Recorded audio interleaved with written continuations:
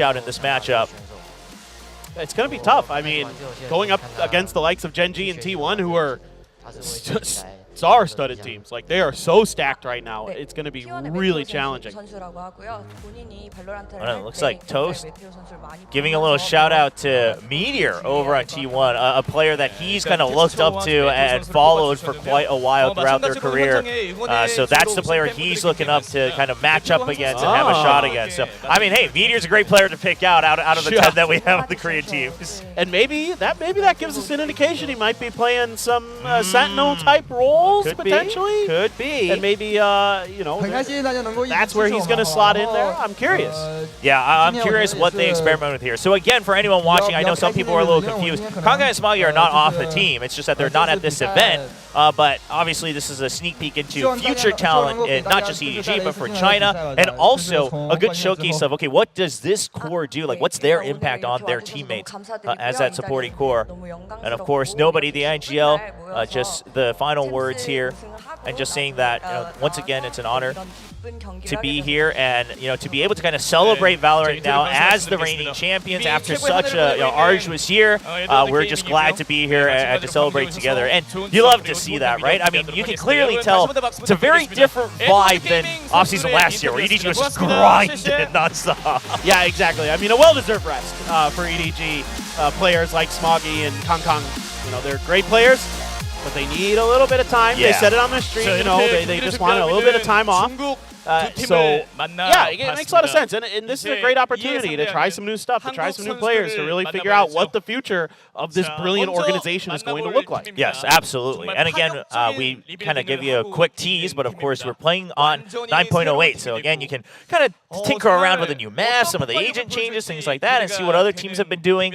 So still a good opportunity to participate, but sometimes you need a little bit of a break. Now we will be introducing the next two Korean teams. First up, it's going to be T1. And I just gotta say, like, I'm still a little cautious. But man, you can't help but be hopeful about this roster. No doubt. I mean, like, you and I were talking earlier, like, on paper, this seems to be the team that will be winning Pacific, at least maybe one of the stages in the following year. But, you know, again, it's all how does it come together? Obviously, yes, it looked good at the APAC Red Bull Home Ground qualifier, but, you know, is that going to be, like, the starting point for them, or is that just kind of an off-season blip, you know? Yeah, that's always the big trouble with the off-season, is how much weight can we really put onto it? But obviously, individual-wise, I mean, a very, very star-studded roster and some good reliability as well. But hearing from Stacks, and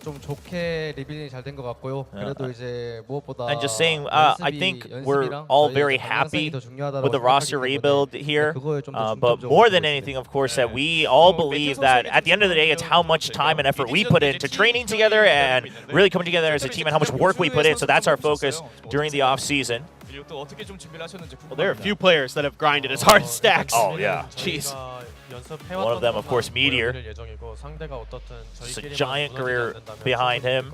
And just saying that he feels that they have put in the work that they should be for this offseason so far, and no matter what their opponents have prepared, if they just stick to their plans, that it should come together pretty well. And another just grinder out here in Korea and Pacific is Buzz. And giving a little bit of respect to Gen.G, you know, of course, them two being the two Korean representatives, but of course, full respect to the Chinese teams that are here representing them. Obviously, very, very strong teams and players. So Buzz thinks, you know, we don't want to take the foot off the pedal too much. We do want to give them the respect, of course. And last but not least, Izu on the starting roster. And they just talking about their victory over at the APAC Red Bull Home Ground qualifier. So he feels that, okay, you know, we had a good start in the offseason, but now we're continuing. So more than anything, we want to make sure that we continue that momentum and deliver on the expectations that the fans have. And I think that's the biggest thing, right? I mean, this team is no stranger to people having expectations but not being able to deliver. Same with all the individual players, quite frankly, even the likes of Stacks and Buzz over back on DRX. Yeah, exactly. I mean, this is a team that's going to want to really propel themselves towards championship contenders throughout 2025. Like the team has the potential. We know that. We know we've got a player like Meteor who's actually won a Masters event. Yeah. You have Stacks and Buzz who have been oh so close. So absolutely this team is going to be a force to be reckoned with. And we saw in a Red Bull, they can frag too. Oh, absolutely. I mean, that helps so much. And that was a big part of Gen.G's success this year was the individual fragging was there as a backup plan, right? It was always there that someone was able to show up. And then, of course, they were continuing to kind of push the meta as well. And speaking of Gen.G going through a bit of a rebuild themselves, we do have some big swaps on their roster coming in. Talked about one of the bigger surprises, Yo-Man earlier. Trace Esports giving a little nod for his time back in China when they were trying to ascend into VCT China. Gen.G Valorant 팀입니다. There's I love how he's just taking the reins of this. Yeah. 응원하러 오신 분들 굉장히 많으세요. 좀 깜짝 놀라신 것 같아요. 응원해주러 오신 분들이 굉장히 많은 것 같은데, 예, 깜짝 놀라신 표정인데 좀 심정이 어떠세요? Just asking, you look a little shocked at the number of fans here. Oh, you know, it just feels good. I'm just happy.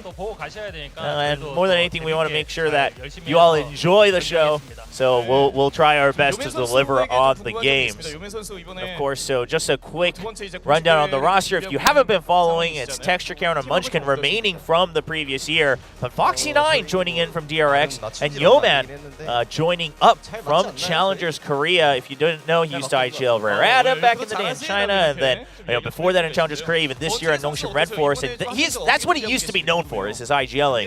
But now he's kind of a sub-caller next to Munchkin. Yeah, and I think this is great. I mean, for Gen.G to have a young player like Yo-Man who's got so much potential, so much promise that everybody in Korea has been hyped about, to see him get an opportunity on a Tier 1 team is so exciting, especially with the likes of a roster like Gen.G who has all this experience and winning experience. Yeah, and Yo-Man just, we got to meet him briefly before and even just here on the interview just a moment ago, just talking about, just happy to have this opportunity, right? And looking forward to trying to prove himself more. Munchkin talking about the fact that, they've just been training as they always have, but it's his first time in Gwangju as well, so he's happy to be visiting. And, Foxy9, he's from Gwangju, actually. That's what he just said. So, his family's from Gwangju, so he wants to say, well, I want to make sure that we get the wins today, just on home ground for me personally. And it's great to see Foxy9 kind of feeling a lot more comfortable just fragging out on this roster so far. Yeah, I mean, he is a guy who brings so much now to any team that he goes to because he's got such a positive attitude, first and foremost. And he's got such a deep agent pool now as well. I mean, he can play initiators, he can play sentinels, he can play duelists, so he's a really valuable asset. Yeah, I mean, this is going to be exciting. Again, not too heavy-handed. It's just going to be Korea versus China, so we're not seeing T1 versus Gen.G or EDG versus Trace Esports. But we'll go through the format a little bit down the road, but those are the 4 teams. That's the quick introduction that we had for you here in the opening ceremony. There is a prize pool to this event, so we're going to take a quick break, and when we come back, we will start the journey for the next 2 days to see which region will be the victor.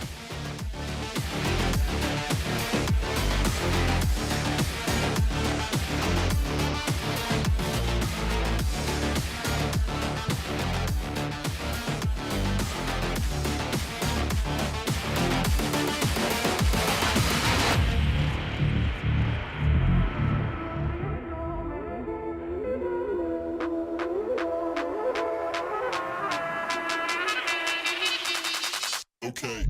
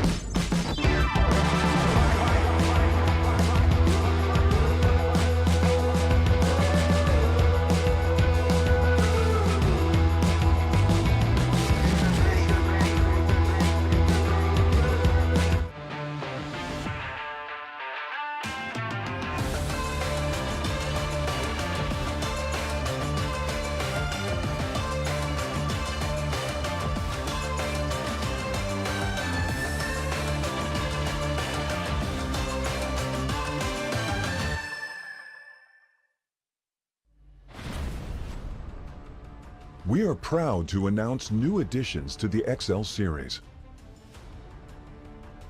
Both are using fast TN panels and newly upgraded Diac 2 technology. Fast TN panel with its faster native response time can reveal enemy outlines quicker during flashbang attacks. For IPS panel, more overdrive is required to enhance response speed, leading to dynamic image blurring due to the panel's inability to handle the load. These new monitors integrate new dynamic accuracy technology, Diac 2.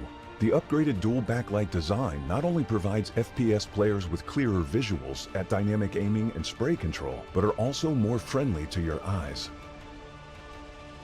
Moreover, built in the monitor panel, Diac 2 functions independently and doesn't require any sync with PCs, ensuring no impact on game performance.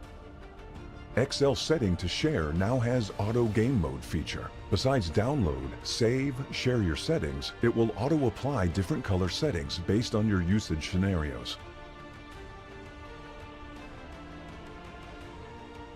Outlook of the latest monitors are refreshed. It has incorporated industrial-grade bearings into the height adjustment mechanism, allowing easier and smoother adjustment to the exact desired height. The new monitor series continue to evolve, refining details to ensure players can perform their best consistently in games. This is a brief introduction of the new XL monitor. Feel free to DM us if you have any questions.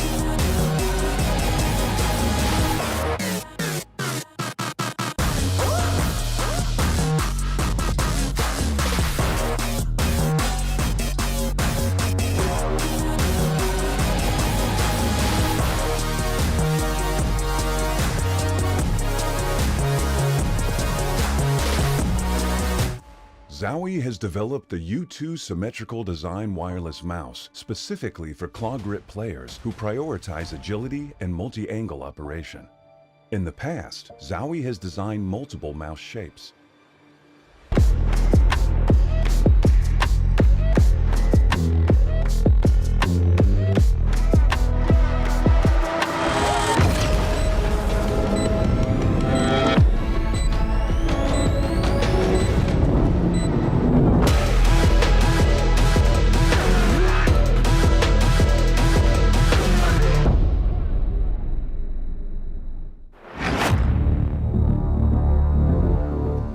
Welcome back, everyone, to GES Asia, or GES 2024 Asia. We are live.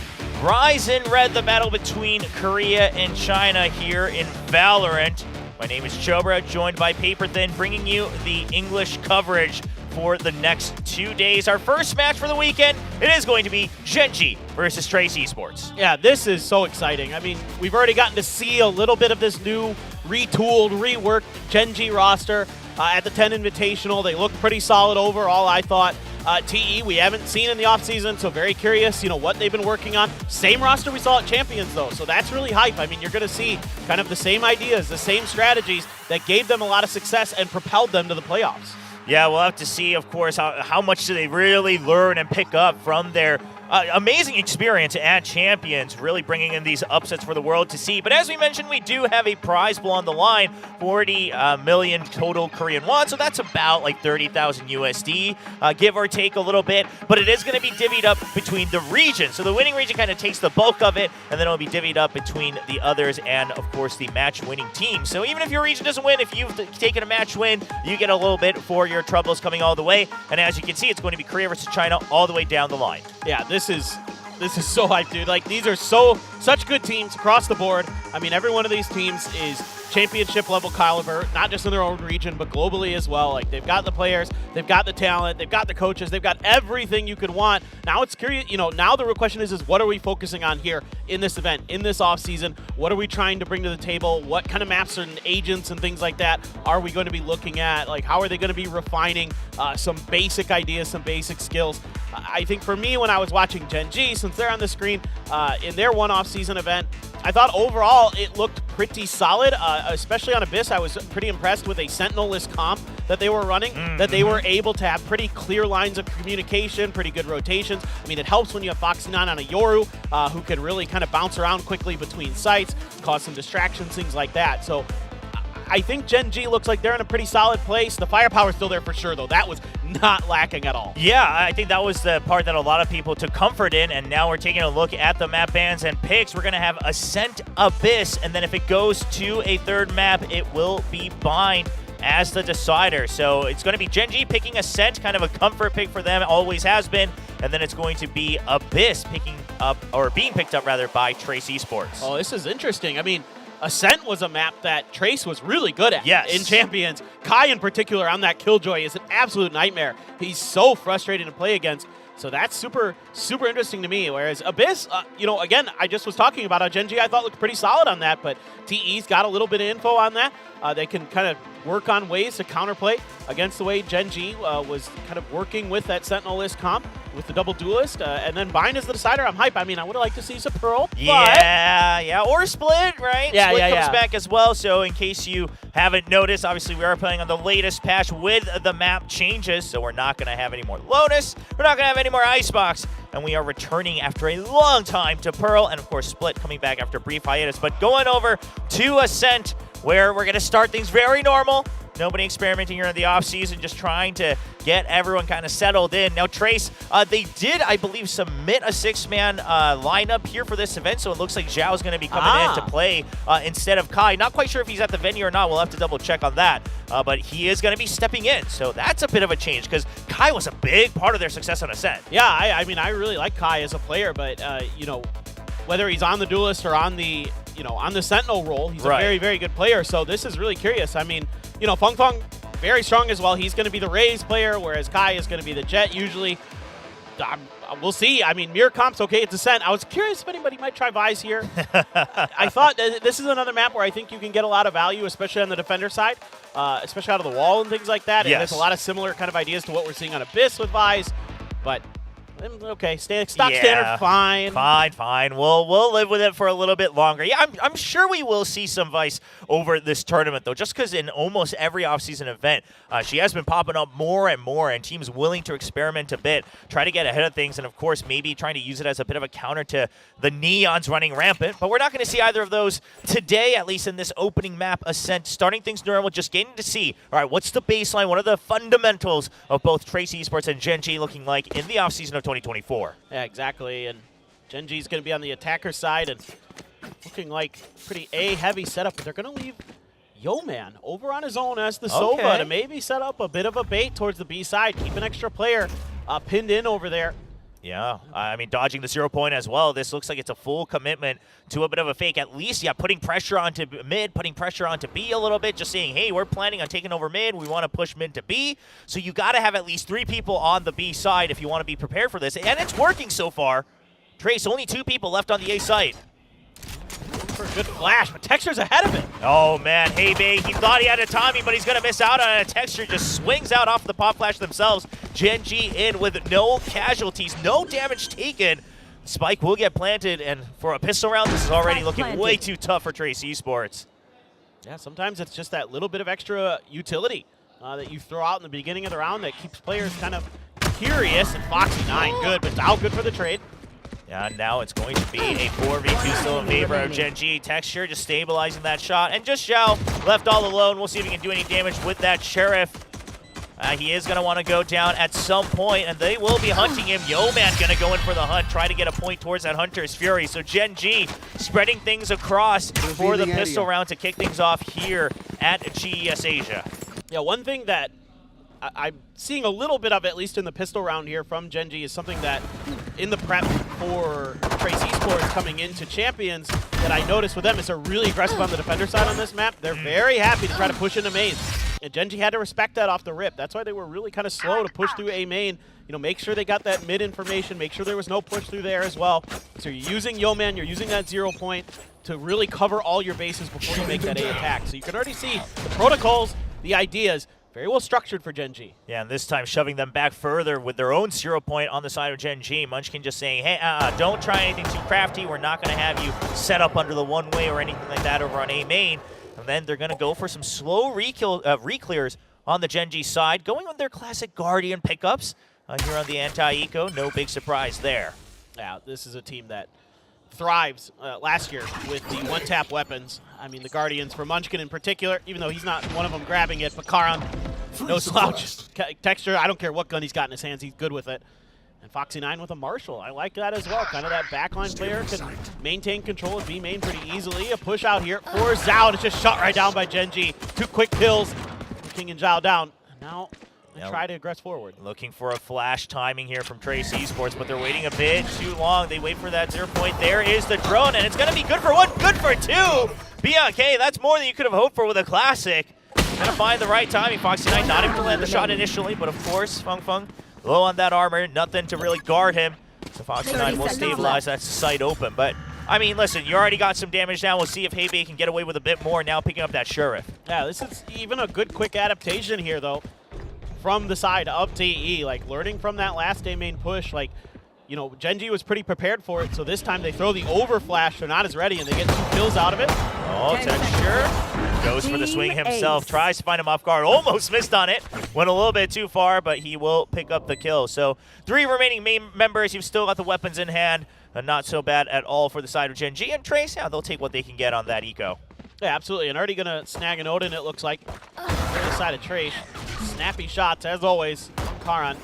He looked absolutely dynamite in the 10 event. He was crazy good. I mean, he just, it's unbelievable. Like, to think how good he already was at the beginning of last year. Like, what is this ceiling on Karan? Like, yeah, I mean, we don't know. Is it? Yeah, we don't know. I mean, this is the ever-growing mystery of Valorant, is that how far will he go? All the way up, maybe all the way to space. We'll have to wait and see. Because people need him. Yeah, I mean, going just all the way. He just disappears one day. All right, I guess that's it. That's the ceiling. He comes back with the Champions Trophy, and we're like, wow, how'd you do it? Here. Well, Gen.G Now, of course, just with a 2 Guardian buy, they're going to have rifles in their hands as well. But the Odin out for BNK. Ooh, alarm bot just a bit deep into mid. It's not going to get taken out by that shock dart. Yeah, that's a toughie there for Gen.G. Could kind of allow a bit of a trap to be sprung by TE potentially, but Texture rethinks it. Clear the drone there, but too much information given over. So typically, Foxy9 is going to be the one holding down that opposite angle. However, that allows TE to kind of understand, okay, well, we saw the Sentinel.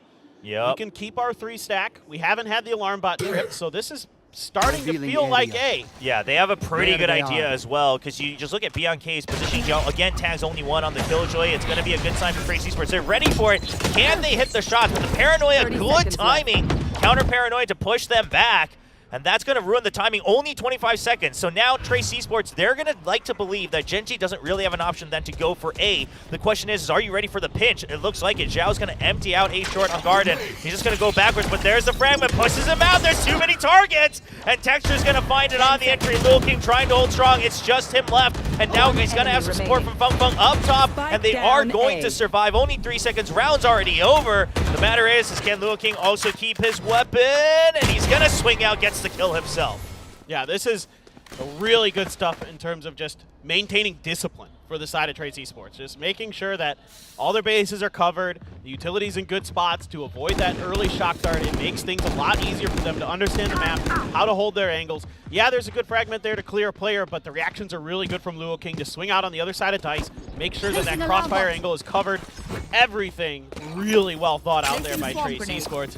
Gen.G just kind of left scratching their heads trying to find a way through the defensive lines.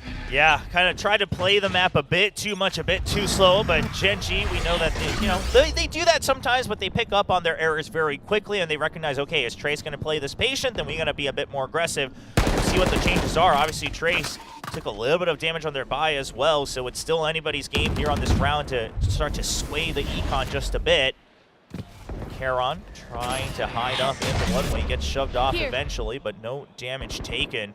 And Texture deep, so it looks like they might be ready just to send him, maybe break the alarm bot with himself and see what the reaction is, or it's just going to be a fast rush into B. But look at the Killjoy setup on B. They're ready for a bit of a pinch, even coming in from mid, because they are just going to shut off that alley and make sure that they can keep that Odin alive. Yeah, exactly. It's going to have to be a really clean execute from Gen.G. I mean, yes, they're very capable of it in the past, but with this new roster, all the timings have to be so perfect.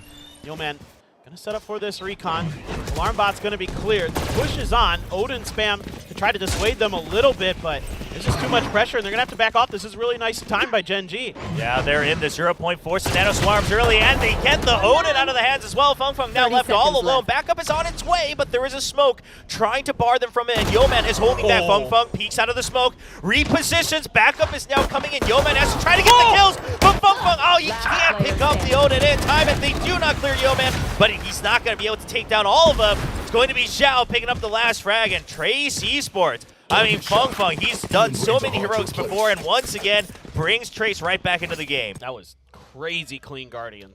Crazy clean. I mean, that is so important, because step one there for Gen.G is get past that initial line of utility, that initial line of defenses, force them into both. Those aren't as favorable of angles, but he works this smoke so well.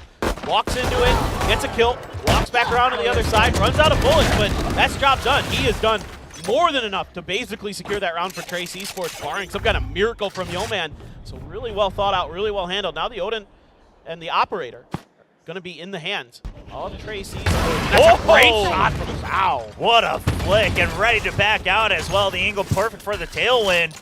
I thought he might be getting a bit greedy looking at the silhouettes through the X-ray vision, but it's going to be Zhao coming out with it. And as Ascent goes, I mean, Odin and Operator, that's what makes the attacking side a bit too hard. That 0 point hitting the corner. So Hebe not getting full information that he would want.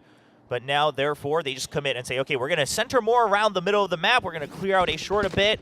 Make sure we're ready for it. Just empty out the site, right? We don't have any information. We don't want to greet it. They're on an eco. And Trace, the discipline, really shining through. Yeah, exactly. And, there is a world where maybe Munchkin pops his ultimate as well, so you kind of want to give yourself a little bit of space that you don't have to worry about that, trying to, especially with the Sheriffs of Gen.G, you don't want to give them opportunities to kind of swing around in their advantage when you can't respond with utility or something like that.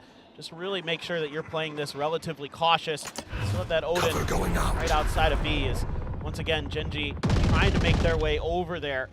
A little bit of utility being thrown over towards A, but Bianca just hoping, as always, this Odin's going to get some value. It's a good shot guard and a good kill. The timing's so good. What a read on just reading. Okay, are they peeking out towards our Killjoy Yuta? What else is going on? And he's still staying alive. Gets a 3K to round out that 5th round. All right, well, the Odin lives on, and B-side continues to get shut down. Yeah, they're really, really impressive in the way that they are so willing to take A main control, or sometimes even B main control. You might see this as the kind of half wears on, is that Trace Esports is always trying to use their own bodies to get information. It's not just the utility. We've seen that. They've done a good job with that. But in the past, they'll often like try to just brute force their way through a main or, you know, through an off angle or something. And we saw it a little bit, I guess, with Zhao when he got that opening kill. But they're so aggressive, and that gives them a ton of information, and they really understand the map really well. And Bianca does such a good job of like downloading that, processing it, and getting his pieces in the right place. You can see it on the minimap how well coordinated they are. Yeah, I think we're seeing them continue where they left off at Champions, and now, of course, the expectations following with them as Texture just explores the arena with their first time being down here in the Gwangju Esports Arena. But this is a tech pause over on the Gen.G side. Looks like Trace also just kind of making sure everything's working on their side. Bianca double-checking some things. But it looks like we had some admins next to Munchkin and maybe also Yeoman. So we'll wait for that. Hopefully it gets resolved pretty quickly so we can continue on as Trace looking good, trying to make Gen.G regret this pick of Ascent. I got a fun fact for you since we're on a tech pause. All right, we love fun facts. Trace Esports hasn't lost on Ascent since 2023. Since 2023? Since 2023. Okay. So this is a bold pick by Gen.G, no matter how you shook it. That's why when the draft first came out, I was like, oh, Gen.G surely didn't pick this map. Right. But they did. But that's okay. You want to test yourself. It's totally respectable in an event like this. However, the team that they lost to was Rare Adam. Oh. And Yeoman was on that team. That was the last team they lost to on Ascent. Oh, okay. So that's when Yeoman was in China, right, trying to ascend. Okay, I get it. Yep. See if Yeoman can reach deep into his memory palace, his mind palace. His mind palace. Yeah, he starts opening all the doors. He's like, nope, not Nongshim. Oh, nope, not that one. Oh, Rare Adam, here we go. Yeah. Right. If he can do that, I credit to him. I can't, man. I can't remember what I did when I woke up this morning. Yeah, like let alone like 2 years ago. Live day by day. That's right. I do. I truly do live by day. That's going all right, I would say. Oh. I'm still alive, so got that going for me. Yes, yeah, that's a big plus, I would argue. And it looks like they're just double-checking everyone on the Gen.G side, making sure that it's all working, making sure all the settings are as they should be. Perhaps just finding something. Get ahead of the curve while we're on a quick little tech pause. I don't mind it. Of course, full house today and tomorrow, both days being sold out. And, I mean, why wouldn't it be? Not only do you have the big brand names in Korea for Gen.G and T1, especially now with the rebuild, such exciting rosters, but then you've got the world champions, EDG, and Trace Esports gain a lot of fans as well, with just the blood, sweat, and tears really shining through at Champions. It's a smaller tournament with just 4 teams, but it is absolutely a studded lineup. Yeah, exactly. And, I mean, also, it's a really nice city. It's really easy to get to. I mean, Korea in general, if you ever come here, the infrastructure is amazing. Like, trains go everywhere, so it's super, super convenient. There's an airport, too, of course, in Gwangju. It's actually a pretty big city. Like, I had to look it up because I'm like, man, this city's big. And it's like 1.5 million people. I'm like, okay, yeah. So this is like I got from a pretty small state. Like, this entire city is like 1/8 the population of my home state. So, like, it's like... Yeah, but just in case, for anyone not from the U.S., like, the states vary a lot it's huge, in America. Yeah. And each state is like, it could be like 3 Koreas that has like 100,000 people in it. You know? Yeah, no, absolutely. But yeah, I was, because I think I've been down to Gwangju when I was a kid, like when I was still living in Korea back then. But obviously I don't remember much, it's just like for vacation or whatever. So now coming back, I'm like, okay, yeah, I didn't realize that it was... that we had a lot of stuff going on here, a lot of people. I mean, we came in during rush hour. There was an absolute traffic jam. The gridlock was pretty bad. But we are back in the game. Just a couple replays to catch us up. That was a quick flick from Zhao on his way out from a short. And then Bianca with the Odin. We're all used to how that works. But I like what BNK's doing is that he's not just spamming through the first 40 seconds, but he's really trying to play these mind games, constantly repositioning, just fishing for a reaction out of Foxy9. Exactly. It is really, really smart stuff. They're trying to punish him there, but Foxy9 pretty wise to that game. A duelist himself. Kind of reading that play very, very nicely, but you do at least clear the turret, so you've got that going for you as Trace Esports, and makes it a lot tougher there for that Gen.G player. Try to get any more damage done initially is, you can just see, again, they've got already pretty decent A main control. It's going to be a lot of heavy lifting from Heibei with that KO. Try to make sure that you're keeping these pushes in check. Now a bit of a mid crunch being set up here by TE. They love to get aggressive. Yeah, and it's the Odin kind of jiggle peeking for the operator. I love to see that. You're not really expecting, but Trace Esports has a good idea that with Gen.G would normally, their style would be to re-clear everything because you don't know where the op's gone now. But Gen.G says we're just going to wait. We're going to pile on through A side. A good read coming out from Munchkin, coming in with the null command as well. So none of that util, and Foxy9 takes this opportunity, the Killjoy afar. None of the util there to detect him. Can he get value out of this? We'll see how long Gen.G can stay alive, because Foxy9's going big. He's going deep in the paint. Finds one, gets the headshot, tries to get the set, but he's done his job. Yeah, that's really, really smart there, knowing that it's probably the op that you're going up against from stairs to just back right off. Texture waiting. Oh, he's so clean. Yeah, I mean, he was pre-aimed on that one. Munchkin swings out of the smoke as well, but he's just buying time to allow Texture to reposition, stay alive in the site. Foxy9 finally taken care of, but Spike has been taking down. Texture finishes off, gets the reset once again, and Fung Fung now spotted up top. It's just a matter of time to spam through from Charon, and Gen.G stabilizes for a 3-3 scoreline. Yeah, I mean, you can see the respect that no command really offers, for you as an attacker, and really good utilization of it here by Gen.G. They're able to just break through to the site, just get Texture up on that high angle, make it so difficult for Zhao to react. And this lurk is beautiful, gets past the utility. It's hard to draw it up much better than the way Gen.G played it. Yeah, maybe we might have a few cleaner kills here or there, but that's A-okay. It's just the blade sword nearly goes down, and yeah, you got health control, and you got control of A main. Crossfires are really, really good. And now we're seeing a good timeout. Well, it wasn't a tactical timeout, but, off of a little bit of breather, Gen.G's been able to reset. Yeah, now going fast again, trying to change up that pace. That's something that Gen.G really commanded well throughout the 2024 season. Just being able to change the pace back and forth. It's going to be a double swing. Is he ready for it? Zhao, Bladestorm at the ready. He knows there's one more. Not quite sure which member it is, but soon enough they'll go through the process of elimination. Now mid has to push out. Otherwise, there's not much of an option for Gen.G. Their position's all told, but Munchkin finds that crack. Starts to break open into A, so now you're not sure. Is it mid to B? Is it mid to A? Trace Esports a little bit spread out apart. Yeah, it's so hard to read this right now. Usually you would expect maybe Munchkin trying to be backing up that push, but Yeoman's going to win that duel against Liu King. Oh, the Odin's so good for BNK. Yeah, he's trying to swing. He knows that there's going to be another one. A great read from BNK, and now it's going to be just Yeoman all alone. He does have the spike, and he knows that there's one more. Not quite sure if he heard the drop 100%. Now he knows, but he has to win this fight. He knows they're pinching in. Needs to draw it out. Is there another? He just has no idea and can't win it. Trace Esports takes the lead once again. Man, that's so well handled by Trace. That's such a tricky round to understand what Gen.G's trying to do, but everybody just kind of maintaining their position. And then again, that re-aggression towards mid by BNK is so powerful there. This opening kill huge as well, and the fact that Yeoman can't get in a comfortable position to trade it is really, really painful for Gen.G. If they're able to trade that op out, it's a very different round potentially, but hold strong. Fung Fung really clean with that shot. Now Gen.G back down to an eco with all those ults in hand as well. The ult cycle has been really tricky for Gen.G to really get into full effect. Yeah, sure, they had the round where they used the Blade Storm and the null command to get themselves a nice round win, but it is the El Clasico technical pause. Yeah, I mean, you got one, we get one. Yeah, exactly. You got to keep it even. Yeah, it's only fair. Yeah, hopefully not too much, but we'll see.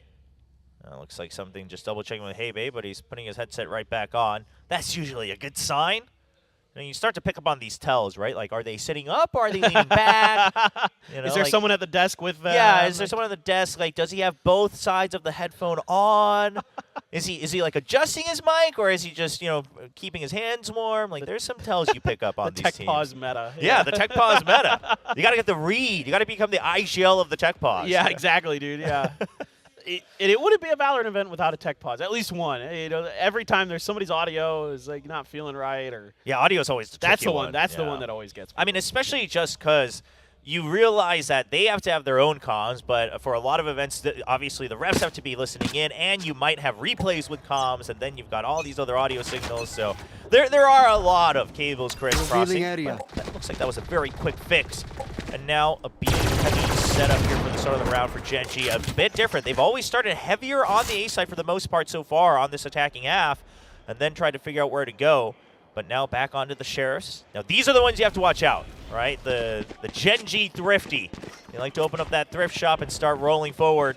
So Trace Esports giving them a lot of that respect. But Zhao on an island, over and wide with the operator. So this is just like one-shot bail. Like, you just have to get out of there. Yeah, let's see if Gen.G can read this. I think when he shifted down to that position, it wasn't identified earlier.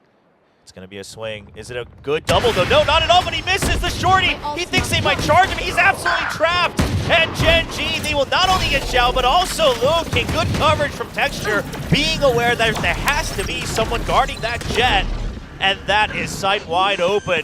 Could be disastrous here for Trace. That's just classic Gen.G there with the protocols. So well disciplined. Such a good job by this coaching staff to get them prepared for scenarios like that. And all the players know their role. Under Fury for Yeoman, gets one tag.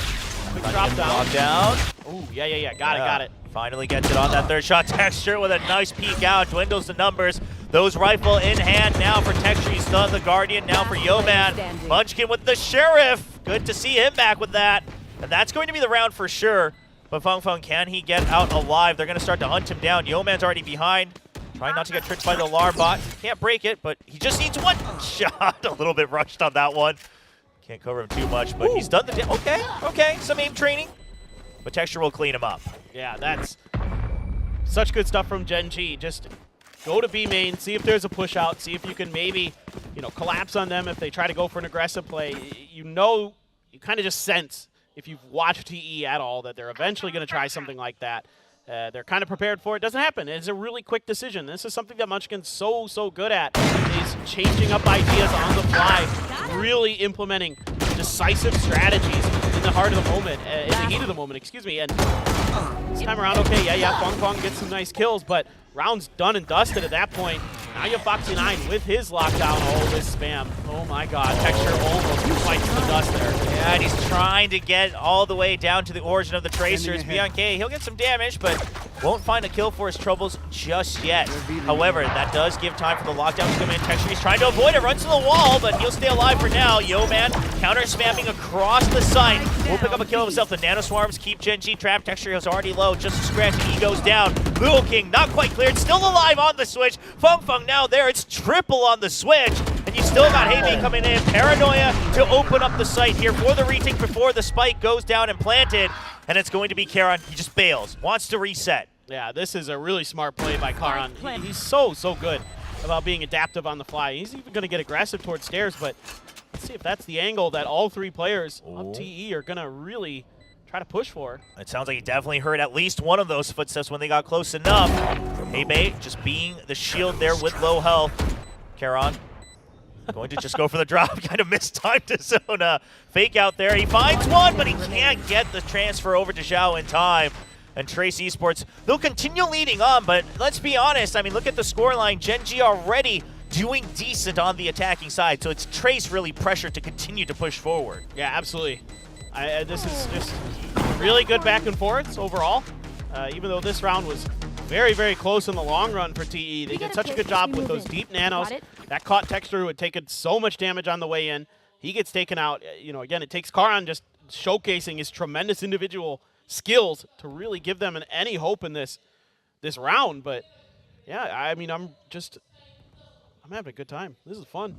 Yeah. That's all I got. Honestly, it's kind of nice to start easy on Ascent, Yeah, We kind of know what the reads are. We know what the teams play like. We're getting just some good gunplay. And we'll see Munchkin Null Command back online. So is Heibei's. Let's see if Trace Esports tries to get ahead of this Null Command. It looks like they want to shut down any sort of fast push all the way through A short. And if it's a Null Command on site, they will just back off after an op shot. The setup is there. Now this is a crunch play for sure, but Heibe's hitting himself in the corner. Texture's still able to best him. Yeah. I don't know how. And he's still alive as well. Dashes in, creates space, tries to go for the counter peek, and he's too low. Texture with a double kill, and Karon now swinging out alongside Yeoman. Again, this is just Gen.G. I mean, like you said, the protocols, the timings on swinging off of each other, but Texture also this time kind of single-handedly creating so much space on that entry. Dude, he's so good. He's so smart. The way he reacts, like Heibe's in a great position. Texture doesn't really get the jump on him. Heibe has an opportunity there. Texture able to out-frag him and then gets ahead of the door close with the dash and catches them off balance and gets another kill. I mean, these are the plays that set Gen.G apart, set Texture apart as a duelist in 2024. His instincts are outrageously good. Yeah, if there's a difference between Texture and some of the other world-class duelists is that he doesn't make it look like he's always pressured to do that, right? But when it comes, like you said, when the time calls for it, on just a quick snap, he says, okay, well, I guess I do have to just go in on my own and create space, and I can still do that, right? Normally, yeah, it's all about team play, it's about my off and things like that. But if he needs to do it, he'll do it. And that's a flawless. That one hurts a little bit for Trace Esports, as they're the ones who wanted to keep a big lead in the first half on the defensive side. But now already tied 5-5. This means no matter how this half goes, Gen.G has a pretty decent shot in the upcoming second. Absolutely. I mean, to build on what you're talking about, Texture, I think he's always been, in my mind, like the most well-balanced duelist. Not like in Korea and Pacific, maybe even the world, but like in terms of just he can do everything well. Like there isn't really a big glaring weakness in my mind to Texture's play. He can be aggressive, he can play disciplined, he can op, he can do everything that you want. He's got great Sheriff, he's got great Blade Storm. There's very little that he doesn't do well, especially on Jet. His Raze, I would say, is the weaker of the two main duelists that he plays. Sure. But he's still pretty solid at Raze, too. I mean, we've seen it on Lotus in the previous year. Yes, absolutely. I mean, I would say that maybe because of that, and also just because of the way that you usually play Raze on certain maps, he's much more of a space creator on Raze than he is a fragger per se. But I like the way you put it, right? He's not a bit of a all my eggs in one basket type of duelist, but he is very much a team and system player. Like, you can plug him into any team and he'll still get the job done. And Karon jumping across, he'll stay alive. It is an eco on the side of Trace, so they don't want to give up any weapons. Gen.G, they're going to make sure that they can get out of this safely. Drawing out so much util, too. I mean, Trace, they just want to know, should we stick around or not? And that's so much of BNK's arrows all thrown. Now all the darts are gone, just the drone on his side. Not sure if he wants to invest that even on the eco. That's a lot of credit investment already. That's a fantastic micro play from Karon to really bait out all that utility, absorb a little bit of damage, sure, but gives him an opportunity. How does he even... He's looking the wrong way, and he's just ready to react. I mean, Texture is just so good, man. Yeah, he's looking very comfy today, right? He doesn't look panicked at all. Doesn't look like he's forcing any of these fights. He's just playing good old Valorant, clearing the corners, nice and calm. And that's just going to be a 3K as we talk about it. And the spike will go in 10 seconds, but they will get the plant down nice and safe. Low King, the only one alive, door closed. Only has a Sheriff. I mean, listen, yeah, you can try to get some damage in, but also on the Omen, the last-minute ultimate isn't going to be the biggest game changer. Just looking to do some damage, and if not, just go down to the spike, I guess. But he will get a fight whether he wants it or not. Low King, nice jump in from Yeoman as well, not giving up that headshot to the Sheriff. Love to see it.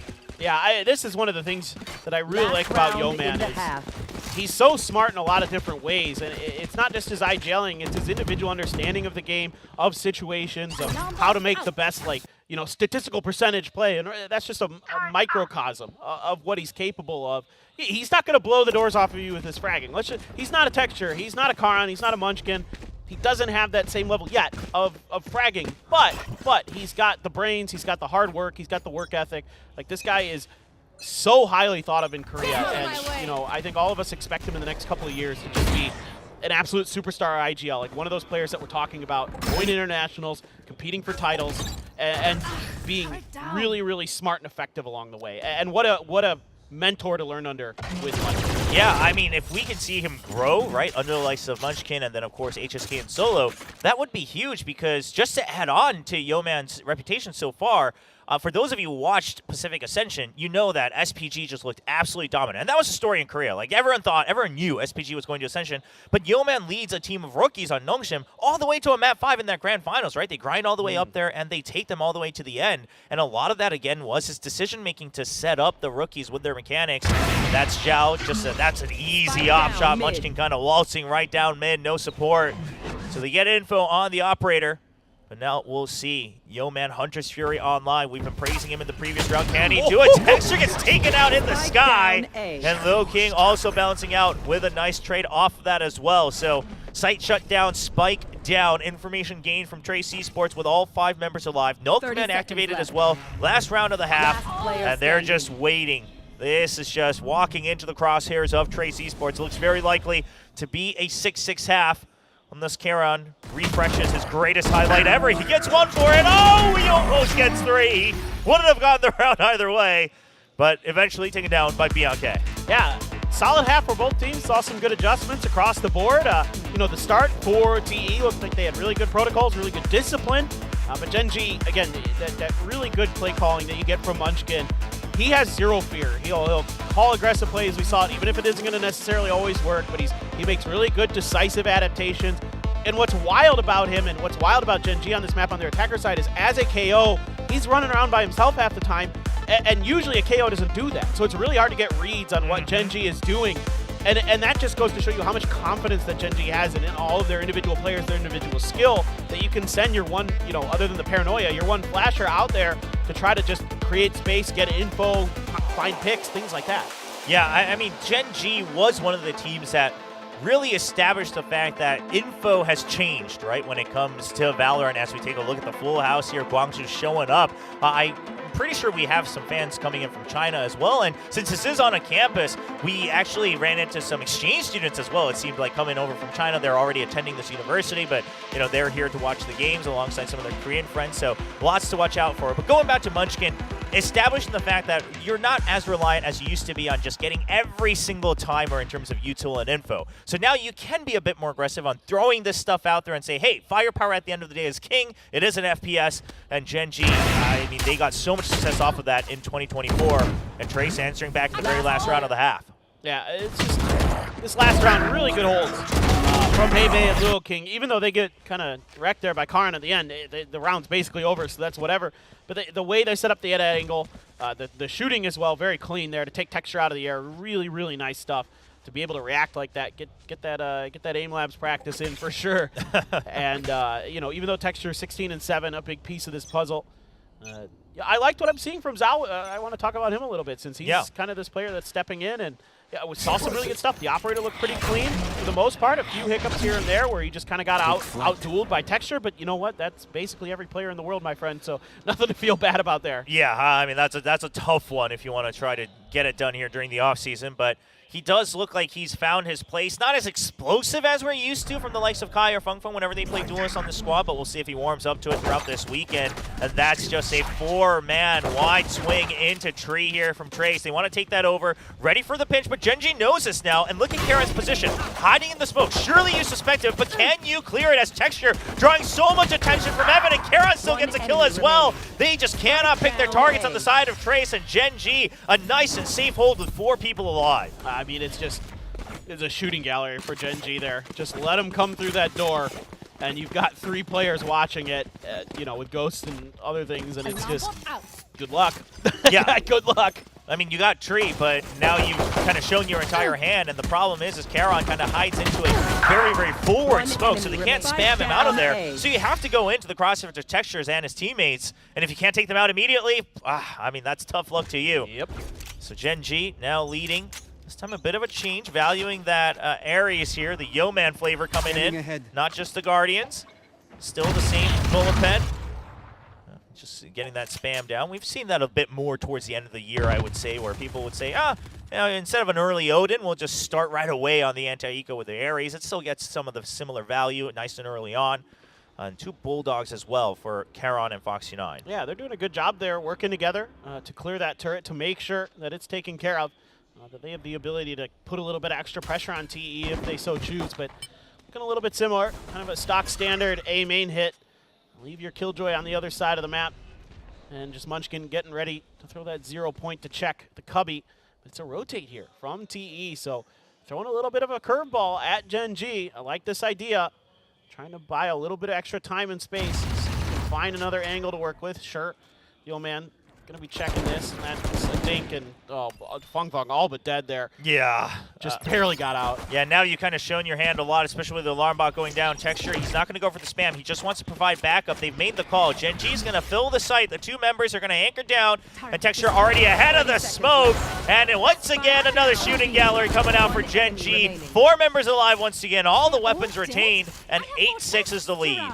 Yeah, that's just really good stuff from Gen.G. Texture in particular, so quick to react to that scenario. You know, as soon as they realized it wasn't A, he's immediately over there towards Alley to get that extra angle to really help out Foxy9 and Yo-Man to make sure that all the entry angles are covered. Yeah, he gets taken down by a straight classic headshot, but at the end of the day, you're very happy with the way this is going as Gen.G. This defender side starting out basically exactly how you'd want to dial it up, only losing that one gun. Well, you don't even lose it, you're able to pick it up. The end of the round, another rifle into the hands of your star duelist. Looking for a little bit of info. Yo-Man now going for an interesting angle with the Ares there, expecting the player to potentially be in tiles. See if he can go for a bit of a spam battle, but Bianca. But can they push out B main? The setup here, right? Trying to give that faith that it might be a tiles crunch and then spamming through with the Ares, which, by the way, a lot tougher to do at that distance compared to the Odin, but he still stuck it through. No actual damage done, but that gives him control of B main now. So now you can start to reposition if you want. We'll see if Texture decides to push out or if they rotate out. They've already kind of given up mid. Sure, alarm bot is there, but you might get pinched any time. So it looks like Gen.G's ready to push out of B main should it become a pinch. Texture, he's waiting for info, but Foxy9 down. Texture, he's on an island. He's got to pick and choose. He's just going to decide to go deep. He just wants to stay alive. Over on the alley, he's trying not to get pinged. He hides from the recon, but it's a tough angle. He's going to get spotted from too many. Dashes right into the crosshairs of Zhao. Liu King also on the lurk. Gen.G can't make up their minds. 2 members now stranded in the middle of the map. Don't really have a choice. They're just going to wait for maybe some pickups. If they can get upgrades, great. If they can take away the other weapons, even better. And Yo-Man following through. Not going to spend too much time. Upgrades to the Vandal. They know that that was the lurker. So now they are going to try to pinch in onto the remaining 4 members. See how much Gen.G can get done. This is going to be tough. Basically round probably about over unless something miraculous happens. But Munchkin waiting. That Guardian, good shots. Can only find one before he's taken down by Zhao. Yeah, but he'll still get 1 away, and Yo-Man deciding to save this one nice and early as well. He'll still go for a peek or 2 now, knowing that they're exiting. Oh, gets, yeah, right at the end of that scan. So he's just going to save it. Not too bad of a choice either. Obviously, coming in on the bonus, you get a free upgrade from the Ares. It's not going to be too bad. I'm sure they would have liked to at least take away 1 more weapon. That would have really felt like it was an advantage for them despite losing the round. But it's just going to be an even footing on that one. Yeah, absolutely. This is just really good stuff on the back of an early pick by Fung, outdueling his counterpart in Foxy9. That really just breaks open the space. That shot right there is so good. And that's the go signal that they need. The lurk is great from Liu King. Yeah, sure, there's a late counter lurk. Whatever. Round's basically done and dusted at that point. So, okay, you got the round you're supposed to win. That's TE. Good God, Texture already has 21 kills. Yeah, he's been, kind of crazy. quietly but surely fragging out, like, non-stop. Still getting these double triples very consistently. So we'll see where he ends up, because round score-wise, this is still looking like a pretty tight game. The Odin continuing on the attacking side for Bianca. Yo-Man now picks up his own as well, giving over the Vandal to a teammate. Yeah, let's see what they want to do with this. Man, they're backing off.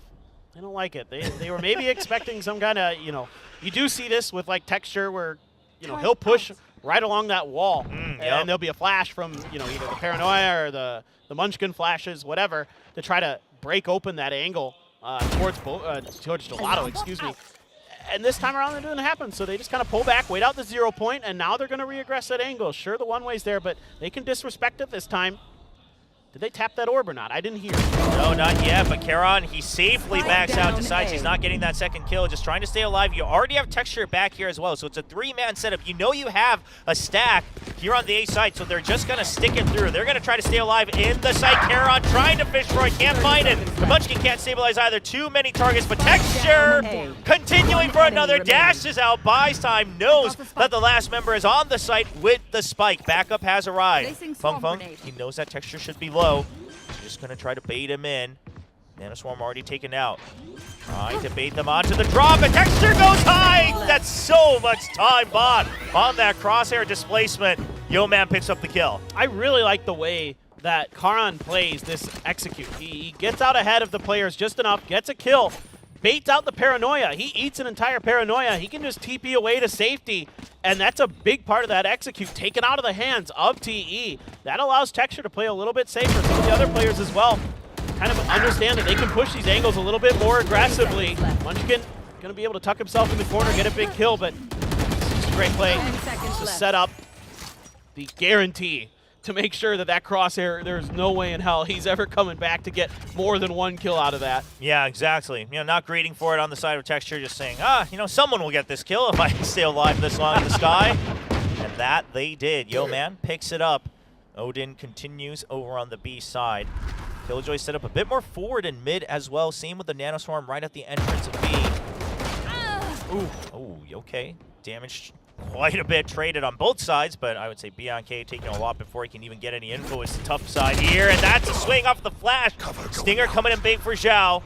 That should be an upgrade. Dashes in, already space created. Paranoia should be relatively good, but he's not able to find a clean target right away. Eventually gets traded. Texture not stabilizing off of that tailwind. Oh no, Texture ran into something there. Didn't get the tailwind to go the way he wanted. Foxy9 with a good headshot. Takes down Luo King. Has the opportunity to finish the job. Only one player left here. BNK stuck. Spike down on the site. The door is closed in front of him. This is going to take a tremendous outplay from the side of BNK. Now they know for sure. I mean, they already kind of knew because he was spotted over on the side of B. But now it's 100%. 30 seconds still. You do have some time. So BNK doesn't have to rush, but he does have to find a kill.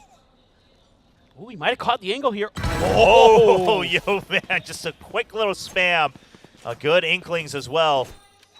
As they just say, okay, we haven't checked the back too much yet. It could be time that he's rotated around. That's a good read from Yo-Man. We've praised, again, his individual decision-making on top of the overall meta decision-making, and shines through once again. Yeah, that internal clock is ticking there for him to recheck that angle at the perfect time. And yeah, finds a nice fadeaway shot there, but it's a good idea in the beginning part of that round for Trace Esports. You know, they get that flash, they get the kill onto Munchkin, and that looks like it might break things open. But again, Karon, his reactions are so perfect. I mean, the protocols that he has built into himself are amazing. That paranoia and the fade out to the back of dice to buy extra time there for players like Texture and other to step up and start covering him is so good. It's so hard to teach that kind of stuff.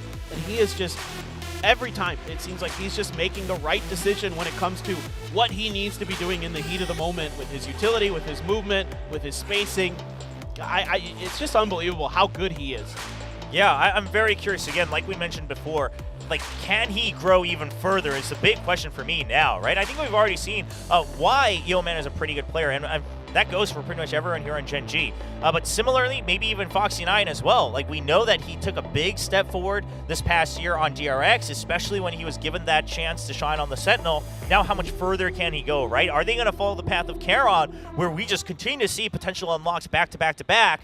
Or are we going to say, okay, pretty good player, now this is your spot, this is the role you fit into on whichever roster you continue to move on to? Yeah, exactly. I mean, you would expect that someday he's going to take the reins of a team as an IGL again.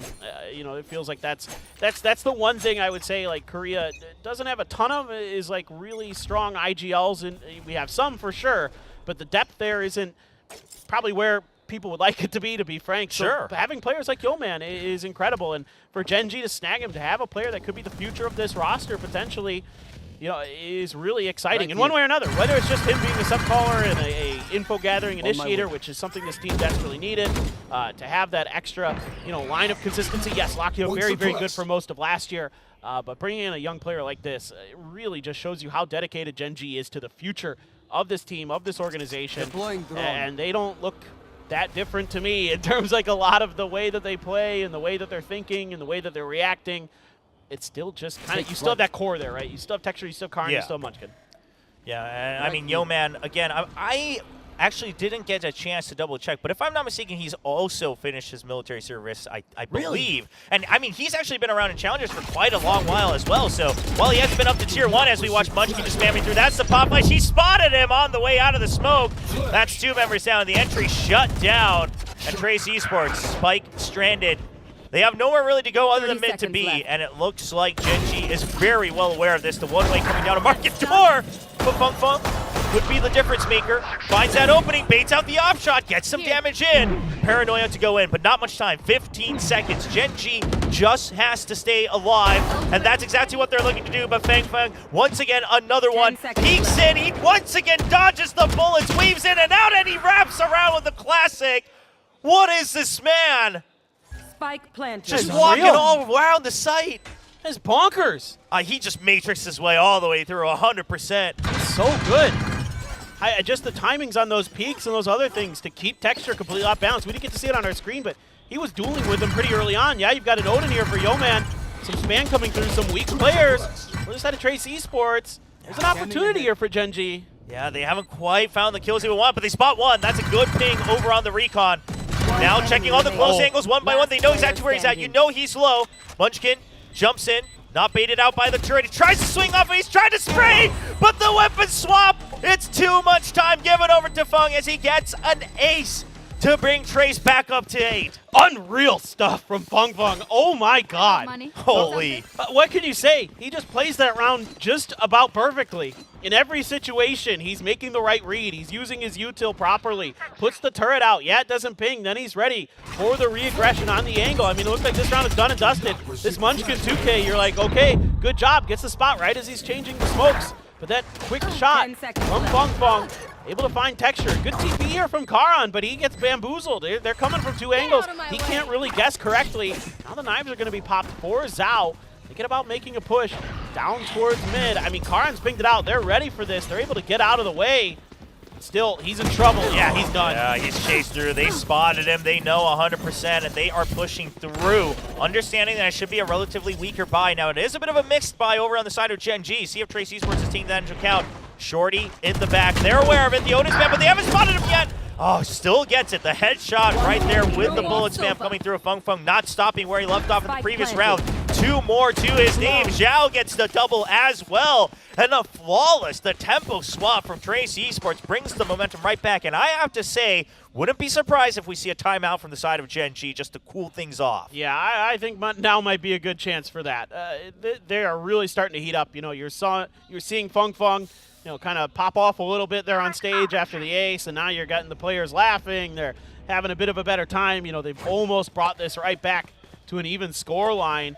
Yes, it's going to be weapons back in the hands of Gen.G. You're going to have Texture with that op again, but they did such a good job keeping him off balance. I shouldn't say they. I should say Fung Fung did such a good job of keeping Texture off balance. A flash there, Munchkin's going to eat the full thing, so that's going to back him off. A little bit of A-main control being contested by both squads, but it seems like TE doesn't really want to mess with it too much right now.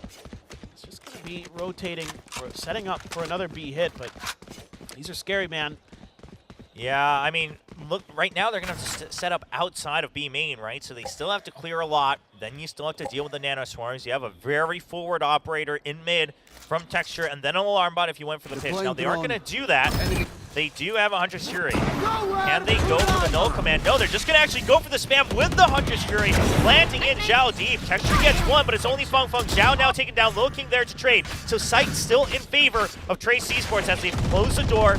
Now they know Texture, he's broken it, but the smoke there. You slow things down, you can get the spike plant, try to reset enough time for the 3v3 fair fight on the side of Trace Esports. You've got so many flashes here as Gen.G. You've got the Paranoia just got used. You still got 2 more. Okay, well, forget that. Munchkin's on the ground. Yeah, no command's still going off, but you're not going to see the flashes come out, and that is not going to be a tradable fight. Texture, he has to wait for them to peek, but they have no reason to. Discipline shines once again for the side of Trace. The recon coming out. Munchkin eventually goes down. No res off of that no command, and just going in with heroics. Texture can't swing around fast enough. This is huge. They're playing out of their minds right now. Yeah, I mean, this is an absolute momentum shift, right? It's fully back in favor of Trace. Now tied 10-10. This is crazy. I mean, they're so good at these executes. You know, they just line up, they get ready, making some good map reads as well.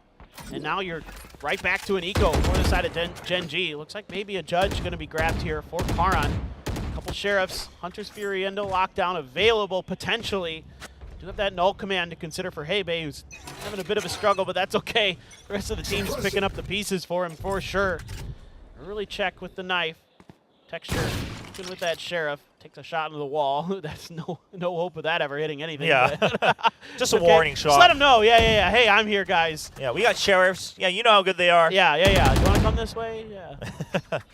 And, I mean, Karan with the judge, I love that he's not above that, right? He's saying, it's the judge in the game. I'll use it whatever time I need. And he's found great success with it. But I think we've seen it too often now that you have to start to get a little suspect when you see Gen.G on lower econ, that you might see that controller with that judge. So Trace, they're playing things calm. They're keeping their distance. Zhao, he's got backup, so he'll get out just fine. Tailwind, not quite going to be used all the way. He did like Yeoman there, so Yeoman very, very weak. Getting a little bit of info off that knife. Karan, trying to dodge himself. Caught by the 0 points. I mean, they're doing so much to try to hide this judge, right? You see the spam coming in from Texture again from behind him. Just trying to say, hey, you want to come in? It's a little empty. But Trace does not bite. They get the read. They're trying to jump through, but they jump through without information. There's the Trace back and forth. Texture still alive, but Bianca, a nice swing out. They can even maybe get the res. He's trying. Oh, he gets him right near the end. KO. Yeah, hasn't been come up just yet. Oh. Okay. Now Feng just going to pick it up as well. So a bit of a miscom there, but either way, somebody picked it up. But they are spread out. Karan, he has no idea really where Lil King might be coming in from. But he has an inkling, because you saw that from the shadows. Karan with a nice swing out, resets, gets that shot. He wants to swap over to the Vandal. A little bit more of a comfort weapon, 1v1. Feng, currently the protagonist of Trace Esports, brought them right back into this game, this map one. With that ace, he swings out and Karan's ready for it. The timing absolutely in favor for the superstar rookie of 2024, now one of the core veterans on Gen.G. Just unbelievable. I mean, this round looked like it was done and dusted, and then a judge spam through a smoke, hearing that the res is being attempted, able to find that kill, and then, like you said, some miscommunication there. For Trace Esports, cost them dearly. His push through, tucked in a corner, gets an extra kill. Yeoman, even after being dinged up, found to kill himself as well, and that's so crisp from Karan. I mean, his mechanics are just otherworldly sometimes. Yeah, he's so consistent with it, right? That's the impressive part. We've seen sparks from a bunch of rookies, but he was very consistent for the most part of 2024, and again, I think a lot of us agree, Texture trying to go for that shot on the jump peak. A lot of us agree that we haven't quite seen the ceiling for Karan yet. But Gen.G barely holding on to this lead. They want to wrap up their map pick of Ascent as we are playing best of threes, try to get that lead in this series. Yeah, there was the catch just a little bit on the Zhao through the wall there. That op, so he's beaten up a little bit. He's going to try to be leading the tip of the spear with that operator. See if maybe they drop guns over if they do try to make an execute. Yeah, surely when the time comes, yeah. But he's been just pushing angles with that operator, trying to, it's been a lot of mid control being attempted to be taken by them. Shock dart just to keep Texture a little bit at bay, pops the dash, and at least can clear the turret. So got that going for you, but this is all a bit of a ruse maybe. We'll see. It still feels like TE is trying to figure out exactly how they want to set up onto this. There's still that lockdown to consider. There's still the Hunter's Fury, trying to find ways to isolate players, maybe find this pick with the operator, but yeah. Gen.G so disciplined. Yeah, I think you're right. They really want Zhao to get that opening pick from long range first before they make their choice. No way. Are they going to go for just a double swing in with the recon, with the operator, but it's just going to be the operator left alive. This was not what was meant to happen. Zhao still gets one, but eventually gets spammed down through the wall. And now the intention all but broken as Lil King trying to stay alive, but it's just too many bullets raining down from heaven. And the original intent is that Zhao is supposed to draw the attention as your teammates go for the trades, but they just get spammed out. Gen.G doesn't even mind the jet flying in. Yeah, you can just see the disrespect. I mean, they're just standing out in the open waiting for it. understanding that, you know, they can just cut them down as they come through. Yeah, there might be the op shot if it is Zhao that comes through. Sure, you can absorb one of those hits. You've got the resources there that you can just spam that angle. It's really smart stuff from Gen.G. I mean, the whole way through, anytime there wasn't a smoke at the front of that door, they're hiding behind the box, they're hiding behind Gen, they're making sure they're not giving the opportunity for that operator to find any opening damage, find that opening pick. Now you've given yourself a really good chance here on map point. Close this out. You've got some huge ultimates in the back pocket you can rely on. You've got that Hunter's Fury. You've got that lockdown still. Yeah, there's a lockdown for Fong Fong, but you've got the counter to it. You've got that Hunter's Fury. Yeah, a bit of a risky, and now you're actually going to show Munchkin. Please clear, Munchkin, please. Help me. Yeah, well, now you know that both are there, so Zhao ready for the repeat. And that does seem to be the big part of Trace's game is just hoping that they get that first pick. But if Gen.G doesn't give it, what's your next answer as we see them rushing into the scopes of Texture? Texture peeks out for another. He's reset. The backup is there, and now he's ready for a third. He's pushing out. He doesn't care. The disrespect comes in against the lockdown. Texture with a 3K, and now it is going to be the last kill going over to Charon as Gen.G leads this series 1-0 on their pick of Ascent. What a round by Texture. Gets that opener, just moves to the other side, knows that he's got Foxy9 coming to cover his angle while he reloads. So smart from him. And then he just does what he does. I mean, Texture is just outrageously talented. Talked about it. We saw it with just about every possible gun utility opportunity. Texture delivers time and time again.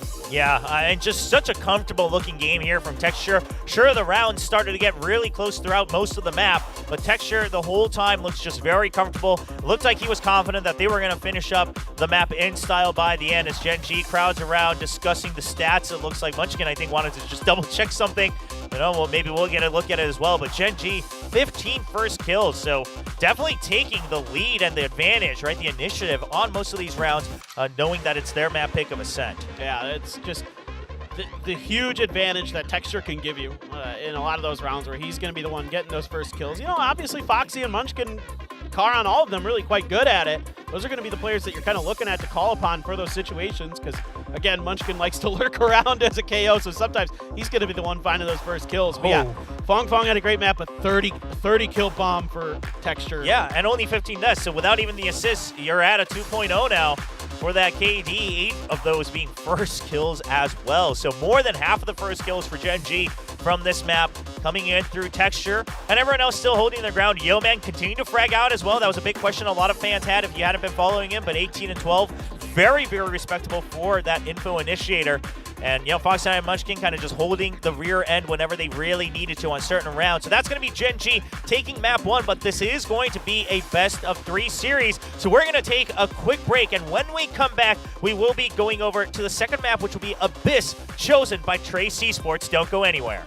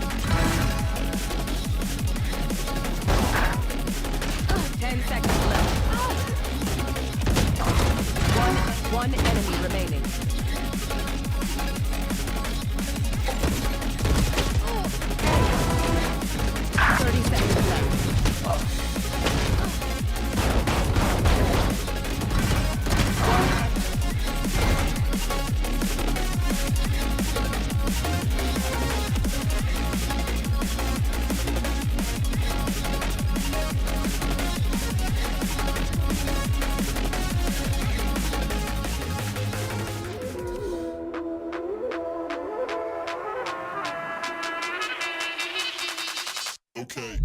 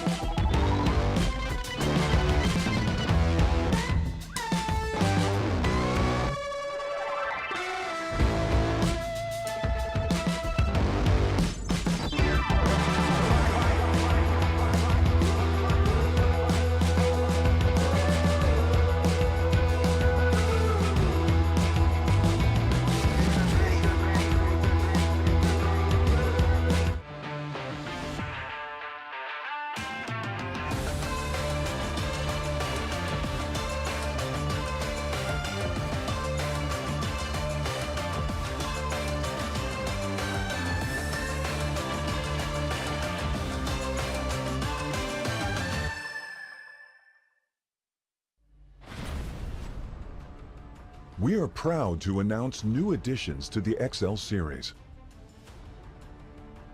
Both are using fast TN panels and newly upgraded DIAC-2 technology. Fast TN panel with its faster native response time can reveal enemy outlines quicker during flashbang attacks. For IPS panel, more overdrive is required to enhance response speed, leading to dynamic image blurring due to the panel's inability to handle the load. These new monitors integrate new dynamic accuracy technology, DIAC-2. The upgraded dual backlight design not only provides FPS players with clearer visuals at dynamic aiming and spray control, but are also more friendly to your eyes. Moreover, built in the monitor panel, DIAC 2 functions independently and doesn't require any sync with PCs, ensuring no impact on game performance.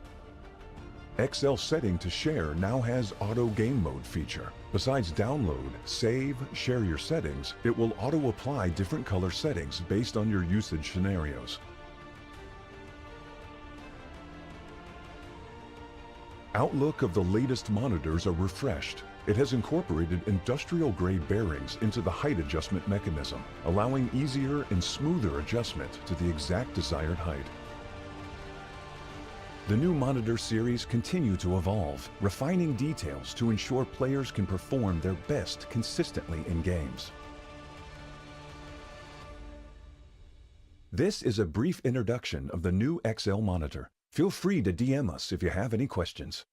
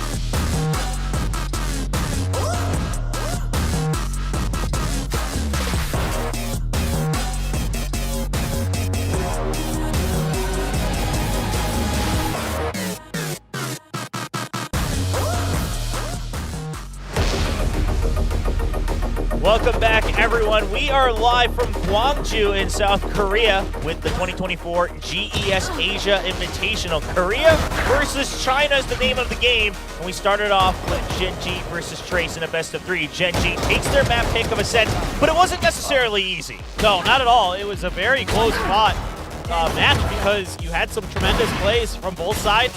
He got off to a hot start with Zhao for his first appearance with Trace this year, and he looked really good. But at the end of the day, you know, Texture just kind of said, no, I'm actually the better Jet, my friend.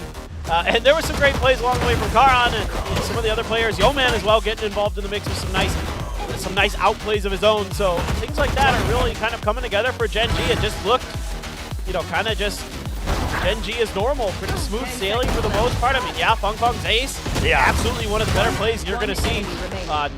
No matter what. Like, yeah, that was I mean, this was just the reads that he had and the mind games outplaying each other as much as possible to get that ace. And let's be honest, up till then, sure, it was a little bit close, and then Gen.G started right away, and that ace would allow Trace to try to catch up. But of course, in the end, it's going to be Gen.G who comes out on top.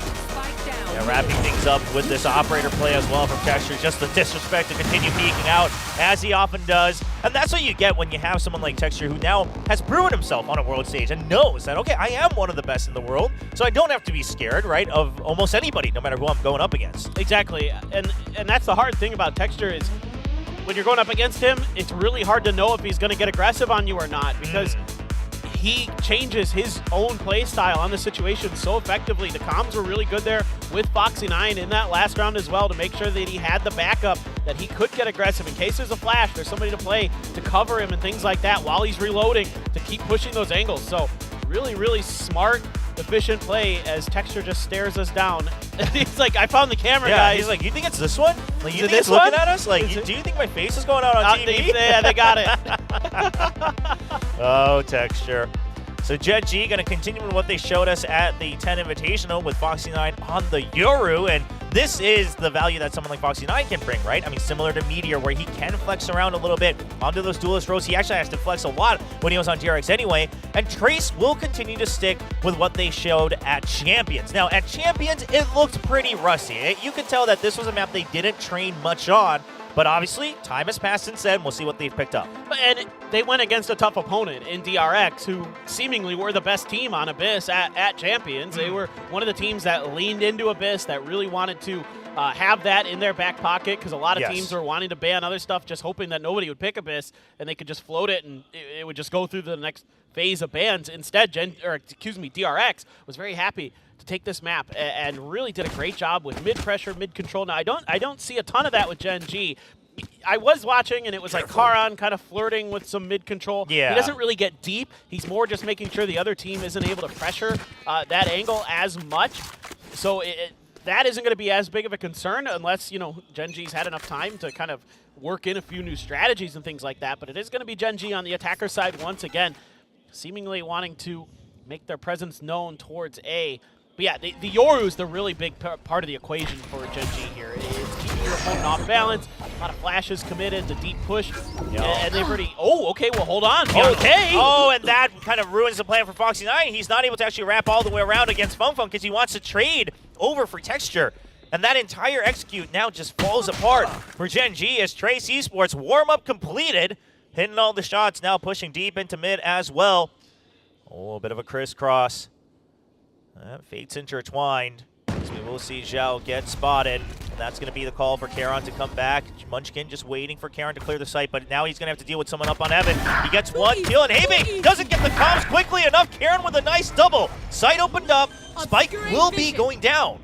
I just add lurking to Karan's abilities that we know. I mean, he's just, he's so smart. He's so good. And now all of a sudden, Gen.G has a shot. They have a chance in this round where it looked like it was just a really good read in the early part for Trace Esports. Now that plant location a little bit tough to defend with just some pistols right now, but Karan gets 3. How many more is he going to get? They're hitching onto him. He gets 4. He's almost off for the ace. He goes down, but Feng versus Munchkin, both at 100 health, both with a ghost. It's a headshot battle, and Munchkin just buying time, forces Feng to have to go out into the open towards the spike. He knows he's gone all the way through. Munchkin starts to stomp towards him. He knows Feng has to get off of it. He knows he has to respect it, and Munchkin just gets the read on him. Plays absolute time and gets the kill as Gen.G pull out the rabbit from the hat and take the pistol.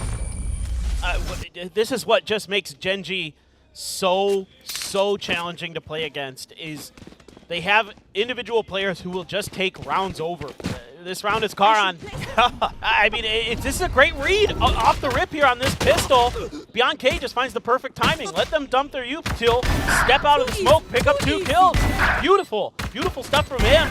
But then Karan, like you said, slipped the net. He got past the defenses, and all of a sudden, you know, they have to pop a smoke at main for Zhao, and that alerts them that there's probably a player still on site that maybe Karan missed. He's able to swing back, pick it up, and then pick up a couple more kills. Heybei not able to really react in time, and all of a sudden Gen.G's got a plant down in Munchkin there. The timing on all of that. The timing there to start making footsteps to make him pull off before half as well. That's so good. Yeah, and just the full faith, right? I mean, hey, if you want to read through this, sure, you take the round. I mean, I'll take that. So Munchkin just playing with a little bit of that confidence. Now, sometimes it bites him back, but that is what makes him such a charming IGL, is that he's willing to take those gambits. Now waiting for any type of aggression. They don't see it, so it's a slow clear towards B from Gen.G. But they still do have Karan waiting for a push out of A. See if it's going to be a committal from A site so they get a full read that it's empty on B. They're not seeing it, so Gen.G is going to be cautious around the B site. Yeah, you got to be really careful against these setups of Trace Esports. With a Cypher and an Astra, makes it really difficult to go for some pushes through narrow choke points, because there's a lot of util you have to contend with. Potentially Pop Flash here from Foxy. Didn't even need it. He's just dominating. Yeah, just goes out right over the smoke there, gets the peek in, and it's just a slow clear, but absolutely pristine clean from Gen.G. Not losing a single member, some damage taken. Karan only a ghost, but he'll still win the fight as well. And it's just down to Heybei with a classic. I mean, at this point, going down this spike seems pretty good from Heybei's point of view. He'll try to fish for something, see if anyone tries to creep into the smoke. But Gen.G is not a team who's going to do that. If anyone's going to do it, it's going to be Karan, right? Low health with a ghost. Oh, they've shoved him in. He doesn't have any vision, and he peeks in a little bit too late. Heybei absolutely corralled into the corner, and Karan getting all the way up towards his ultimate. Yeah, this is so important for Gen.G. A lot of what you're going to want to accomplish on this attacker side in terms of, yeah, you've got great side execute, you've got a lot of flashes, you've got a lot of, deep control with the Astra, things like that. But it's going to be Karan who's really under pressure to make sure the flanks are accounted for. Yes. That you're not allowing for those lurks, for those mid pushes. It's a lot of pressure to put on him, but from what I've seen in this very limited amount of time in the offseason from Gen.G, he's looked good. That's not surprising, because he looks good at basically everything he does. Yes, that's the benefit you have with a team like Gen.G, where, yes, is it risky? Sure, because you have to rely on your aim and your frags to make sure that a certain part makes sense, but you also have players who can do that. So now you have Astra, who's got that global utility, who can still be, the anchor, the lurker, things like that. And, 9 times out of 10, he's going to win his duels. So this is working out great. Now we're going to see the Cosmic Divide set up for a plant onto the bridge, but Heybei's going to be ahead of it. They've already gone past it. They know that that's going to be the clone now falling off into the abyss. And Heybei holding close. Lil King ready for a trade out. Heybei gets one, but Lil King, he was already in to his astral form. He can't peek out quite yet. Heybei left all alone past the Cosmic Divide, and Spike goes down. Yeah, and it's a quick TP out there for Munchkin as well, so they can play from main. The spike's planted for it, and all this control that TE was trying to establish is just ripped out from underneath them because of this Cosmic Divide. So powerful on this map, especially with these tight angles that you can get these setups in. Oh, and look at these positions. This is horrible, dude. Yeah, I mean, Yo Man waiting for the jump around. There's gravity well, but he's been blocking it. Yeah, Gen.G has no idea. They don't even suspect it. Oh, how many times have we seen this? Oh, that one hurts. Just full faith that the gravity well was going to work. And look at that, Trace just laughing their way to the bank as they get away with robbery. Clean block, too. We've seen teams getting better and better at it. We saw it a couple times with DRX as well. But this time it's going to be Gen.G, who just too much faith, right? We thought we just have to cover the kind of odd angles here and there for the wraparounds.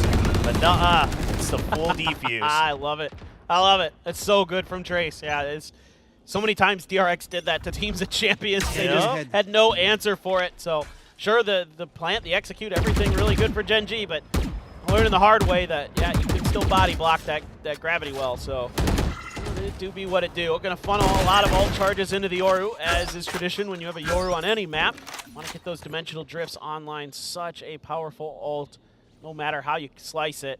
Yeah. Still, though, pretty good firepower here for Gen.G. Had to cut back a little bit, Bulldog and a Guardian, just to make sure that you got enough to buy into the next round. But looking like Zhao trying to hold this angle, and you are going to have that dimensional drift. Yeah, and he heard the orb, but he respects the Euro. Now trying to get away.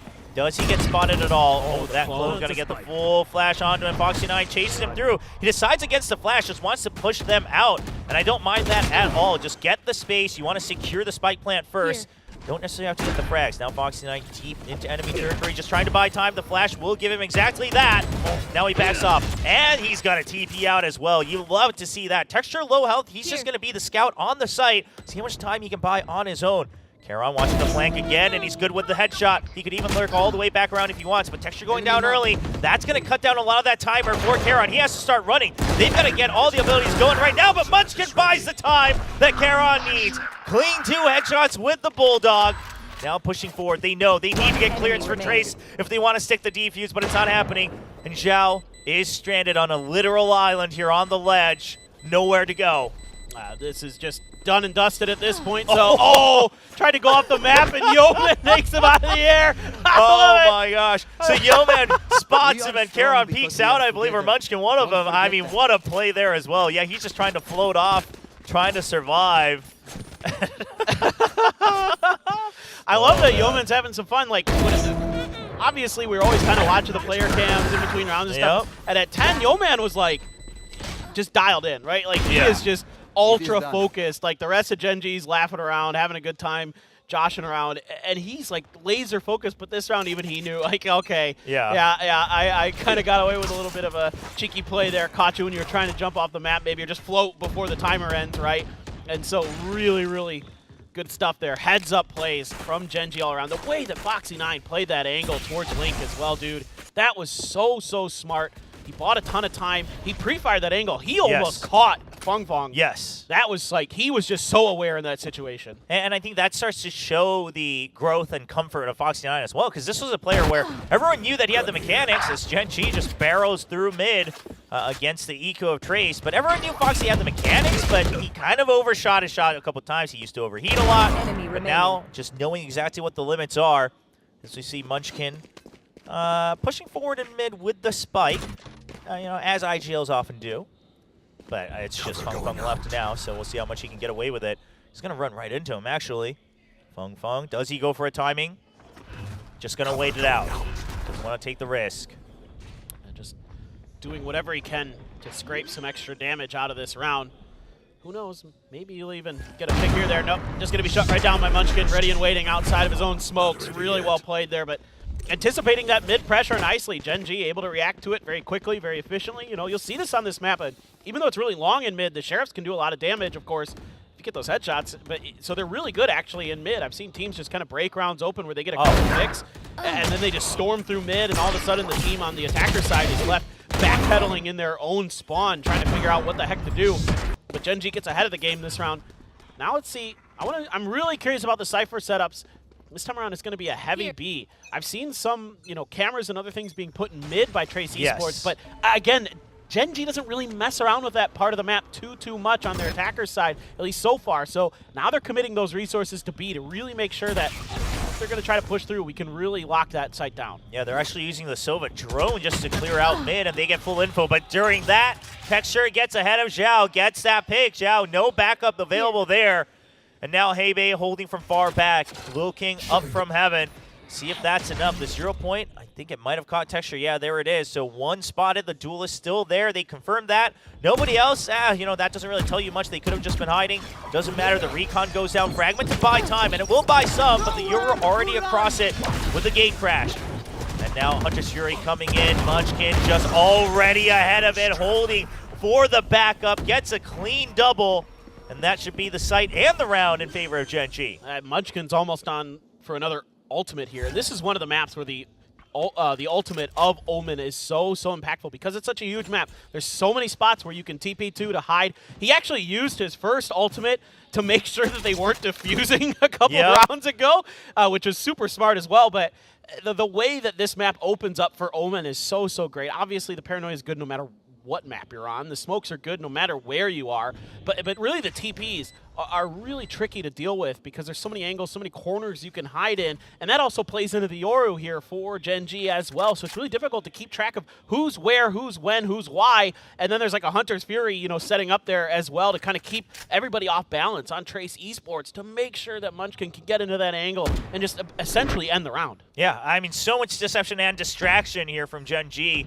So we'll see if Trace can wrap their heads around it. So far, it's not looking too good, but see if they can pick up on it. Now, I like that you mentioned that Trace seems to have a good read on Gen.G not using mid too much, right? Because I was afraid that maybe in that, 2 rounds before that, Gen.G has that fight in mid and Trace gets scared. Maybe they start to overinvest in mid. I mean, sure, they used the drone, but it was nice and early. I mean, they were just getting info just to make sure they could rotate. But during that, Zhao is just one step too far ahead of his team. No one there to trade, no exit for him as he was already past the wall over there on the entrance of A main. And that really starts to open up the site. So that calls for a timeout from Trace. See what they can remedy.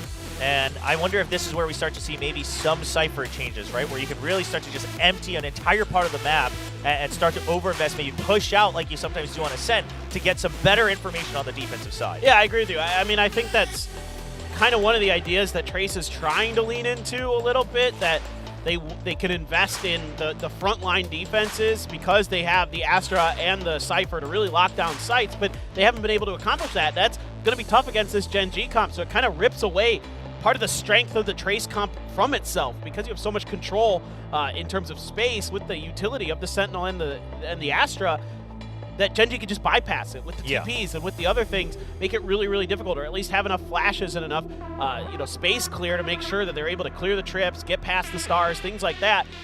So TE might have to rethink this. They might have to invest a lurker potentially, or do exactly what you're saying, really overstack one side or the other and make sure that Fong Fong knows, okay, if they come to your site, whichever one you're at, if you're going to overstack your utility, peace out and wait for the rest of the troops to arrive before we really commit. By the way, Munchkin hasn't died yet. Yeah, I was looking at that. I was going to mention it, but 10, 0, and 2. The fragging IGL continues here for Gen.G. He's leading the charge on that Omen. Another interesting part that we saw back at the 10 invitation as well, but continuing on here this weekend as Karon moves over to the Astra. So, that Omen is going to be a bit more of that initiator, right? A little bit more just setting up space, creating things like that alongside the duelist, and that's exactly how Munchkin's playing it. That's how he likes to play Valorant in general. Yeah, it's really awesome for Gen.G that you have Munchkin and now Foxy9 as well that have a fair amount of flexibility. Munchkin can even play the Viper. We've seen that too, where he's very solid on that. So you can really lean into a lot of different comps and make minor tweaks like on this map where you can go a little bit off meta. This is another team now that could play the triple duelist if they wanted. I mean, they could have last year as well, but That's Munchkin a good used point. to be a duelist. That's a really good point. Going all the way back on Crazy Raccoon as BNK this time takes out Texture, so they're still holding on to Heaven, and they're going to start to flood right back in. So this is the tempo change that Trace called for during that timeout. Let them use their util, come in, and then we try to retake against the site, right? We go for this counter util and immediately answer back as we do see Trace. They're just keeping them at bay. Karon coming in and all the way around, but they should have good info on that with the Cypher ultimate. And so the Neural Theft gives Zhao a bit of an inkling, and he's actually going to get that headshot nice and clean off the rope. Wow, that was really nice there from Zhao. But yeah, just, again, this time you're able to lean into what this comp should be good at, and that's really gumming up the works at the front of a site. Just throwing everything in the kitchen sink to buy time, to make them expend utility. Don't let them get past your front lines, because if you do that, that's where things get really tricky, really dicey, because it's hard to keep track of the Gen.G players compared to what TE is going to be running. A little more stock standard on this map. You don't even have anybody who has a TP on this, No. So exactly. So it's going to be a lot tougher. Bianca standing up nicely in the front again, getting a big double kill to really secure that round. And now you've got some big ultimates in the chamber for Trace Esports. You've got some tools to kind of help propel you back into this match to really turn this half around potentially. You got the No Command, you got the Hunter's Fury, you've got the Cosmic Divide for a retake or whatever you want to use it for. You just got to make sure that you can get into those positions. But Having playing an aggressive position. Zhao already taken down by Texture, but he's right in. Oh my god! Gets the next one as well. Having not able to exit in time. Texture, he loves to ride just along these walls on some of these maps. Same thing with Ascent. Now here on B main, over on Abyss. Just hides from one angle, really slices up those angles to make sure he's down for a 1v1, which he's very confident in. Now he gets 2 in a row. Site opened up again. Karen watching the flank again. I mean, there is not really a good answer for Trace. No, and they yeeted a Hunter's Fury into nothing here. I mean, they might have hit Foxy 9, but so what? Like, you delayed the plan, I guess. But at this point, like, round was basically done and dusted. So kind of some head-scratching decisions here from Trace Esports. Don't really want to dog on him too much, but you know, Hebei trying to get out of dodge just gets caught by Texture, just not really anticipating the pressure that Texture can create with that early pick. It's just the gas pedal gets pressed to the floor for him, and he takes out that player before they can even escape to Link. I mean, it's just that's Gen.G. Okay. Yep. Oh, there's a second one as well, but it is Feng Feng. You got to give him some respect. He'll still pick up the double. That should mostly, be the stop here for Gen.G. Okay, we shouldn't greet it too much. Still leading by quite an amount, though. 6-2, 4 rounds ahead in this first half on the choice of Trace Esports here on Abyss. Yeah, it's tough going up against this team when they're just firing on all cylinders like that, when Texture is so hot with those opening kills. I mean, yeah, he's only 3 and 5, but just breaking that space open is so brutal. You know, the post-plant discipline, incredible for Gen.G, as we saw all of last year. There's very rarely big weaknesses, and even if there are, again, the individual play will get them over the line half the time anyway. So, yeah, you're going to have to really dig deep here as Trace Esports. Again, I wouldn't mind seeing a bit of a lurk, but it doesn't feel like anybody on Trace is really comfortable to try to kind of find a way to sneak through that mid area. You're going to have to kind of you're going to kind of have to tip your cap because you have Astras, right? So the stars are going to be the ones that's setting up the smoke. So it's going to be a little bit obvious unless you really find a good timing to get through there. And I just don't know that this comp on the defender side is really going to actually square up very well against Gen.G. I mean, I could see this being A4, 9-3. Yeah, it could be. Yeah, I mean, you know, as we're talking about that, what are the options really for Trace? Yeah, you could have someone like the Cypher or the Astra go for the lurk, but as you mentioned, you're also relying on their util to stay alive for the whole round, especially on defense. So then you're down to the Sova, KO, and Jet. And Sova, you're probably waiting for the timings and the counter darts and things like that. So that's really just the KO and Jet. And quite frankly, at that point, it's probably KO setting up Jet for the lurks, but you got to go fast and you got to go in just deep into mid and pressure Gen.G, because if you're starting late, you know that Charon's waiting. We've seen that time and time again in the first couple of rounds. So all around, it's very tough, but Gen.G has the right read that Trace is trying to maybe over-rely on their util, you know, the passive util a little bit, and Trace just not able to find the tempo. Yeah, spot on. It's been a rough go of it, but we'll see if they can turn it around. G is just definitely feeling it today. You know, like Fox and I was saying, this is his home city, so he really wants to get a big win here. So they're pretty fired up. You know, even just talking to him before the match, good spirits. Everybody's having a good time. You know, happy to play some matches in Korea, of course. And, you know, really give a show for these hometown fans. Try to show them that coming into 2025, 2024, yeah, that super team that they had put together, that won Master Shanghai, they can still repeat some of that performance. They're still going to be a threat. Not that I don't think anybody would have considered them out or anything going into next year. I mean, they're still going to be one of the probably top 4 teams in Pacific, like coming into the year, just in terms of what this roster is, who is on it, and what they've done in the past, and what their coaching staff can do as well, like the way they prepare them for matches, the way that they prepare their team for these maps and these comps and things like that. So all the pieces are still there mostly for Gen.G. I mean, it really doesn't feel like these changes have, at least what we've seen so far in limited amounts of events, don't really feel like it's hurt them. No, I don't think so. I mean, now it's just a question of, okay, can you continue to grow that potential, in my opinion? And of course, the other side of the coin is definitely, I think everyone around the world agrees that almost every single Pacific team has had some very, very solid upgrades. Like, they're very apparent upgrades. So Gen.G, even if you're consistent, doesn't necessarily mean they could repeat the same success. But, okay, you have a couple fresh faces. So now how does that grow? Maybe you take another step forward as well and reclaim, you know, that title as the best in Pacific. And it's going to be an exciting year. And so far, it's looking very promising, right? We still haven't seen T1 this weekend. We got to see them at the APAC Red Bull Homegrounds qualifiers. And the T1 delivering Texture. It's not like Yeoman's never been on camera. Yeah, like, dude. He's Challengers has, you know, a broadcast too. Come on, give him some respect, man. Trying to help the kid out. He's like, that's the camera. Yeah, it's like Yeoman's not a stranger. Like, he's been around a little while. I actually don't know. It's funny because I always forget just in general the age of the Gen.G players, because like Texture's Texture always seems younger because he's always goofing around, but he's actually a bit on the older side, right? He's been around for a while now as well. And Yeoman as well, because while he hasn't been up to Tier 1, he's not exactly like a complete, like Foxy Nine's a complete youngster, right? Like he's still just a kid. Same with Charon.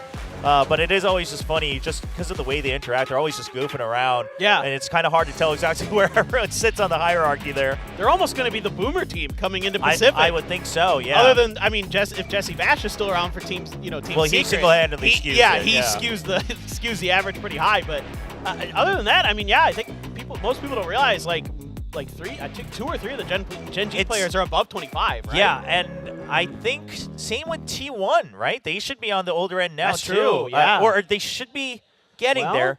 I don't know. Buzz. Yeah, Buzz is still pretty young, too. They're both like 24, I think. 24. Yeah. So they wouldn't be quite as old. I think Gen.G is still older. And then DRX continues to still be one of the youngest teams ever.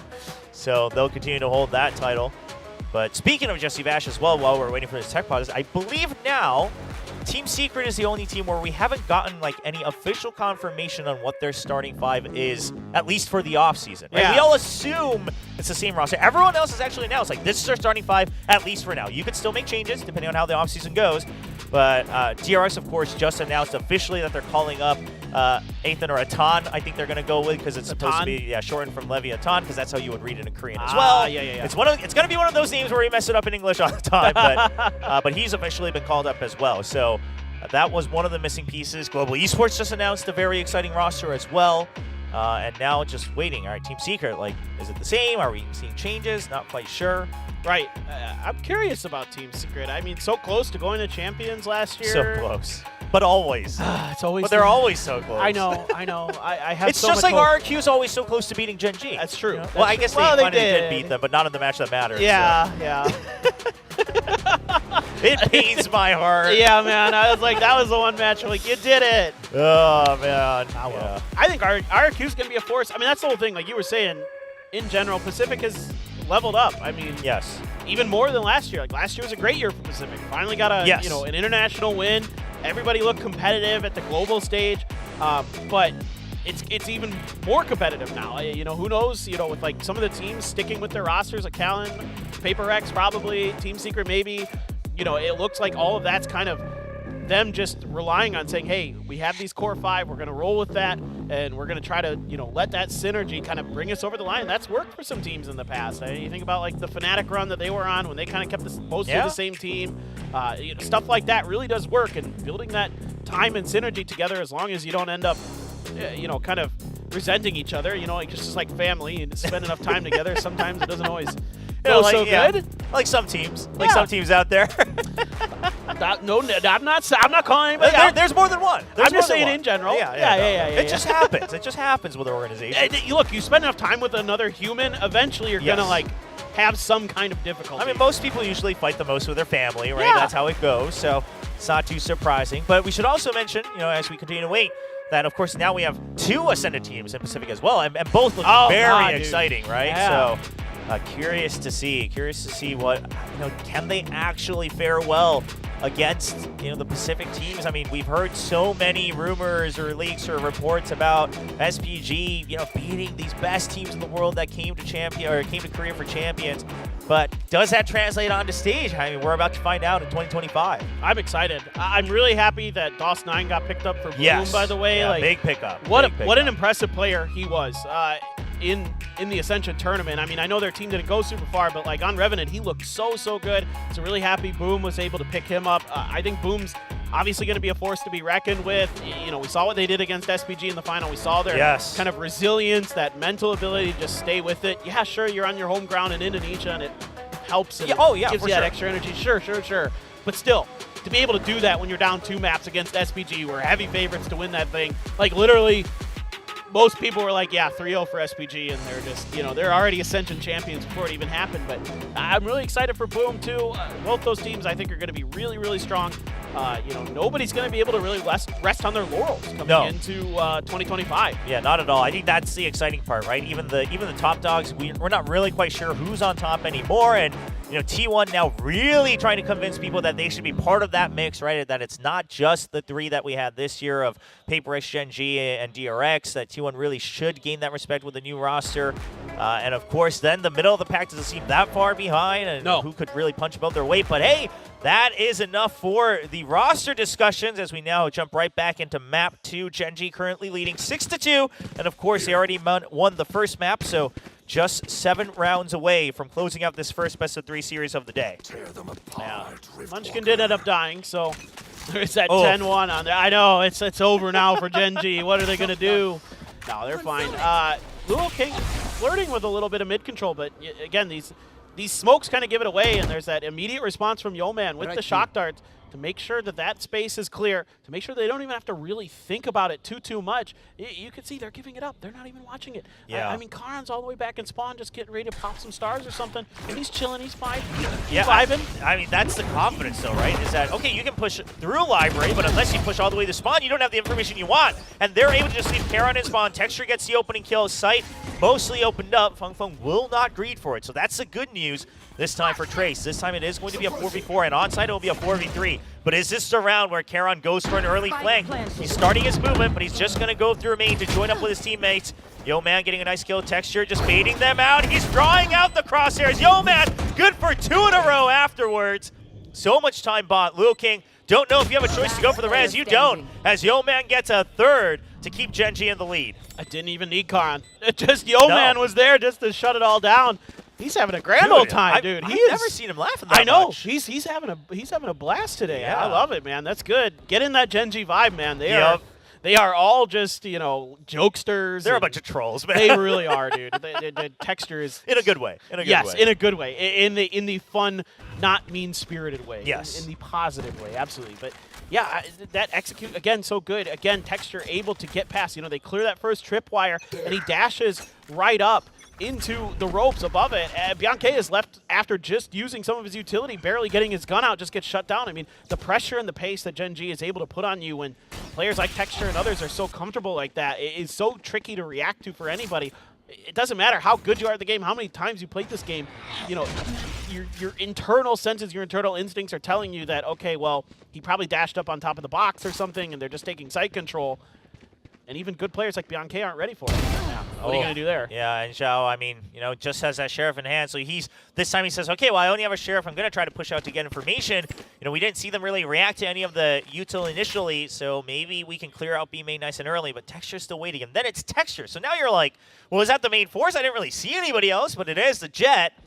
And this time, another curveball thrown from Gen.G. You still let them hear the Oath Orb as well. Dimensional Drift at the ready. This could be one of those cases where he goes in, depending on what Foxy9 finds, do they make the choice? No, they're going to go for the stack here onto A. They're committed. Now, the only difference is that the Cypher has changed up his setups. It's going to be the tripwires here on A. Foxy9's going to get that information, and Feng Feng will get pushed all the way back. You still have it. Whoa, no way. My God. He almost gets it. What a ballsy move, but Feng Feng right back at the site. Spike does get planted, though. So now Texture and Munchkin, the 2 vets, part of the core of Gen.G. Can they fight against 3? 2v3 Cosmic Divide online for Trace Esports, but don't know if they're going to have time to use it. A nice jump out off of the flash from Heibei, and that's going to open up the angle for Feng as they clean up the site and win that retake. Well, the good news is Feng Feng's always good for just incredible plays. That was such a tough situation he put himself in, or not he put himself in, that he got put in, I should say. You know, with that Dimensional Drift coming out right on top of him, and he's able to react to it and still get the kill, even with the shorty right in his face. That's not easy, folks. That is so tough to find your crosshair quick enough before you get taken down there. Okay, you get the early pick. You're just like, yeah, Gen.G's chilling. Look at that. Look at that. Oh, my God. Yeah, I mean, right behind him, too, and the jump as well. So Foxy9, I mean, yes, is it a bit aggressive? Sure, but he did everything correctly that a hero should do. But Feng's just very quick on the swivel. He's able to get that kill before he goes down. Oh, there's nothing wrong with what Foxy did there. That's the right play. It just, he got outplayed. I mean, that happens sometimes. That's part of the game. So, you know, credit where credit's due. You got to give Feng Feng his flowers because he is so furious sometimes. Oh, Bianca! Oh, he only gets one. Yeah, he really wanted more than one there, but didn't have the angle for the spray down. So now Foxy just going to safely clear heaven. He does have the spike in hand. So it's going to be his task to dive onto the site. They suspect Funk could be in the back of site once again, so the paranoid to try to push him out, but he sticks around. He's waiting. He wants to make sure they secure the space to make sure that Lil Kid can also flood the site. Site not safe right now for Gen.G. And Foxy9 goes in with the shorty. The jump and the swivel through the smoke. Doesn't let himself be seen until he's ready to take the shot. And that will be site cleared for Gen.G. It's great understanding of space there by Foxy9, knowing that he can't tuck into the corner without revealing himself. Great shot as well.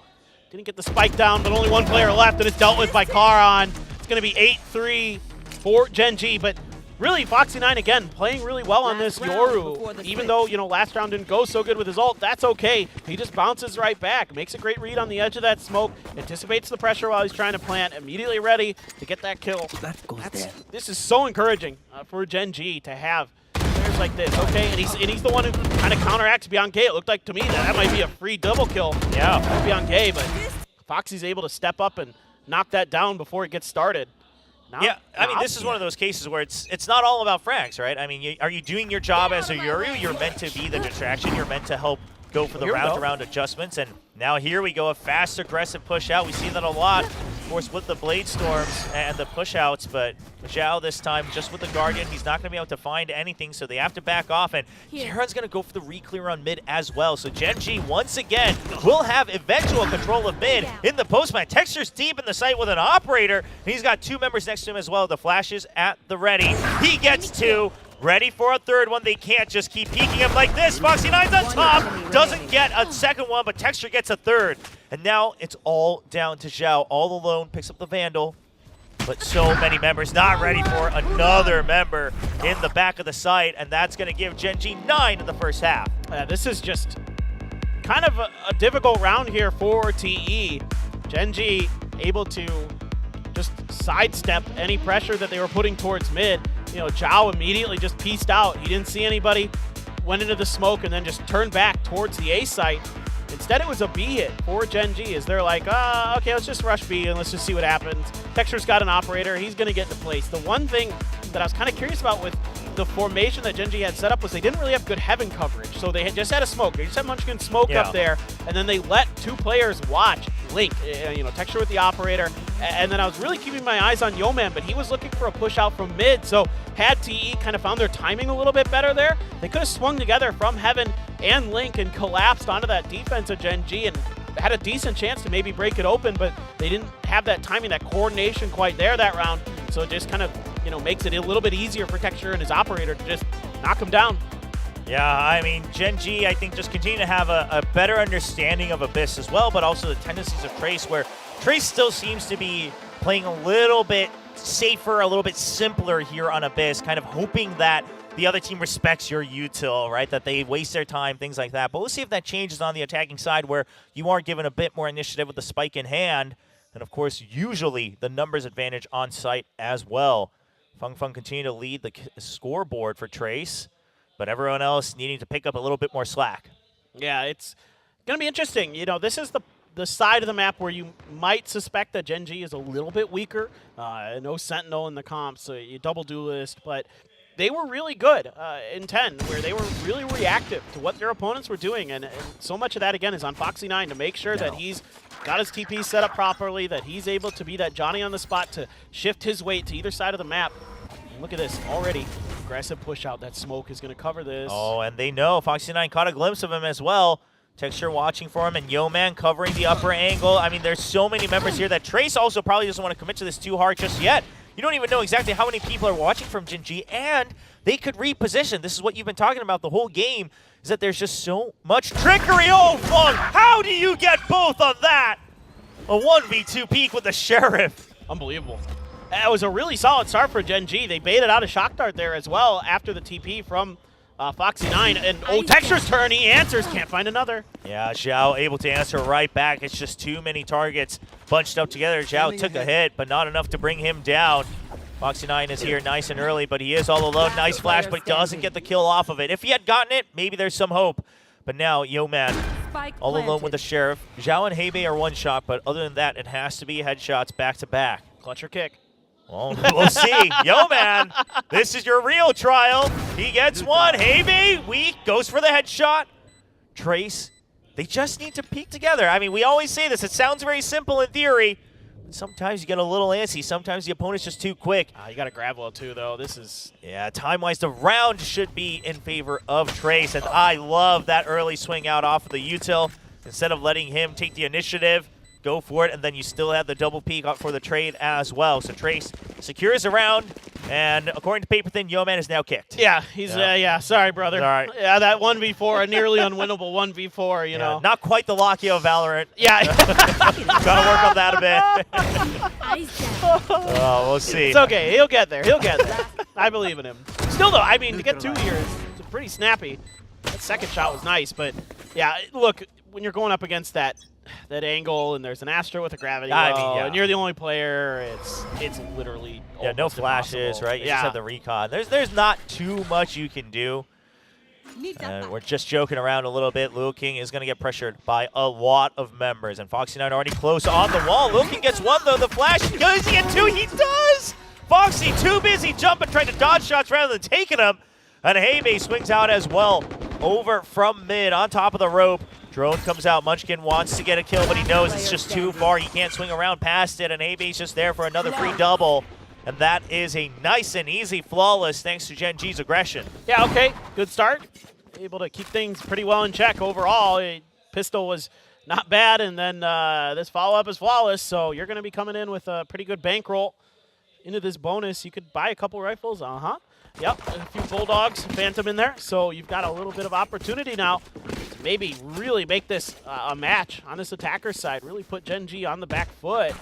Let's just see what they want to do. I'm just really keen on the setups of Fong Fong and how he wants to try to manipulate this map. But Gen.G, we saw aggression on the pistol round towards mid.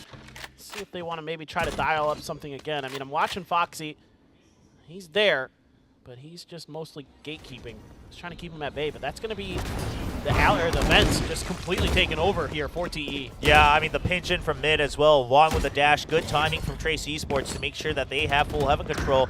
Now Foxy continues to just put pressure on there with the decoy, but he gets taken down immediately, so no chance of that working out. Sight is clear. You still have some mid control in the favor of Luo King, and that should be Trace catching up to 6, potentially with all weapons in hand and some upgrades to boot. Yeah, this is crazy good. This is just exactly what the doctor ordered. I mean, you're able to kind of use that middle area now. You're able to kind of activate Fong Fong and others to take control of that space to make sure that you're the ones creating these flank angles, these crunches onto Gen.G where they have to make tremendous outplays to really respond properly, and they just can't in this scenario. It's perfectly executed. This is what we were looking for from Trace Esports. And the other 2 players of Gen.G just going to save those guns, grab a few extra for themselves for Trace, and get on out of dodge. Yeah, that's exactly what you need to do. I mean, that's going to be something that Gen.G also, like I said, on their attacker side, they don't really pressure mid much. Yeah. It's also the same on the defender side, and that's something that if you could take advantage of, they will have some things to do to adjust. Yes. Whether it be just setting up for just pure retakes or faster rotates, whatever that may be, but that round, it ain't it. Yeah, and we saw it on the pistol, right? I mean, that's the style you kind of want to see from the Euro, just every now and then. Doesn't have to be every round, but push up, create a distraction, then you can get out to safety. Just make sure that they have to waste util a mid to try to re-clear that. But for now, in that previous round, it was going to be Fung Fung's spy cam just way back, in the very beginning of B main, just spotting to see if it's a fast push out. If not, they knew that they could just go all the way to A since no information given on the B side.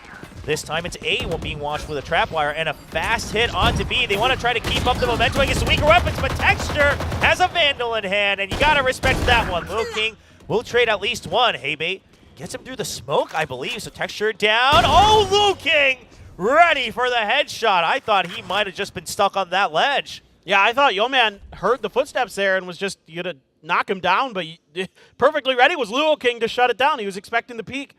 Crosshair was right where it needed to be. What looked like it might be Gen.G finally able to kind of right the ship here. Planted. Just down to Munchkin with a judge. Karan with a, well, Munchkin's gone, forget that. Karan with a sheriff.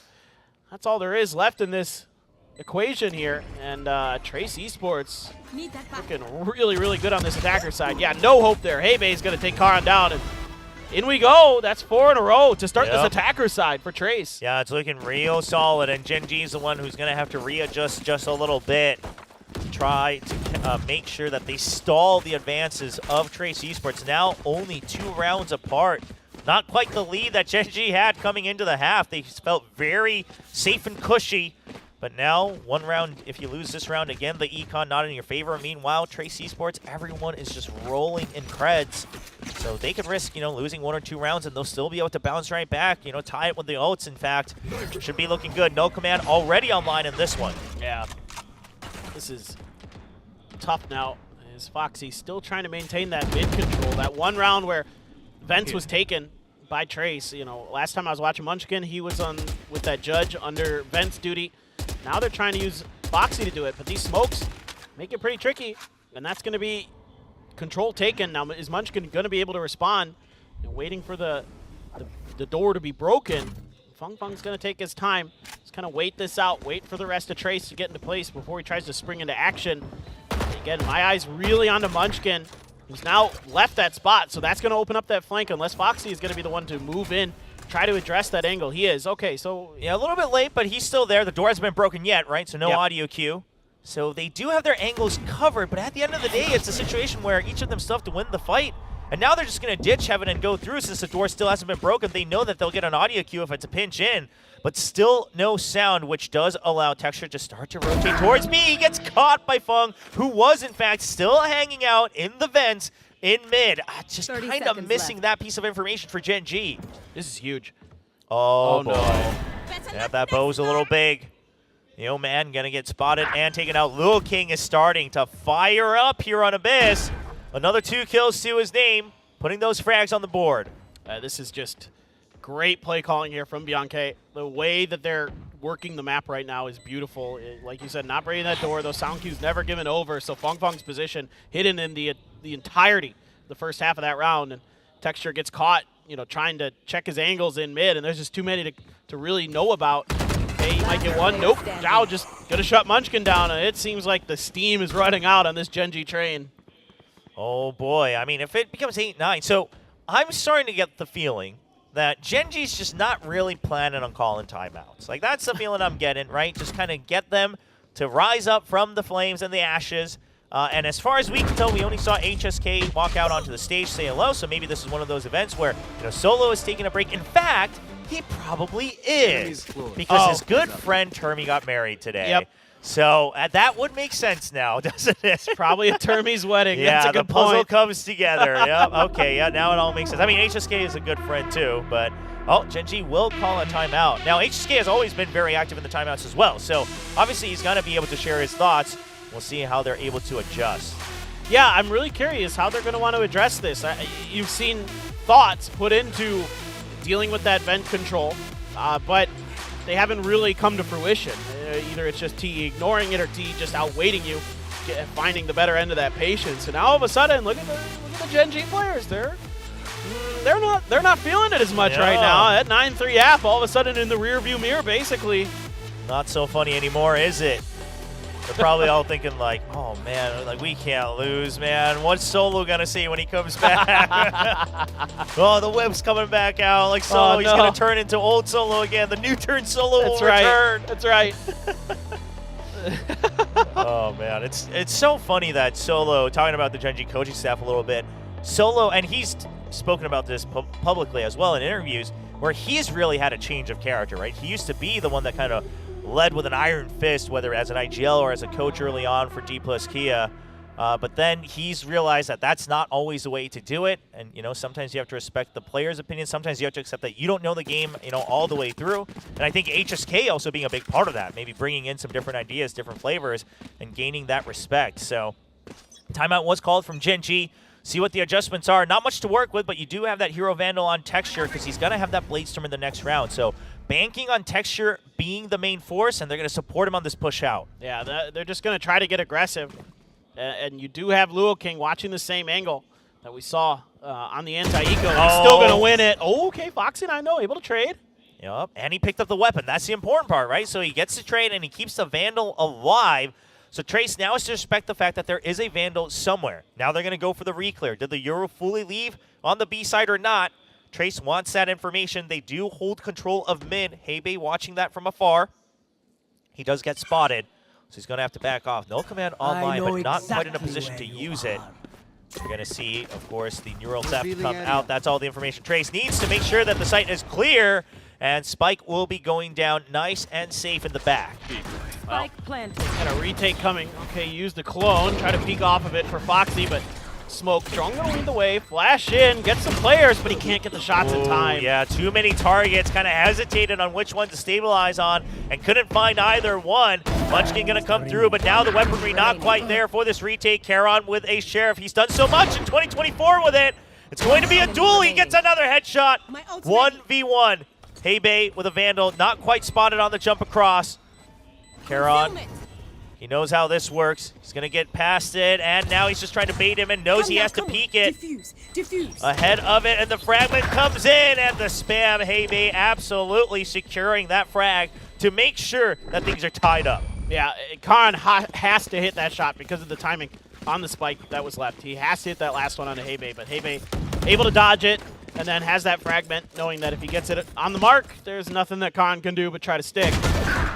Decent idea now. We're starting to see some pressure on the map. That right there by Foxy. If he'd gotten that kill, got at least one of them. Yeah. It's been a very different round there.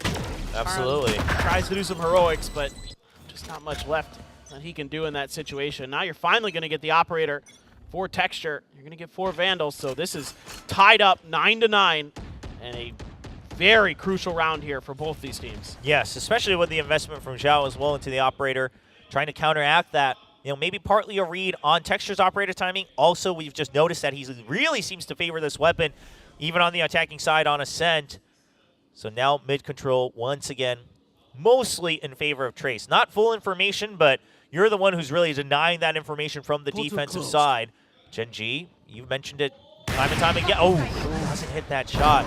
Some information given. Drone to clear close as well. Here. But this is, this is great for TE. You're getting a lot of that information utility out of the equation early, and all you've shown is that Zhao as an op, that's all they know. They have no idea what's going on the rest of the map. So they're guessing correctly right now with kind of their a little bit heavier commitment towards A. Bladestorm is going to be popped for Zhao, but let's see what Karon and Munchkin can do. Oh, Zhao not able to get the first kill. The rest of the team now stalled with the Astra utility. Can't quite get through. No command already popped, though. Trace Esports, they have to make a choice. They don't have much time. They're just trying to barrel through, but it's a choke point that they're walking into. Foxy and Munchkin, good for 1 each. Lil King wrapping all the way around, but only 20 seconds. You don't have time to go all the way to the B site. You have to stick this through, and Gen.G knows it. The only other option is us all getting wiped out from behind. Yeoman has him covered, and that is the round closed out. Only 8 seconds on the clock. Spike nowhere to go, and Feng Feng will have to save with 1 singular digit of HP. Yeah, man, that was a good read from Gen.G, even though Trace, got to give them a lot of credit that they really made it difficult to figure out exactly what they were doing, but Bladestorm gets popped, and they're able to, again, just keep that entry point onto the site completely blockaded to the point where there's not much that Trace can do, and they invested a couple ultimates into that round, too, the Bladestorm and the Null Command. So you're able to kind of get yourself into a position where you've got some ults to cycle, you've got some tools to play with to maybe just shut this map out. And it's going to take a couple more rounds, of course, but you've swung the momentum enough that you're forcing another timeout out of Trace. Yeah, we'll see Trace if they can adjust back off of it. So far, the timeouts have seemed pretty decent on both sides. See if they can get a good read. Because here's the thing, you now have all ults online for Gen.G on the defensive side. That could be the momentum changer for Gen.G to make sure they get 1 step closer to not only map point, but match point in this first best of 3 here at the 2024 GES Asia Invitational. Absolutely. Let's see what Trace wants to do now. I really don't mind at all what they did in that previous round. It's just Gen.G kind of guessed a little bit better. Like that's really what a big part of that was, and started hitting some shots, had some good crossfire setup that TE was never really able to break. So I don't mind the mentality there at all. Just a slightly better execution from Gen.G is what gives them that round. But in general, I think now you start kind of dipping back into that, let's take vent control. Or at least try to. Let's keep Gen.G off balance and make it so they have to really be on point with their communication and their rotations, or else we're going to, find those extra opportunities. We're going to find those extra angles that they aren't going to be able to and try to exploit them. Of course, you have the whole kit and caboodle for Gen.G with their ultimates. It's literally everything. Yeah. Yeah, literally everything, right? Full buys, operator, all ults online. You do have the Hunter's Fury and the Cosmic Divide, so for Trace, still very good ultimates to try to break through, but it's a matter of how much can you draw out of Gen.G ahead of time, because otherwise that retake is looking pretty spicy. Right here. And now Trace just trying to use their actual members to scout out mid, take control of it a little bit, pressure and draw out some util, but Gen.G's not biting. Nothing that's not going to cost him any credits is being used up for regaining control in mid. Yeah, you're sticking Munchkin and Vents. Him and Yeoman were combining to make sure that there was no presence through mid. Using that recon dart as well, just to really make sure. But you have a tough combo to go through. Foxy with those flashes, Texture with the op to try to get through here. Dimensional Drift available as well.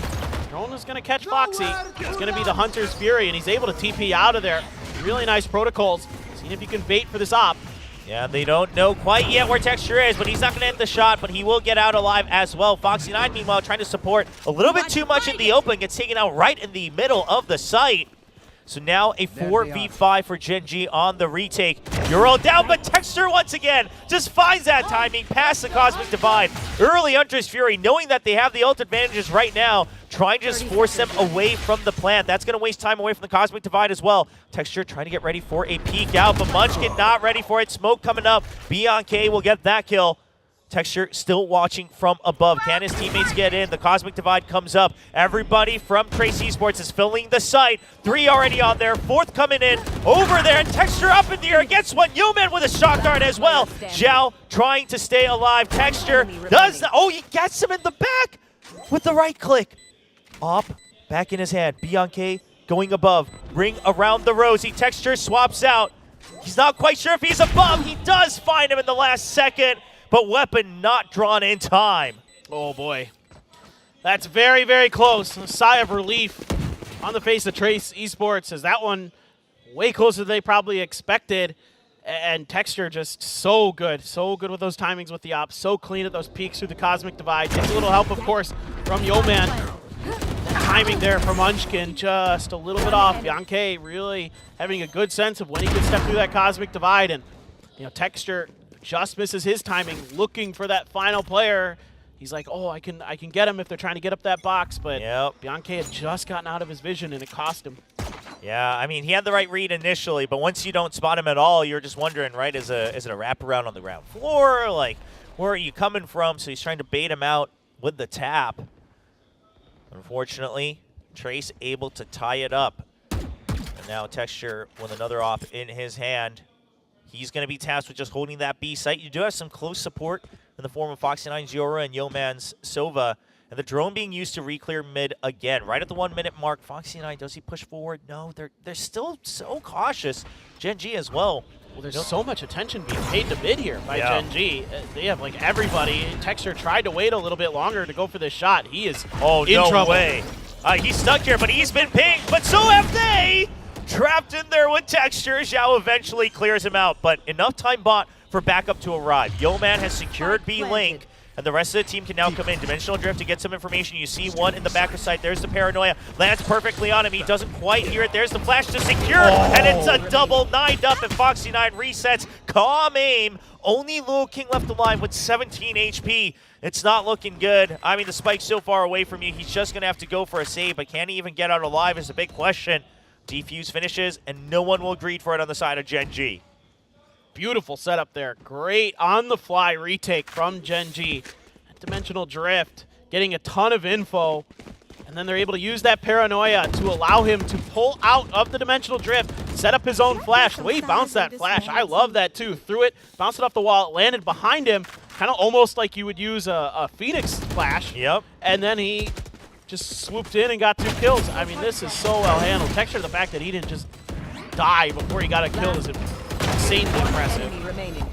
Yeah, and just stabilizing there for the double to make sure, right, rather than a panic spam. I mean, either way, he probably would have gotten it, but just good positioning, good decision-making from Foxy9 as well. Gen.G shining through with their strengths. The operator continues, but this time another forward position here from Texture, just waiting for anyone to try to get tricky around that one-way.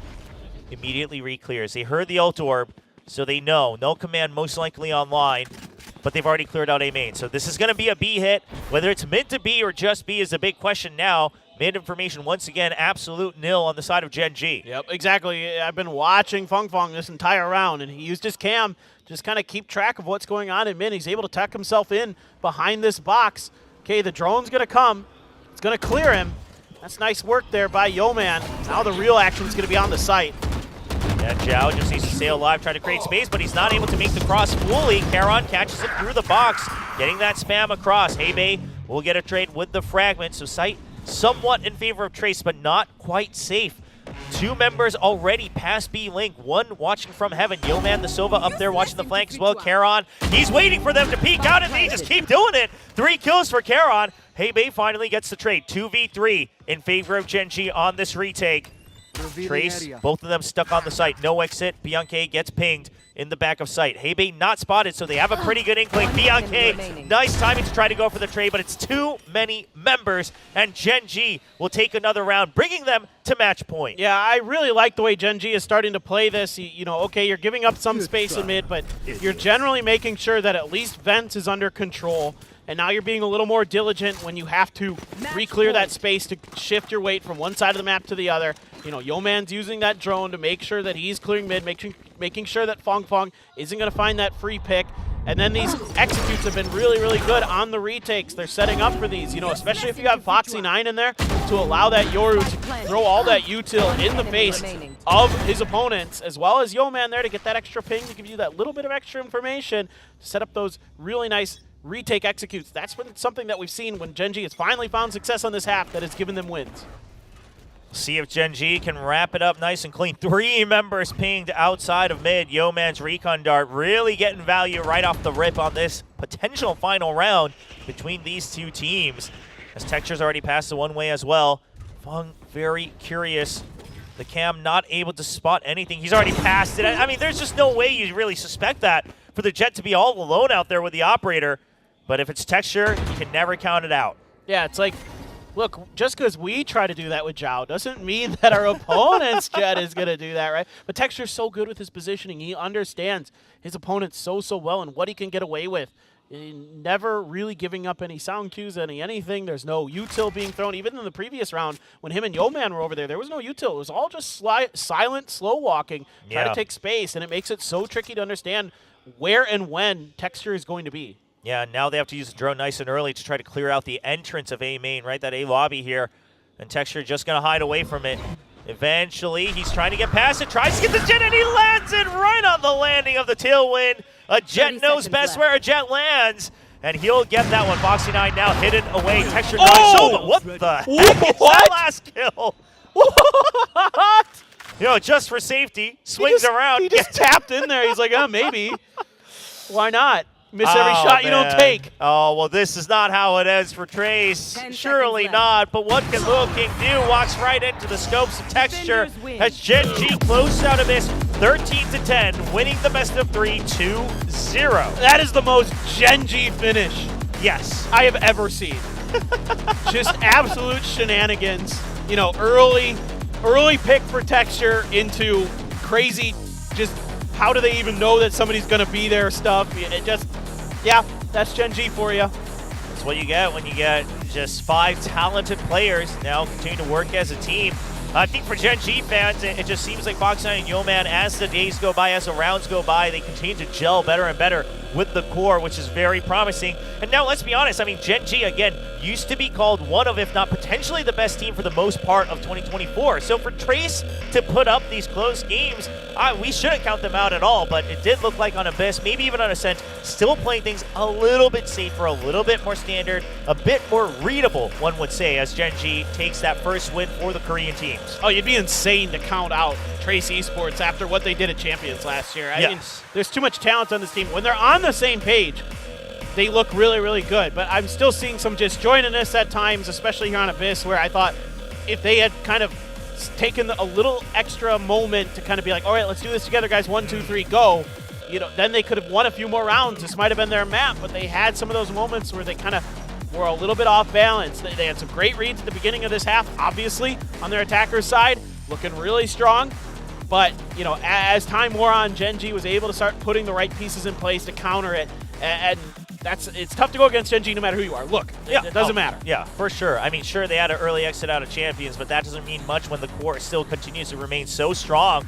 Texture, not quite a 30 and 15 KD, but still leads the scoreboard with 7 first kills, 8 in Ascent, 7 here on Abyss. So really leading the charge as that primary duelist, as that main entry here for the Gen.G squad. Feng once again the top scorer on the side of Trace. And this time around, I mean, very similar story for Gen.G, right? You've got a couple members still putting up positive KDs, backing up Texture. And meanwhile, you are going to have Foxy kind of being that role player on that Yoru. Yeah, I think, you know, obviously Gen.G is more or less a known quantity with all their players, except Yo-Man, if you haven't been watching Tier 2 scene, but he's still very, very good. But Feng, man, I gotta tip the cap to him. He has been absolutely incredible today. What a performance from him. Yeah, absolutely. Of course, we will see more of them throughout the weekend, but right now we will be getting ready for our second match of the day. Once again, this is Korea versus China, so the next 2 refs will be the rebuilt T1 going up against the reigning world champions EDG. We'll be back after a short break.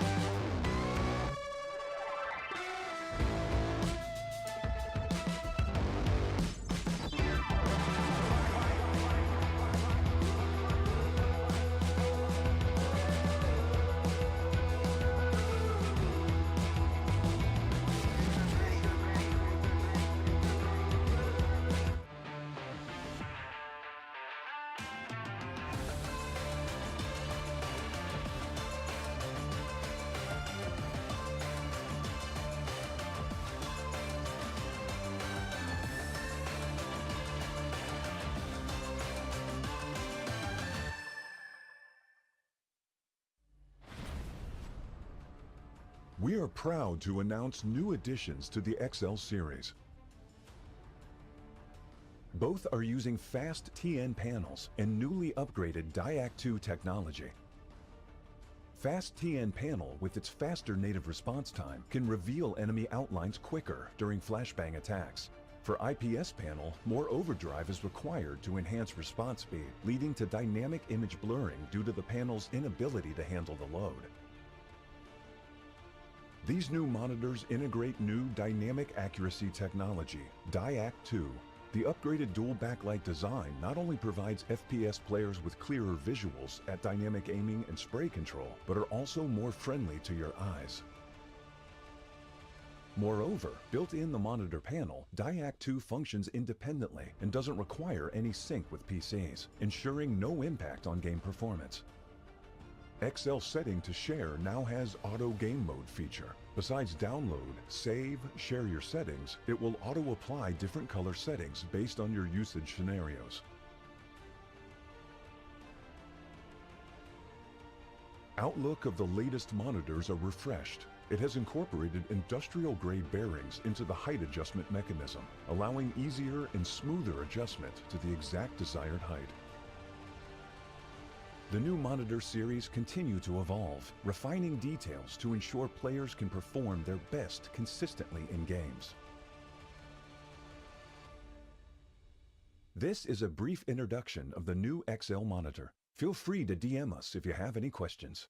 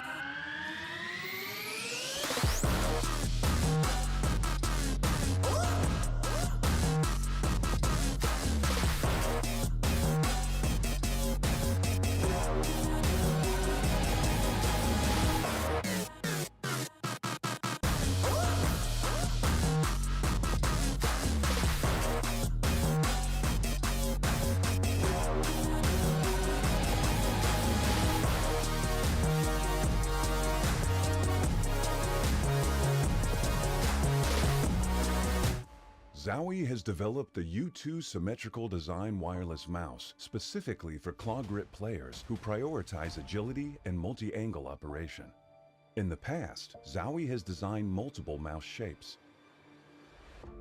Among symmetrical claw grip designs, the FK mouse series is widely known. The shape of most Zowie mouse series in the past were primarily designed to accommodate significant horizontal movements, commonly found in games like Counter-Strike. In response to the growing emphasis on multi-angle and agile movement in FPS games, we began developing U2 many years ago based on feedback from Zowie enthusiasts. Most symmetrical wireless mice on the market have straight-sided designs. U2 features a design with inwardly tapered curves on both sides, which offers a distinct and properly positioned finger resting point. This design enables a more relaxed and stable grip for the thumb, ring finger, and pinky when holding and lifting the mouse. The left side curved design combined with the overall curve of the back reduces the thumb angle, which stabilizes muscle frequency and also supports a faster index finger click speed. The right side curved design facilitates easy placement of the ring finger. It promotes balanced force exertion on both sides of the hand and allows for more stability during mouse movement.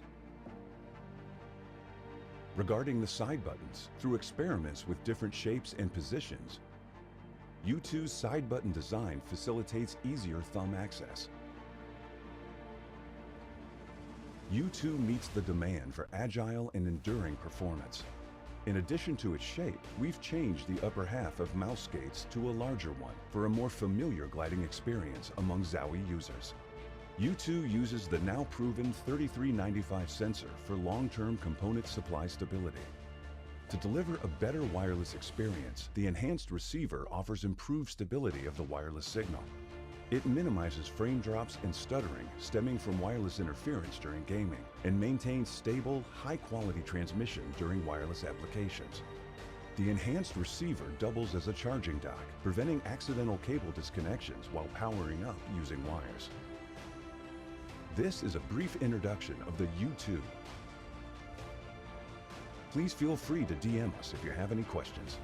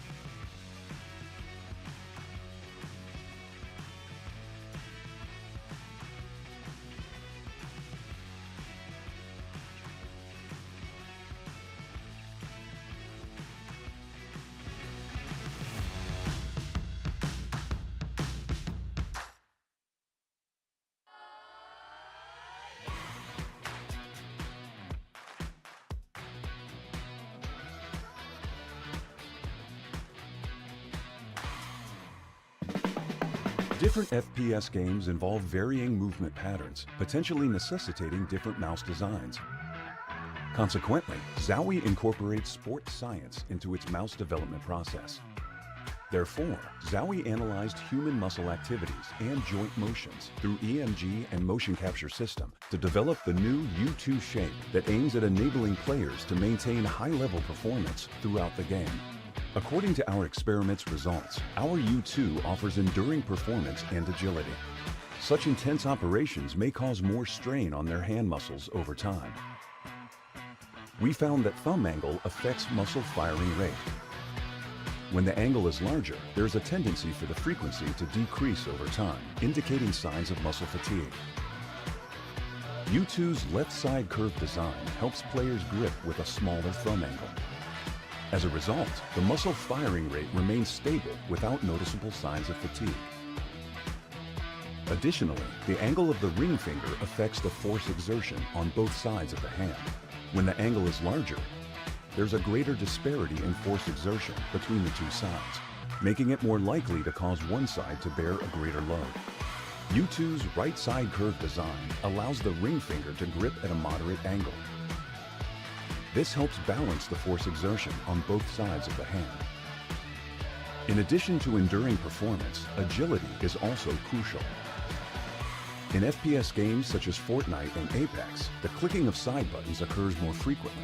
We experimentally designed the U2 side buttons by adjusting their position and shape, making it easier for the thumb to access. We also found that the thumb angle affects index finger click speed. This graph shows the clicking speed of the index finger when the thumb angle is larger. U2's left side curve, combined with the mouse back design, results in a smaller thumb angle, facilitating faster index finger click speed. Through sports science, we aim to assist and empower athletes in unlocking their potential and achieving peak performance. As with every sporting competition, athletes dedicate countless hours of practice in their relentless pursuit of victory.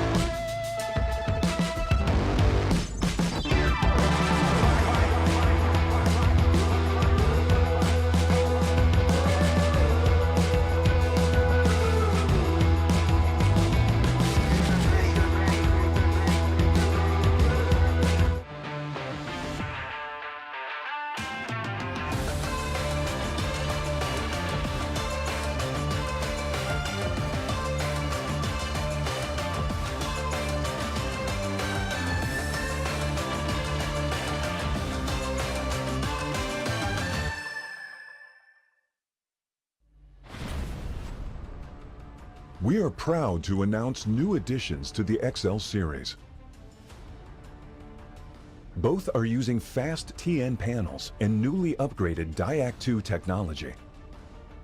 Fast TN panel with its faster native response time can reveal enemy outlines quicker during flashbang attacks.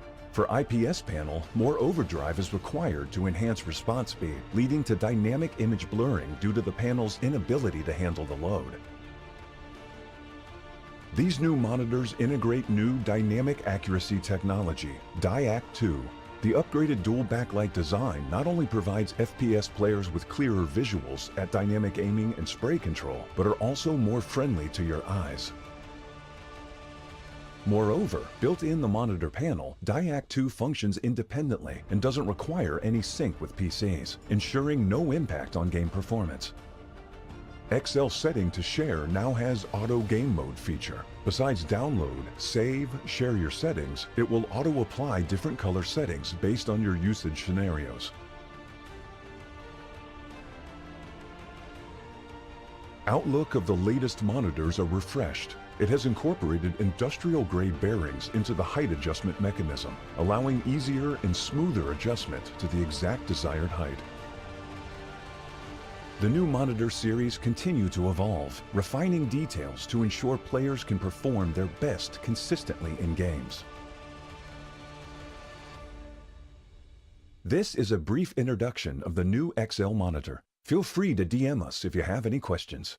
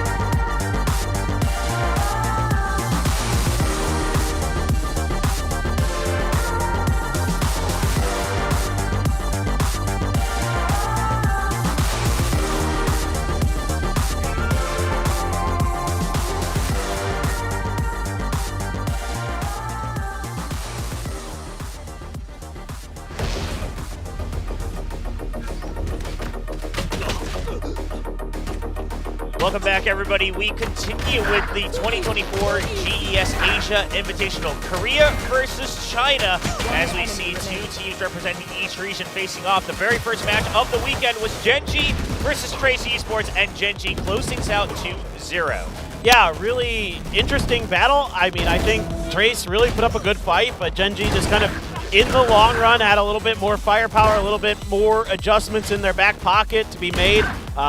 Trace came in with some good ideas on the second half of Abyss.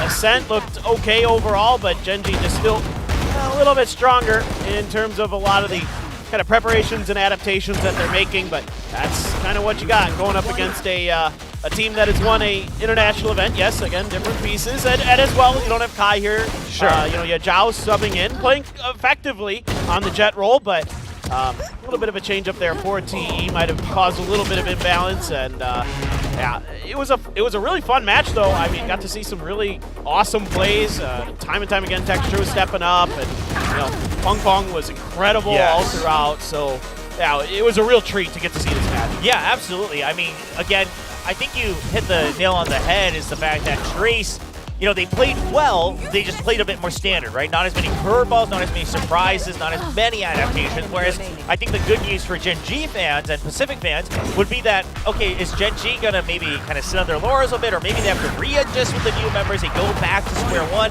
But no, it seems like they're continuing to advance and kind of accept the fact that, okay, maybe we fell back on the meta a bit too much towards the end of the year. Now we have to continue advancing once again, and it looks like they're ready to get in gear for that one. So that was an exciting look at both of those teams, but now another exciting look for Pacific fans as we get our second look of the offseason for the new T1 represented by Sylvan, Meteor, Stacks, Buzz, and Izu. Yeah, this is such an exciting roster. The firepower is tremendous on this squad.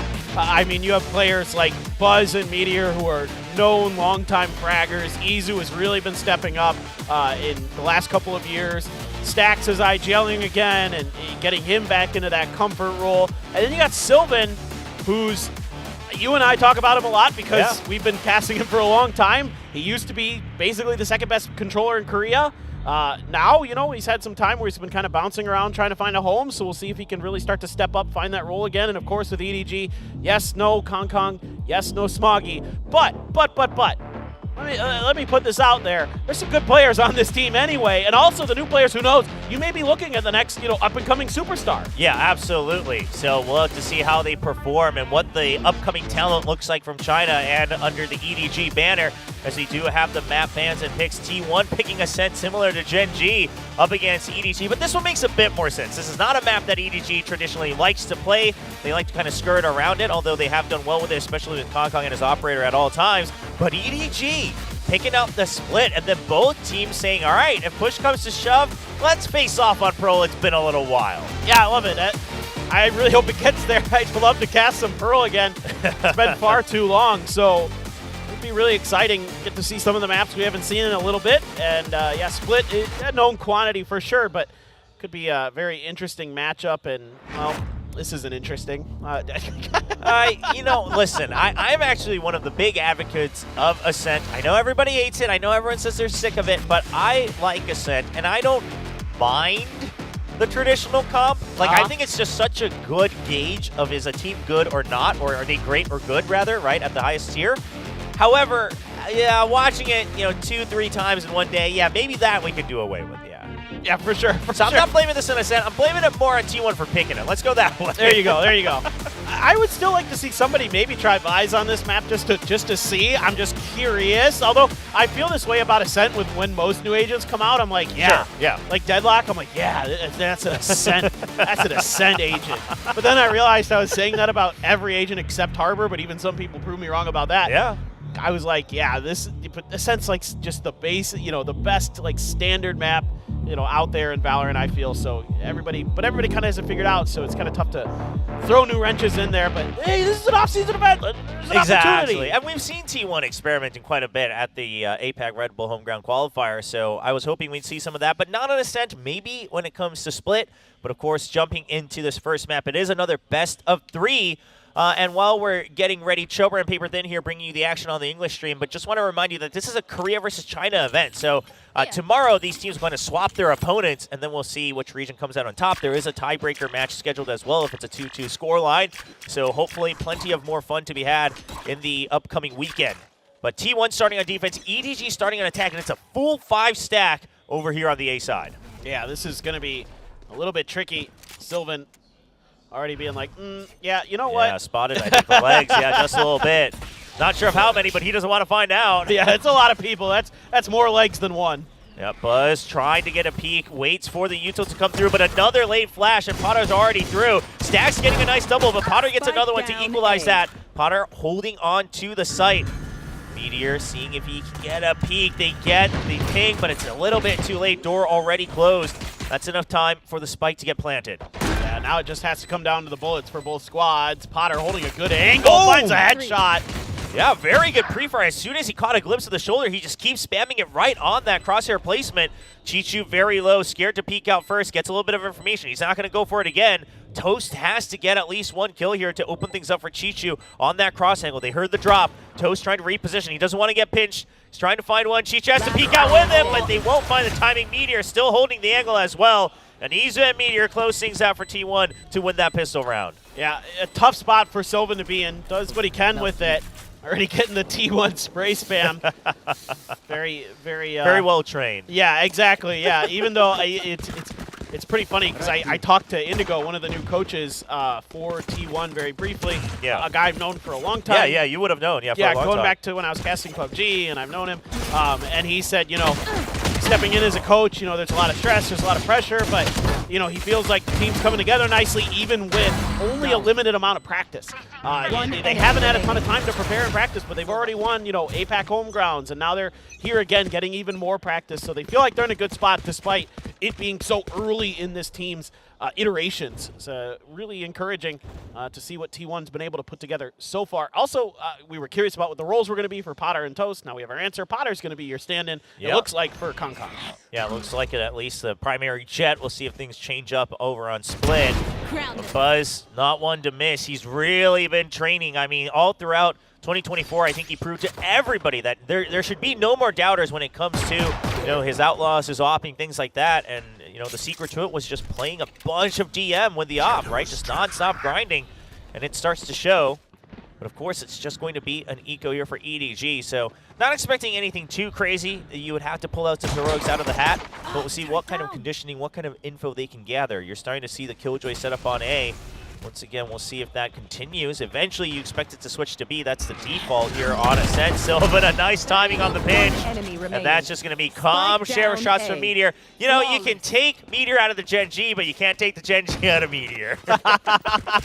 That's well put. I like that. Yeah, I mean, he's such a talented player. I mean, you could make a pretty strong argument that he might have been the MVP for Pacific last year if you include like the international events and the whole shebang. Like Meteor is so consistent. Buzz as well, I think you can make a decent argument for him. So you've got two absolutely superstar players with the way that Izu as well was looking at the Red Bull qualifier. Like, this team has firepower to boot. But you saw some good things there. Potter was able to get some good kills on that pistol round, so you're seeing some things from EDG that give you a little bit of hope that they're going to be able to hang with this T1 squad. You know, it could be a little shaky, but, you know, playing on a map like Ascent, keeping things a little bit simpler. Split and Ascent in particular, you know, pretty as straightforward as Valorant can get, I would say, in terms of the map. So that is true. Yeah, we'll just see what they got in store for us. But Meteor now going to be the one holding mid, trying to keep a little bit of pressure, trying to keep that alarm bot in place. A little bit shifted to the side there, trying to make sure they can avoid early detection or an early clear with a shock dart. There you go. Catches Potter, so that's a nice find. Yeah, I mean, he gets away scot-free, so that's a big one, right? They invested a shock dart, drone, and a scout, and nobody still waits for Meteor to peek out. Make sure that Potter can get out safely as well. Nobody, of course, that veterancy now coming in, especially now as an IGL. He's had some time throughout the later half of the year, won champions with that role. So truly now the leader of EDG. And with that, mid's wide open. You imagine if the Killjoy's watching mid, who's watching B, right? I mean, we're not hearing the Odin spam. We're not really seeing any of that happening just yet. Here on what is meant to be the bonus round for T1. Buzz can't quite land it, you know, quick enough to get two. Only gets him down to 10 HP. Simon still able to win out that trade. Yeah, this is looking really strong right now for EDG. Potter as well getting involved, takes stacks down. Easy with this Odin, being very cautious, trying to dodge that spam as much as you can. You're going to want to keep that gun. Yes. For sure. So I think at this point, you know, Sylvan can go and try to steal a few guns away from the side of EDG. You can look at their creds. They're very low. So if you can find some of those exit frags, that would be very impactful for T1. But again, yeah, a good a good pickup here on a round you should win for EDG. No bonus going over to the defender side team on Ascent. You see that, frankly, fairly often. So to avoid that kind of early quote-unquote mistake is a very good sign. They're able to find these openings, be patient, playing around mid, and break through. So gotta tip your cap so far. It's looking pretty solid. Yeah, just look at how careful they are as well, right? Understanding that this is a save, you know, where are the exit frags potentially coming in from? They're not going to overextend too much, all staying grouped up in case there's a peek around the corner. And T1 will respect that as well. So Simon just wants a fist bump, man. All he wants is a fist bump.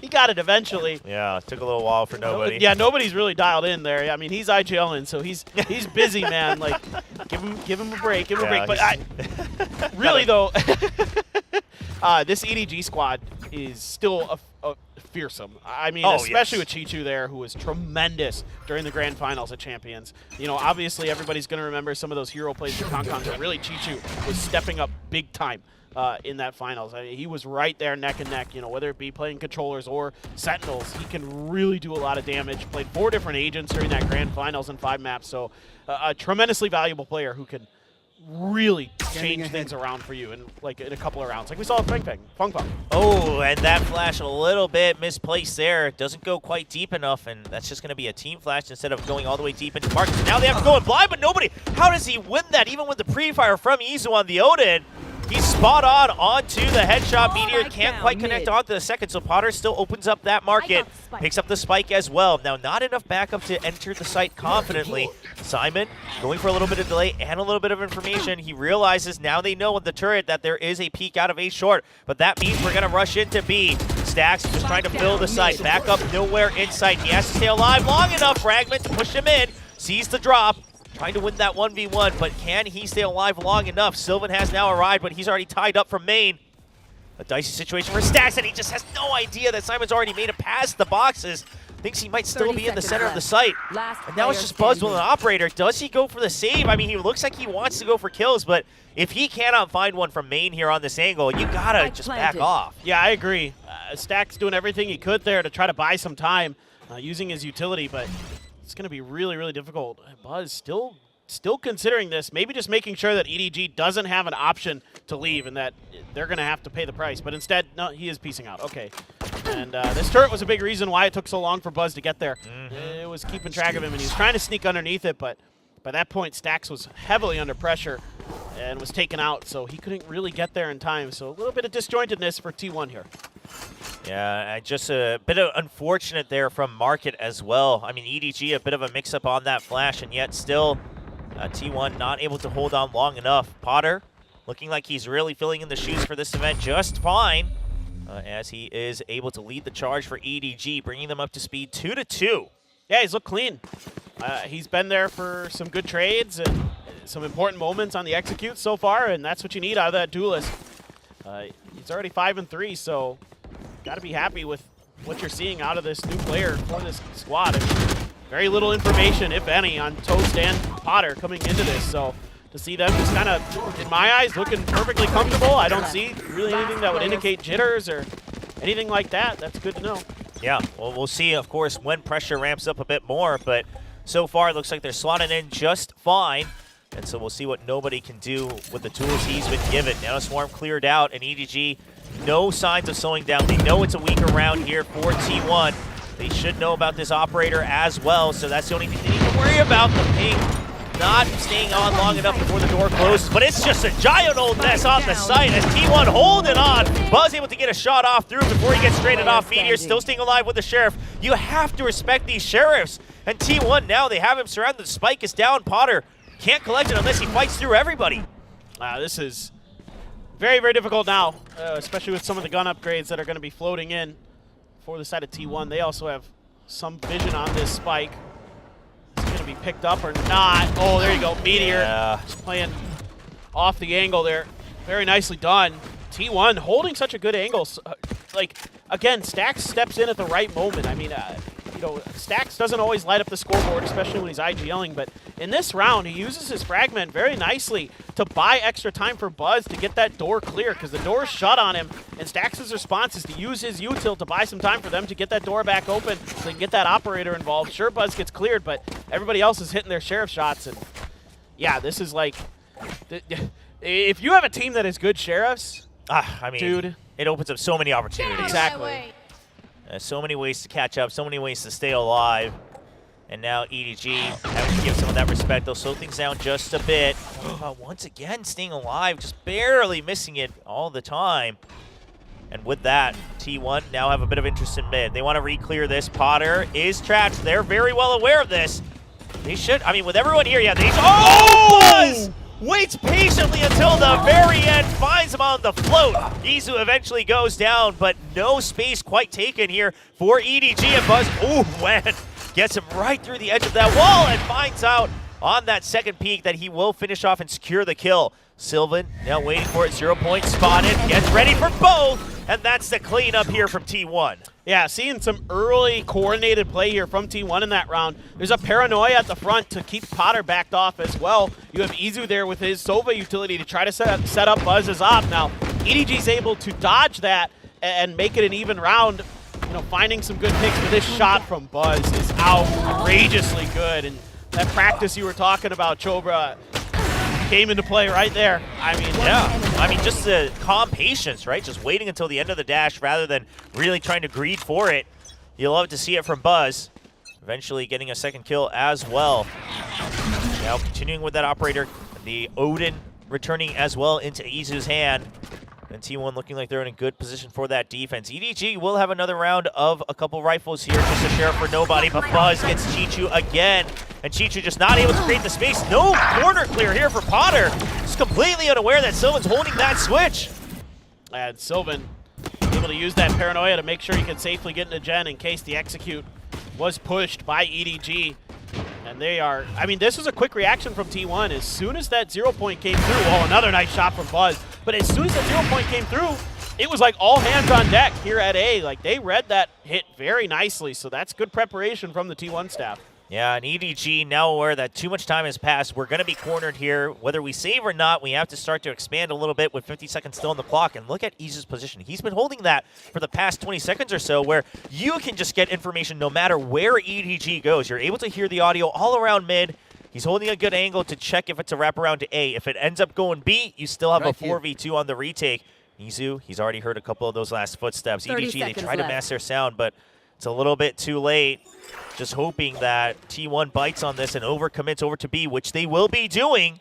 And only 20 seconds left, EDG going for the save. Yeah, this is just a really good read off the rip by Stax and T1. Again, that goes to the coaching staff, that goes to the preparation. They shut that down, that round down before it really even began. So really, really good stuff from them. And EDG going to take this time to, you know, take the freebie timeout, essentially, and, you know, talk things over a bit, get nobody in there, and see if they can come around with another round win here, because it's 5-2 now for T1 on this defender side. But, you know, defender side copium, if you're EDG, sure. Right? Yeah. I mean, EDG, the only problem here, is going to be the econ, right? It's still going to not be fully stabilized here. Not everyone can buy full armor and weapons.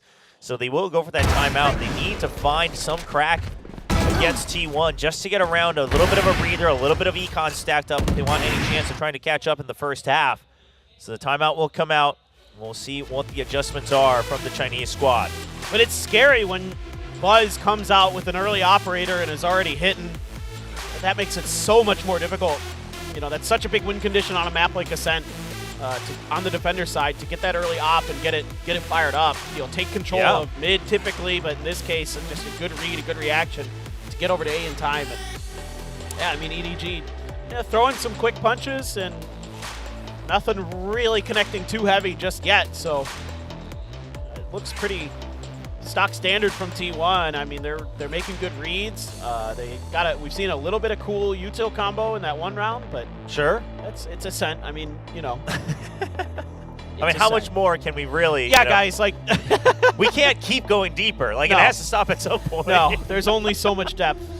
We'll see. I mean, I think, obviously, like you mentioned, I think Buzz's op right now is the biggest thorn in EDG's side. You know, they're trying to find these timings. Chichu gets picked off, so, you know, if you want to try to push him off, you're going to have to invest more util. So then are you ready to go for these executes without util? I mean, that's a choice EDG has to make. But for now, it looks like 0 point and a push out on mid. So they want to try to shove out the potential operator in mid, take control of that, clear the alarm bot first, and then pick and choose. You know, is it mid to B? Do we go back to A? Trying to open up their options a bit. And T1's answer to this is just shoving out B main and peeking down mid. Shuts down all sorts of possibilities. A good read off that timeout. Almost gets a second as well. But he's still holding that back line. Meanwhile, Meteor gets a trade for one, but eventually gets taken down. So it's going to be Izu all alone. Buzz is ready. Now, what a well-placed fragment. Pushes him off of that early angle. He's just going to have to wait for the cross. See if anyone actually dares to take that leap. Oh, one does, but Buzz gets scratched up. He's going to have to back off. Izu all alone with the Odin. The Odin's a good weapon to have here, but he is all alone. You're not going to have the greatest support. No command at the ready, but no flash drives for stacks. So they have to jump in, and Izu's just praying and spraying as he stays alive. Silva now coming in for that backup. Chichu takes him down 1v1. Bladestorm at the ready. Chichu, he'll fall off of a sneeze, and Buzz gets it with the Bladestorm, and eventually gets that clutch. Yeah, it got pretty close there for T1. It got a little bit dicey. EDG able to fight and claw their way onto the site eventually, but that extra layer of firepower, that timing on Buzz on that first kill, so good. I mean, T1 here, the protocol's looking really strong where they're going to say, okay, we know when we're giving up a little bit of extra space. We have good reads on the timing. That's when we're going to start peeking and looking for those shots. Sylvan there, just he got him so weak, down to 7 HP was Chichu. And that gave Buzz the confidence just kind of swing on in there. You have a ton of ults on both sides as well to play around with, so got the counters with the Hunter's Furies to the lockdowns, got the no commands, and it's just kind of down to that tic-tac-toe, like who's going to be able to kind of outguess who on when and where you're going to use those ultimates in this round, because T1 didn't have to really use any other than the Bladestorm in the previous round, which is definitely not as big of a piece to the puzzle as some of those other alts typically are when it comes to the getting the round win equation. Yeah. I mean, just kind of the table turner, right? Didn't really see that heavy of an investment from T1. Now, EDG, this is really the do or die here with 3 members at 100 or less creds. So even with the half armor, things start to get a little bit dicey if you want to go for those rifles. And it's not looking like a good start. Nobody gets just pushed out and right into the sight lines of Buzz. That's an early kill, but that's the Silva trying to back away after using Uto. So T1, no reason to go for these over-rotates. They suspect, okay, for the next 20 seconds, it's still an A hit, and they would be correct. We are going to see Silva stuck in hell, but he's going to get the kill, so he's still alive. Stacks with the cover from Heaven, and now Buzz in the site as well. Just nowhere for this spike to go. It has to be another save from EDG, surely. Yeah, I would think so. I don't really see any world where they're going to want to try to make a go of this. That's just, again, really good timings from T1. Like, they've got such a good read on the map right now. They're aggressive when they need to be. You know, Buzz this time a little bit patient and eventually reads that, okay, we're not getting any pressure in mid. Nobody's trying to clear the alarm bot. That might mean that I have some space to work with. And he takes full advantage of it, catches a player out in the open, and EDG's protocol's a little bit off balance right now. You're going to have to address that mid control. Make sure, you know, something that they've been focusing on throughout a lot of the first couple of rounds here, where they were like going mid or pushing mid or at least clearing that alarm bot or checking for it. This time around they leave it completely open, and T1's Buzz is so aware, so keen to take advantage of that. Yeah, now EDG starting to fall off on the firepower as well as the armor. Half armors across the board, a Sheriff, a Stinger, and a Guardian next to these Vandals. You still have those ultimates, but so does T1. And EDG, what's the choice? Because if you let this slip, it's already an 8-round lead here, or, you know, on the scoreboard for T1. So maximum, it's a 4-round gap that you'll be able to close it. And even then, it doesn't look very promising. So see if they throw everything they have at the wall. Drone pushing out mid again. They're going back to, you know, what they thought was working, at least for the first part of each round. Trying to scout out this alarm bot. Trying to disrupt the positions of T1. You're not seeing the op peek out yet. They're waiting. They're waiting for Buzz to peek out. They think they'll get the pre-fire. But Buzz just is nowhere to be seen because he's sitting right in sight on the A side. Yeah, this is a pretty good opportunity for EDG if they can get the read that actually mid to B would have been a pretty good option, but I think they're still suspecting that that operator's over on that side of the map. Yeah, they think maybe it might have been a B main push, and they're going to walk right into him. Buzz, he's ready for it. He's ready for another, but here's a dash.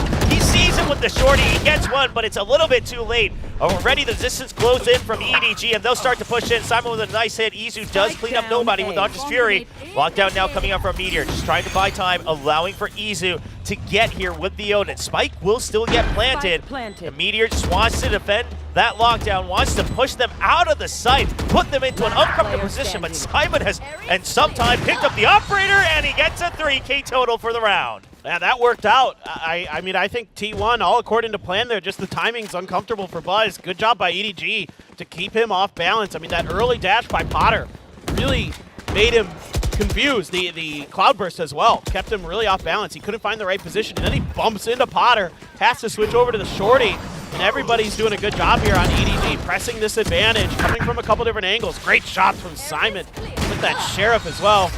Snags the op and secures the round. Really solid stuff there. That was frankly one of the tougher options that EDG had to go through in that setup, and they got through it pretty nicely. Yeah, absolutely. Just masking their advance and just closing that distance a bit more, and this time they'll continue to ramp up the pressure all the way to 11, going for the tempo play, but can't quite get in yet. The fragment holds him at bay. They're not clearing their quarters just yet, but Meteor just cannot track him across his screen. Toast comes in for the trades. Izu will continue to hold, but for how long? Just long enough for that kill through the wall. Chichu falls. Now operator in the hands of Izu. He's trying to keep them at bay. It's going to be a 1v2. Operator going to be the weapon of choice for the time being from Izu. There are some Vandals right in front of him if he so chooses, but wants to find a pick. Clearing out one angle at a time. There's too many options. Recon Bolt gives him time to switch out weapons. Knows there's one right close by. Damage done. I mean, nobody's job right now is just to buy time.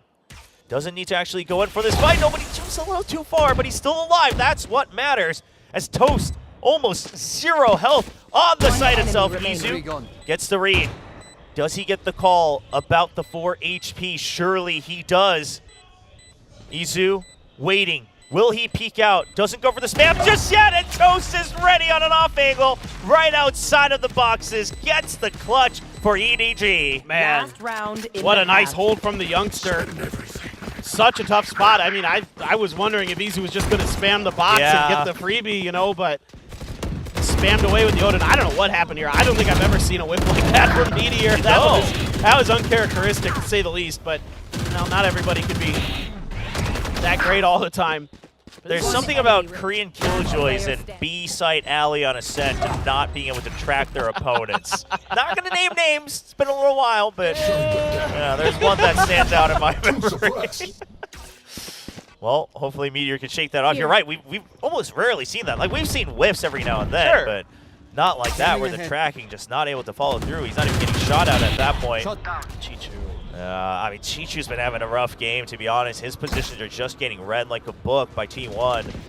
As soon as he cleared that dart, it was instant identification for Izu on where that spot would likely be, because of where that recon dart lands, you know that the only place it can be cleared from below is right next to that box, so it makes it easy for the spam. There you go, Meteor. Yeah, Meteor's going to be able to find that one, but Toast quick on that trade. EDG, nobody as well, swinging out from B main. Now only 2 members remain, though, for EDG as he took that first hit. Their duelist dying before he can actually reach the site. Izu, once again, buying time. Survival duty for the rookie of 2024, now trying to fill in that initiator position for T1. And Toast, the only one left. He gets one, but he cannot possibly do a 180 in the last round of the half. I always get scared after Lakia used his Nightfall over in, what was it? That was Master Shanghai, wasn't it? It was on Lotus, yeah, it was at Master Shanghai. Yeah, when he used it on Lotus. Every time someone does it, I'm like, wait, are we sure that it's like the last round of the half? But it was. Now I'm always questioning it. I'm like, wait, is that half? Yeah. Sure. Yeah. That was like one of the all-time Lakia moments. Like it was, because it was a great round, and then it was such a Lakia moment to follow as well. But then they won the next round too. It was all okay. Yes, that's what matters. That's what matters. He laughed about it on his stream as well. Yeah. I have to say though, I'm impressed with Toast and Potter. I think they're hanging. They're holding their own. They look like they're kind of making good reads, making some solid plays. The aim looks perfectly fine. I think you have to be happy if you're an EDG fan with what you're seeing from these 2 new players that were called up for this event. You know, get them a little experience, get them a little bit of, you know, land, not just experience against a good team like T1, but land experience as well in front of a crowd. All of these things coming into play, and in my opinion, they look like it's just another day at the office for them. Yeah, I mean, mechanically definitely seems gifted, right? We can see why they would be talent that EDG's had their eye on and trying to develop. Now, obviously, and then team-wise, you get this type of experience every now and then, and you start to really grow into your own. So hopefully more people will be interested in their future ventures. But for now, they will continue to play the next 2 days in the place of Kong Kong and Smoggy. We'll see if it's enough to bring EDG back on this first map. T1's pick of Ascent. T1 now on the attack with a 4-round lead. Yeah, very important pistol round for EDG. Really want to start this defender side off on a positive note. Make it a lot harder for T1 to just kind of run away with this half. But 8-4 is definitely doable on Ascent. You know, again, one of the more defender-sided maps. So just got to get that ball rolling nice. Simon considering a flash, an early shock dart there, but no damage done. T1 dancing around this utility pretty well so far, but are they going to be ready for this 3-man stack that you've got? Oh, EDG, they don't spawn anyone, so they're just going deeper with the flash, and he actually still finds one before he gets out. Good for the second, and now he's stabilized. Nobody's there for support, and Potter gets out free. Takes some damage, but he's still alive. That's what matters. He's still hunted down. That's for the 3K for the youngster. Being called up for the EDG squad. I mean, sure, it's an off-season event, but it's still so much pressure to be representing the world champion brand. But he's delivering on the second pistol. Yeah, he's looked good on the pistols, that's for sure. That's a great setup for him, too. I mean, you know, EDG doing a good job of using their util to put their duelist in a position to succeed, and he does. And that's all. That's teamwork, that's coordination, that's skill. All those things come together there. Meteor trying to find some way in hell to get this plant down. He's going to get spotted and isn't able to find that early shot. Trying to use the turret, but it's cleared off of the smoke. I mean, nope. Yeah, the smoke was there too, and I mean, he's just waiting. 30 seconds and he's left. good with his shots, but it's just too many. Potter with a 4K. And yeah, like you said, it's a good combo of a mechanically gifted player, but also a team that knows exactly how to set up a star player. And the setup comes in. Simon adjusts his flash all the way into deep B main, and Potter's ready for it. But I thought, honestly, with the number of targets he spotted, he might not get a kill. But he instantly just picks one, you know, threads the needle right through and then backs off safely, ready for a second one. Exactly, and I mean, you know, he went from, you know, 6-11 to 10-11. That's what I'm saying. Like, you can see with your eyes that he's pretty solid. He's got good identification of, you know, how to play situations. 30 seconds left. You know, tough spot to be in going up against a team like T1, but yeah, he's holding his own, no problems at all. And EDG is so good with their coordination. That's one of the big hallmarks of the things that they changed from 2023 to 2024 that got them in a good position. Okay, yeah. Buzz just trying to make use of his shorty there, trying to push him away outside of a tree, but not going to be able to find the value he originally wanted. They will still get the spike down, and they will still have control of the site, but the weaponry is where they will fall behind. You only have that one Sheriff on Meteor, everyone a bit scratched up. Meanwhile, Outlaw, Spectre, Stinger here for EDG. They could just run and gun and clear this site. Simon already gets one with the fragment. Stack stuck right below in hell. Nobody just swings out with the Stinger. It's just a spray down here for EDG. And Meteor gets one, but it's still traded off. 3 members still alive, holding on to their weaponry for EDG. Yep, reasonable stuff from EDG for sure. Even, I think, able to grab a Sheriff or something in the corner there. All right, now T1, now you've got your buys, now you've got those rifles. What are you going to be able to do with that weaponry? Still going to have one player on half armor, but see here, that catch from Buzz, I mean, yeah. It's a Hail Mary. Yeah, exactly. It's an eco round, you got to go for big stuff or, you know, it's not going to go well usually. So it's totally fine. It's part of the job. Meteor's going to be the one on half armor, so just has to be careful of that Outlaw. Other than that, you should be okay for T1, you would think. Just how well coordinated is this attacker side really? Like, what kind of executes do we have in store with these players? Obviously some synergy with, you know, the likes of Stacks and Buzz on this map for years, playing together on this map really effectively. Too many overtimes maybe for their liking. Yeah, they played a lot of rounds on Ascent together, that is for sure. And we'll see if that pays off dividends here. We saw some good timings there on the entry in, but EDG had already emptied it, but they just wanted to clear out mid. They cleared out the courtyard, they cleared out B main. So EDG now holding the positions they want here for the retake, but a well-timed null command is going to deny all sorts of util. So now EDG just have to come in, guns blazing, and the guns aren't looking great. Buzz gets a little bit aggressive, just trying to shove them off, right? Make sure that it's not a flood in after the first target. But there was some risk involved as that is a rifle given over. Stacks will still be able to clean up Potter. So now all eyes trained onto Heaven, and EDG surely you're not going to be able to find much success. They'll just start to dive in, do whatever damage they can, but at this point it's not looking very promising. Stacks with a 4K on Ascent. He'll be able to continue to bring the lead back for T1. Yeah, it's a really nice round for Stacks in a lot of ways. The null command is used, and then he's getting kills on the bet. He gets 4 kills after popping it. Going to be right halfway back to getting another one. So really good cycling here for T1. I think the only thing I kind of question about this round is this. Other than that, it's a really nice round. Really well held. Kind of found the open space in the EDG defenses. Now you've got to deal with the operator and the Odin for EDG. So things get a little more tricky. Sylvan as well only has a Guardian.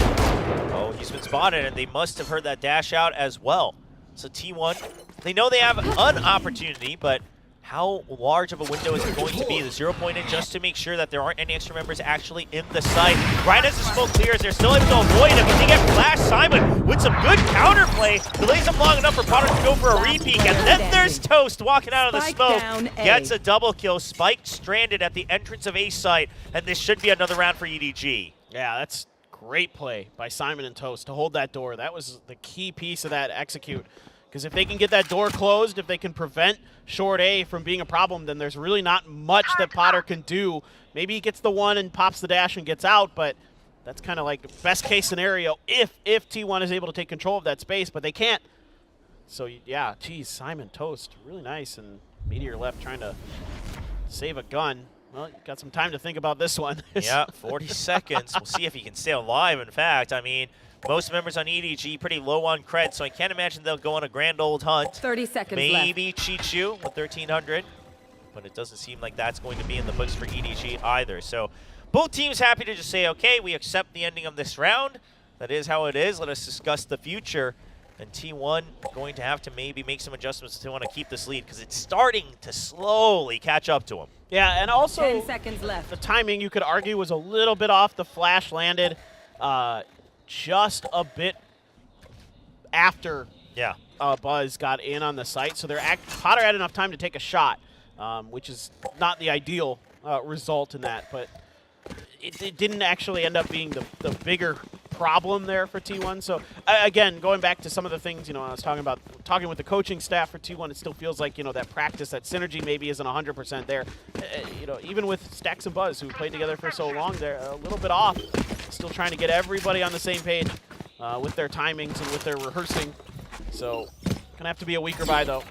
As you can see, they did carry over that one vandal. They're gonna pass it over to Buzz. Meteor has enough to go for the Guardian, a Stinger for Sylvan. Sheriff for Stacks. Still dangerous.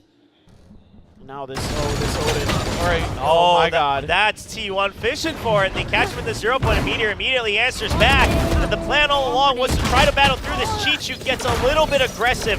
Doesn't have faith that he can stay alive long enough. Wants to find his own exit, but he won't be able to do it. But a good pop flash for Simon. Sets himself up for a double. Finds the third as well. He's snappy with it. And now continuing to represent the world champions. Another 4K as Simon cleans up. Man, that is clean from Simon. And he's laughing. He knows how good that was. The timing on that pop flash was immaculate. And this is going to force a timeout from T1. They can't afford to have this go any more sideways than it already is because it is almost even in the scoreline after such a good start here on this defender side for EDG. Yeah, I mean, T1 definitely feeling that pressure a bit. So Autumn will be calling that timeout. See what the adjustments are. Now, we have to say that T1 definitely looked pretty promising at the Red Bull qualifiers, right, for home ground over here in APAC. But like you mentioned, I mean, the team is aware that they haven't had that much time. And we also noticed that while promising, there were definitely some shakiness. It wasn't the cleanest tournament, right? It wasn't the cleanest run. So we'll see what they can iron out here in this break. Again, sure, some of the star players not here, but EDG still the reigning world champions. You got to give respect. And Simon showcasing again just why he was such a big part. A lot of us just thought he's just another member, right? He came in to kind of fill in that slot. You know, how good is he going to be? We're not sure. But he's silently supporting, and then when push comes to shove, he can frag just like that. So showing that prowess once again, why he was such a big part of that winning factor. Imagine the confidence he must have gained. Oh, You know, sure. coming into a squad, kind of being a huge question mark, and he was an integral piece of the puzzle to get them that champion's victory. And even, you know, this round looked like, oh, it might just be another, you know, kind of eco round special for a Korean team, but Simon just says, no, I've been here, I've done that, I know what's up. And he just shuts it right down. Crazy, crazy good stuff. Yeah, the pop flash timing also so good. God, I mean, he's literally out as it pops, like not a second before or after. So that's something that T1 will have to watch out for, right? If you haven't heard the flash tries go out yet, you gotta have somebody ready to ante that, and that's just another part of the puzzle that T1 and Stacks as the IGL will have to keep in his mind. Now, Meteor going for a bit of that lurk over on the B side. So T1 starting to play the map a bit more, spreading things out, drawing out that util. They'll get the early drone out from nobody, and he doesn't get too much information off of it, just to ping all the way down top mid over against Izu. But the reclear comes in from T1. All this has to be super concerning for T1 because of how good they were on the attacker side on Ascent at Red Bull home ground. Like, that's where they were really doing a ton of their damage against Zeta, against RRQ even. They were destroying on their attacker side, but here it's getting shut right down, and there you go. Potter just waits it out. Stacks goes for the peek. The good crunch from nobody as well. Izu down. T1 finally. Buzz answers, but Teacher's right there. Yeah, and Meteor left all alone on the B side. Sylvan left all alone on the A side. They both got to fight their way through it. I mean, ideally, Meteor's able to come in, maybe get the kill against nobody, but not going to be in time. 30 seconds left. Pushed away, pushed out, Spike stranded and spotted. See if Potter's going to be ready for this potential wraparound. He smells it. He smells something. Fishy coming out, and he finds just a jiggle. He'll get the kill against Meteor. That's a flawless after a timeout, too.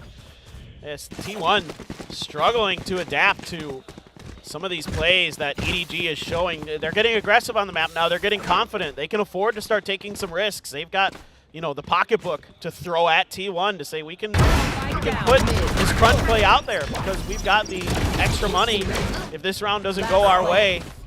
And then they're just pushing deep angles, and T1 just lost, completely scattered throughout the map. Now they're back on yet another eco, and it's tied 9-9. It is probably going to be 10-9 in favor of EDG. Yeah, I mean, you're going to have to give up the lead here. I mean, sure, you got a couple of great Sheriff members, but we'll have to wait and see. And in that previous round as well, I mean, getting that first kill for Potter over by right outside of Tree, it's Simon giving that fake, right, with his footsteps. I mean, Simon just continuing to play support in so many different ways. Sets Potter up nicely for a nice and early first kill.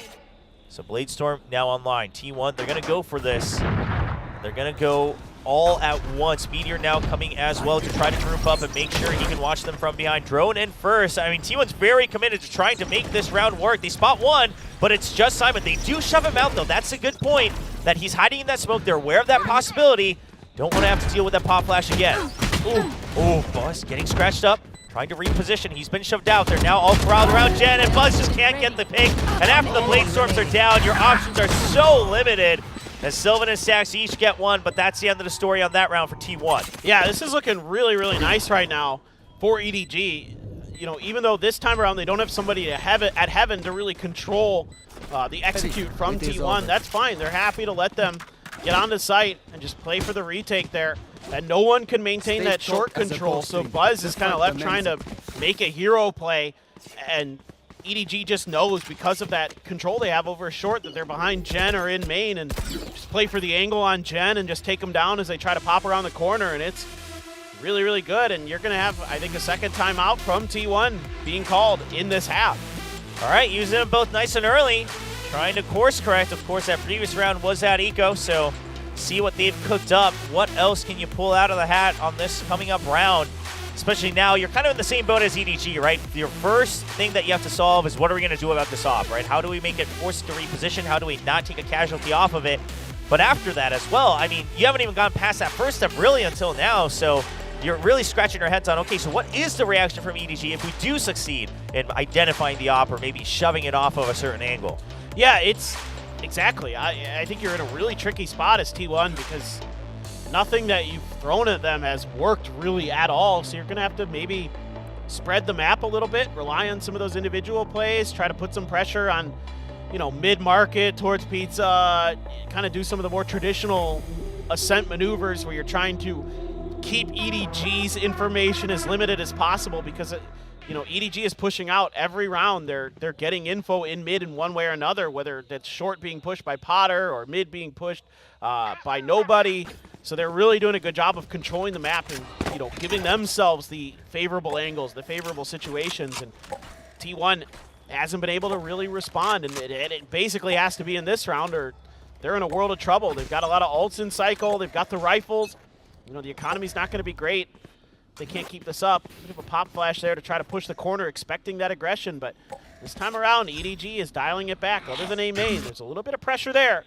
Everybody else is just kind of chilling. So now, again, you're leaving that one spot of the map open. I like what you're seeing from T1, though. This mid push is good. You're forcing EDG back. Yeah, I mean, they're trying to just shut off all of that info gathering right before it really blooms. So the drone taken out before he gets any more information. Sure, you got spotted, but it doesn't matter. You're holding control of that. And then your own immediate re-clear of A main. You gave up the space for free early on, and barely going to get out of vision. So they know that Wine is clear, reached all the way to the end, but they're not quite sure if anyone's watching it. Potter gets that kill, and he knows that that's the only one he spotted, so this is a pretty big tell that it's going to be B. The question is, Chichu, can he stay alive? And is there going to be that pop flash from afar from Simon? He's getting closer. Nobody's already snuck in. Got a single kill for himself. Simon will be starting to look to jump out of that smoke, but not quite in position just yet. As Chichu has been taken down. The three members of EDG waiting for the smokes to clear the nano swarms, going for a full-on retake, but he's been stopped, suppressed. Util still not available here for EDG. Time starting to tick down against a spike. We've still got about 30 seconds. Now coming down the stairs, all grouped up, watching each other's backs, going for that double swing. Simon, they line up for Meteor. Gets the clean double headshot, and Toast just does not have an entrance. Okay, he'll get a nice shot. Looking to save the op, maybe. Wouldn't be the worst scenario. Oh, they're actually just going to go for it. He thought about it a lot. I mean, I was waiting to see what the decision was here.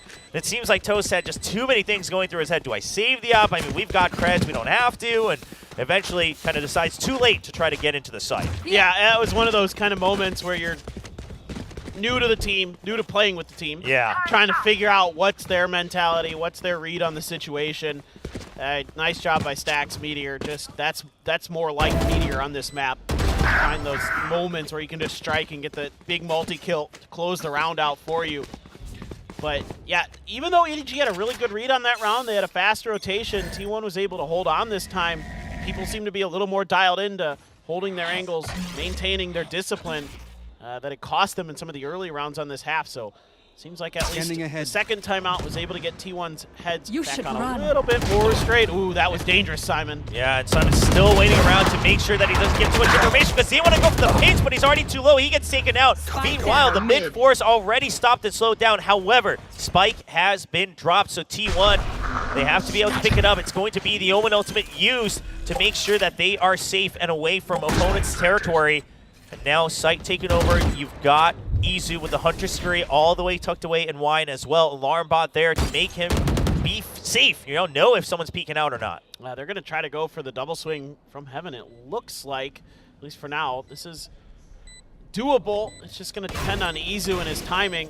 Some nanos pop to delay a little bit more. Two players underneath. Sylvan throws out a Paranoia into nothing. Spin down, just shut down by Meteor. One more to go here. Toast spraying and praying, but Sylvan's going to get him from down below. And yeah, now we're starting to see that T1 synergy, that the gelling coming together as they're finding some round wins. Yeah, I mean, the positioning and just the comms seem to have been cleaned up. And now they get that lead back 11-10. But Econ's still there for EDG, so T1's not going to be able to calm down. And yeah, there's a timeout for EDG as well, recognizing that this is our last shot to try to really get back into this game. Otherwise, you know, the best we can do is overtime. Yeah, I like that we're seeing EDG really giving it their all here. Like, in terms of like taking good timeouts, coming up with good strategies. Like, everybody's playing really well, and that's really encouraging for EDG because you think, oh, you know, nobody and Smoggy aren't here, or excuse me, Smoggy and Kong Kong aren't here. Like, no, they look great. They look really solid. Yeah. I mean, I'm like, these guys might just beat them, and T1, this roster is very strong, so this is a really good showing. You have to be super encouraged if you're an EDG fan.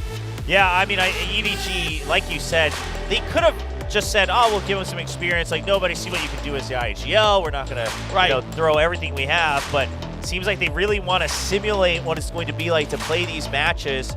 You know, maybe you get some new ideas off of it as well. But at the very least, it means Potter and Toast are going to, of course, get as much experience. And the other side of the coin is that you do have a reputation to uphold as the world champions as well. So really recognizing that, giving that respect to the fans and saying, we know what you expect from us, and we're going to give it our all. And really send you guys a great game to watch. And that's exactly what the fans are getting, both in the venue and, of course, for all of you watching online. Now, timeouts all used up on both sides. What I just also want to say, this is so important, for Muggle as a coach to lead the way, that this is how he's going to lead this team. You know, why we won a championship is because we do things the right way all the time. We're always trying to instill those protocols into you. We're trying to make the best of every situation, get the proper practice. Did he see that jump over? I think he did. He's waiting for it. He was waiting for a second peek, I think, from somebody else, but at the end of the day, he'll just back off. That's a good read from Buzz as well. Just not wanting to take a big risk. Tries to pre-fire around that corner, forces him away. Here's the tailwind. And T1, they have the information that the op has been repositioned, but do they have much else? They're going to pick up the tempo right away off of that ping. They want to take him out, and Buzz is good for it. Stays alive on site. He's ready for Simon, but Simon gets the shot first. Still alive, too. Not quite able to track all the way to a third. Stax will force his way into the site. A 2v2, and Chichu watching for the flank. Doesn't let that curveball come through from Meteor. It's going to have to be a massive play from Stax.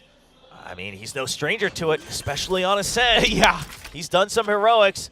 Hiding right away from that recon. The lockdown will push him away. Turret to make sure that he's not pushing through. Door closed as well, so Stax doesn't really have an option. Just has to respect the space. Has the null command, but not going to be useful here in this 1v2. Not too much. Not much util on nobody. Is he ready for the high-low? They're spread out far and wide, and Chichu so fast on that reaction. Gets the clean one tap against Stax. Yeah, that's really well handled by EDG. The pressure good off the rip. I mean, again, the execute this time looking a lot more coordinated. The instant decision-making off the back of the ping from Buzz to dive in for the kill. But Simon, again, stepping up big time here today. He has had a really, really... Look at this scoreline for him.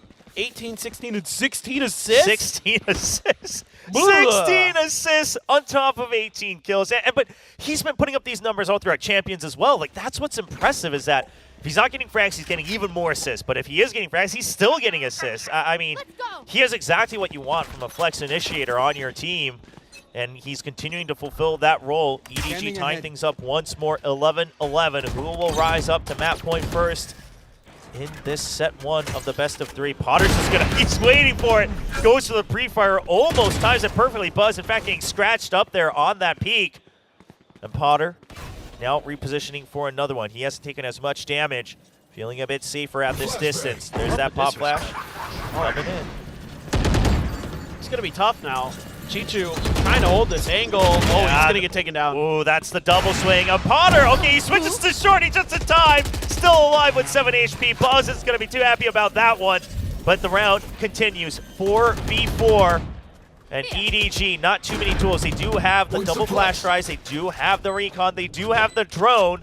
But Izu with a Hunter's Fury stuck on the site. Does he use it preemptively to try to buy time? There it is. Potter's already gotten through it. And Simon, he's going to try to find an opening as well. Potter just trying to weave in and out. They're actually using this to their advantage, masking their footsteps. Now all in alley. There's the paranoia. Stax doesn't quite have an angle. He gets spotted, but not in time. His sight is cleared. Sylvan there to help save him as well. Stax still alive. 1v3. Toast in a similar situation. Can he change the difference this time? Stuck in the smoke, spot Stax, but can't get the kill, and it's just too many targets. Sylvan this time, bringing T1 to map point. Yeah, this is just a really good crossfire setup for T1. Everybody doing their job, holding their angles, buying a little bit of extra time for Stax there for that paranoia to wear off. Even though his position had been revealed, there's too many players playing their lives on site, making it tricky. This is really important there for Chichu to win that exchange. Can't quite do it. Okay, yeah, you get Buzz pushing alley, but that's just Buzz creating space for the rest of the team. I mean, that's why the duelists sometimes are, asked to kind of do those roles where they're maybe not going to get any kills out of it, but it's going to win you the round basically because you're going to get that plant down, you're going to get those crossfires successfully, make it really, really difficult for your opponent to get that nice retake like they would like, or at least keep you off balance during the retake. We'll see if this time the shock dart gets the clear it needs. No, neither team really able to land those right on top of the alarm bots. Just constant repositioning as well from the defensive teams. And a nice early drone. I like this from nobody, right? Immediate re-clear, but also helps keep the alarm bot alive just a bit longer. And so EDG will sit a bit safely and Chichu. He's coming online right there next to Potter. Bladestorm activated as well. It's going to be tough. Nobody, yeah, with just a Spectre, dude. Yeah, I mean, it's not looking great. And Toast, he's on that side. He doesn't quite have a flash. There's a fragment. Nobody, you're stuck. He's got to back off, and that means Toast has to back off too. So they would have liked an early kill, but you have opportunities here. You have the null command. You have another flash drive. There are options for EDG. Not all is lost. There is the ultimate from the KO. Stax trying to make sure he stops in the flooding from both sides. And there's the flood down from up top. Buzz finds one, but immediate trace for EDG. And in the snap of a finger, they will be taking us to overtime. Yeah, what a play off the back of that null command. That flood retake, something that you can see why T1 was kind of aggressive in those positions earlier in the half, right? Where they were trying to shut down those flood retakes. Well, that's why. Like, it's looking really, really good. They're really well coordinated on that. And, you know, Stack's trying to do what he can in that corner, dodging the flash, trying to get some frags, but by the time he's really able to get himself readjusted, get himself in a position that he can do any damage, the rest of his team's falling apart. So tip of the cap to EDG, and overtime we go. How many Ascent overtimes do you think it's going to take for the other guys to regret teaming up with Stax and Buzz? You know, like, at some point you have to wonder, like, was it you two? Like, Were you the problem? All along. Hey, the good news is generally they've come out on top. Yeah. After all those overtimes. Yes. So we'll see if Stax is able to replicate that. Currently leading the scoreboard for T1, something that a lot of us were concerned about if he's back to IGLing. Can he keep up in the gunplay? So far, not looking bad. Moden trades back and forth, but he's just going to have to keep up that space. And there's Potter. He's actually barely tries to stay alive, but the flash not timed well enough. And Meteor able to spam from afar. Now the site flooded. EDG, you're already out of options. I mean, we have Sylvan watching mid from A short. So mid to B rotation isn't an option. Meteor good for 3. It's just Meteor against EDG. He gets the ace. Right shutdown on B main. Nobody enters my home, he says. That's classic Meteor. The overtime juices are flowing for T1. That flash, though, was brutal. Oh, yeah. It landed right in Potter's face. I mean, oh, man. Yeah, the slight mismatch in timing. And that's one of those where you can't really blame either because it's such a long-range throw, right? It's just a little bit of mistiming from both players. And that is unfortunate. And Simon's been so good on this map. Yes. He's been so good. He's got 20 assists. I mean, the guy's playing point guard over here. You know, he's just doing phenomenal work. But the one little mistake, you know, the one turnover there, essentially, where you're kind of giving up the round because you can't get that execute, that up and over with the dash to work. But so be it. Let's see if T1 can get it done on their attacker's side now. Defensive setup. 3-2 split for EDG. Trying to get a little bit of info. Does catch Simon, so you know someone's over on this side. And what is going on here, Toast? Oh, wow. Yeah, okay. Well, they got that spot nice and early, I think. So they set up the smoke. They set up the flash. They just want to clear it. And they were ready for the counter peek as well. But eventually it just ends in a 1-1 trade. So no smokes on either side. This is for all those people who didn't like the Harbor Viper meta. No more smokes here for this round. And we'll see as T1 just go for a full rotate. Now, this has been T1's tendency throughout their attacking side is once we get shut down, we'll try to rotate faster than the other team. We'll kind of play off of tempo more than anything, make sure we have the numbers advantage. And this time it will work out, especially since it's a 4v4. Other times EDG seem to keep up the pace, but nobody all alone. And Buzz just walks out. Nobody was trying to get ready for a dash in, but Buzz just casually waltzes onto the site. That's a huge win for Buzz because that doesn't give EDG's reinforcements the time to get here to disrupt this execute. This is really, really, really nice for Buzz to get that kill. That's why you bring that player onto this team. That's why you spend the big bucks to get this duelist. Yeah, and that off angle he's holding as well. Goes for the peek out, and look at the synergy from T1. Meteor there to cover, and T1 will take the first map win on their pick of Ascent after overtime.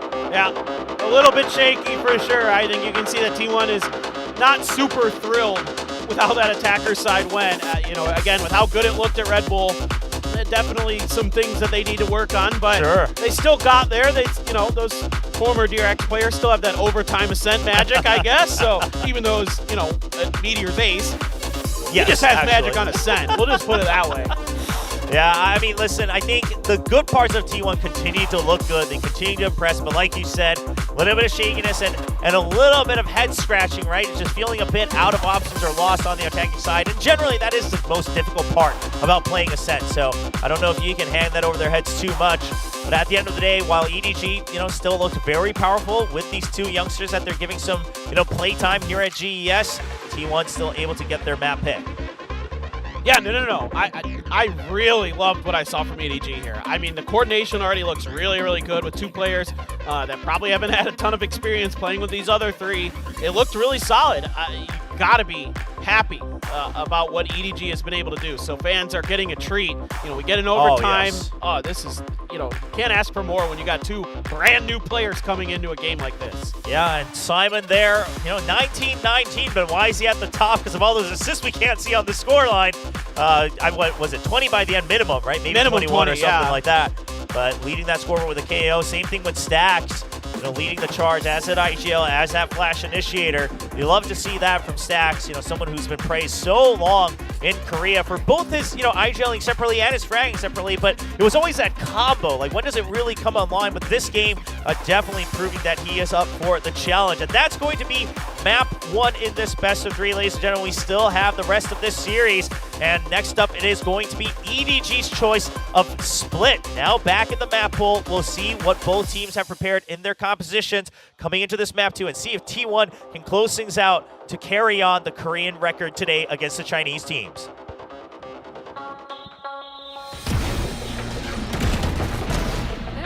One enemy remaining. One enemy remaining. Last player.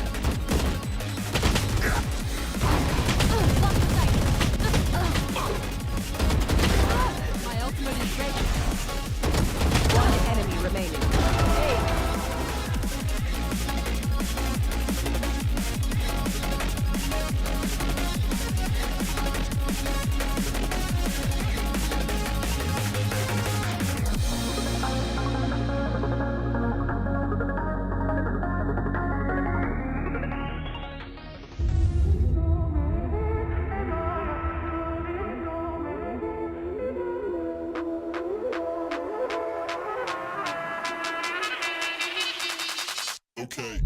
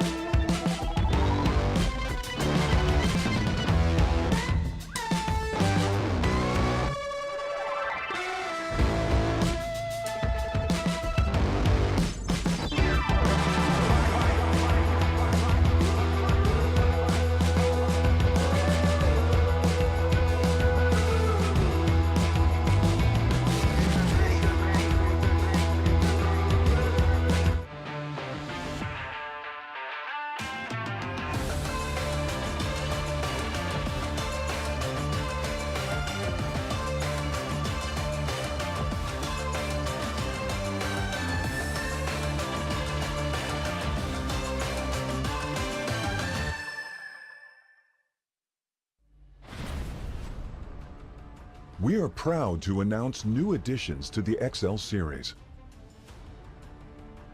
Both are using fast TN panels and newly upgraded Diac 2 technology. Fast TN panel with its faster native response time can reveal enemy outlines quicker during flashbang attacks. For IPS panel, more overdrive is required to enhance response speed, leading to dynamic image blurring due to the panel's inability to handle the load. These new monitors integrate new dynamic accuracy technology, Diac 2. The upgraded dual backlight design not only provides FPS players with clearer visuals at dynamic aiming and spray control, but are also more friendly to your eyes. Moreover, built in the monitor panel, Diac 2 functions independently and doesn't require any sync with PCs, ensuring no impact on game performance. XL setting to share now has auto game mode feature. Besides download, save, share your settings, it will auto apply different color settings based on your usage scenarios. Outlook of the latest monitors are refreshed. It has incorporated industrial-grade bearings into the height adjustment mechanism, allowing easier and smoother adjustment to the exact desired height. The new monitor series continue to evolve, refining details to ensure players can perform their best consistently in games. This is a brief introduction of the new XL monitor. Feel free to DM us if you have any questions.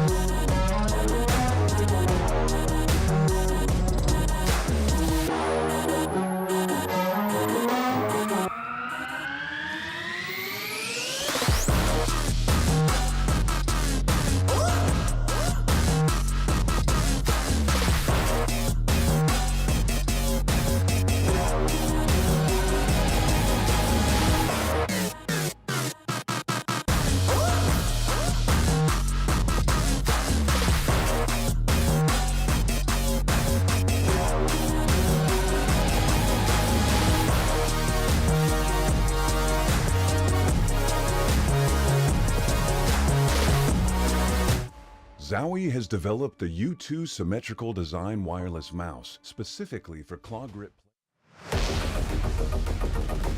Welcome back, everyone. We are in the middle of the second best of 3 of the night here.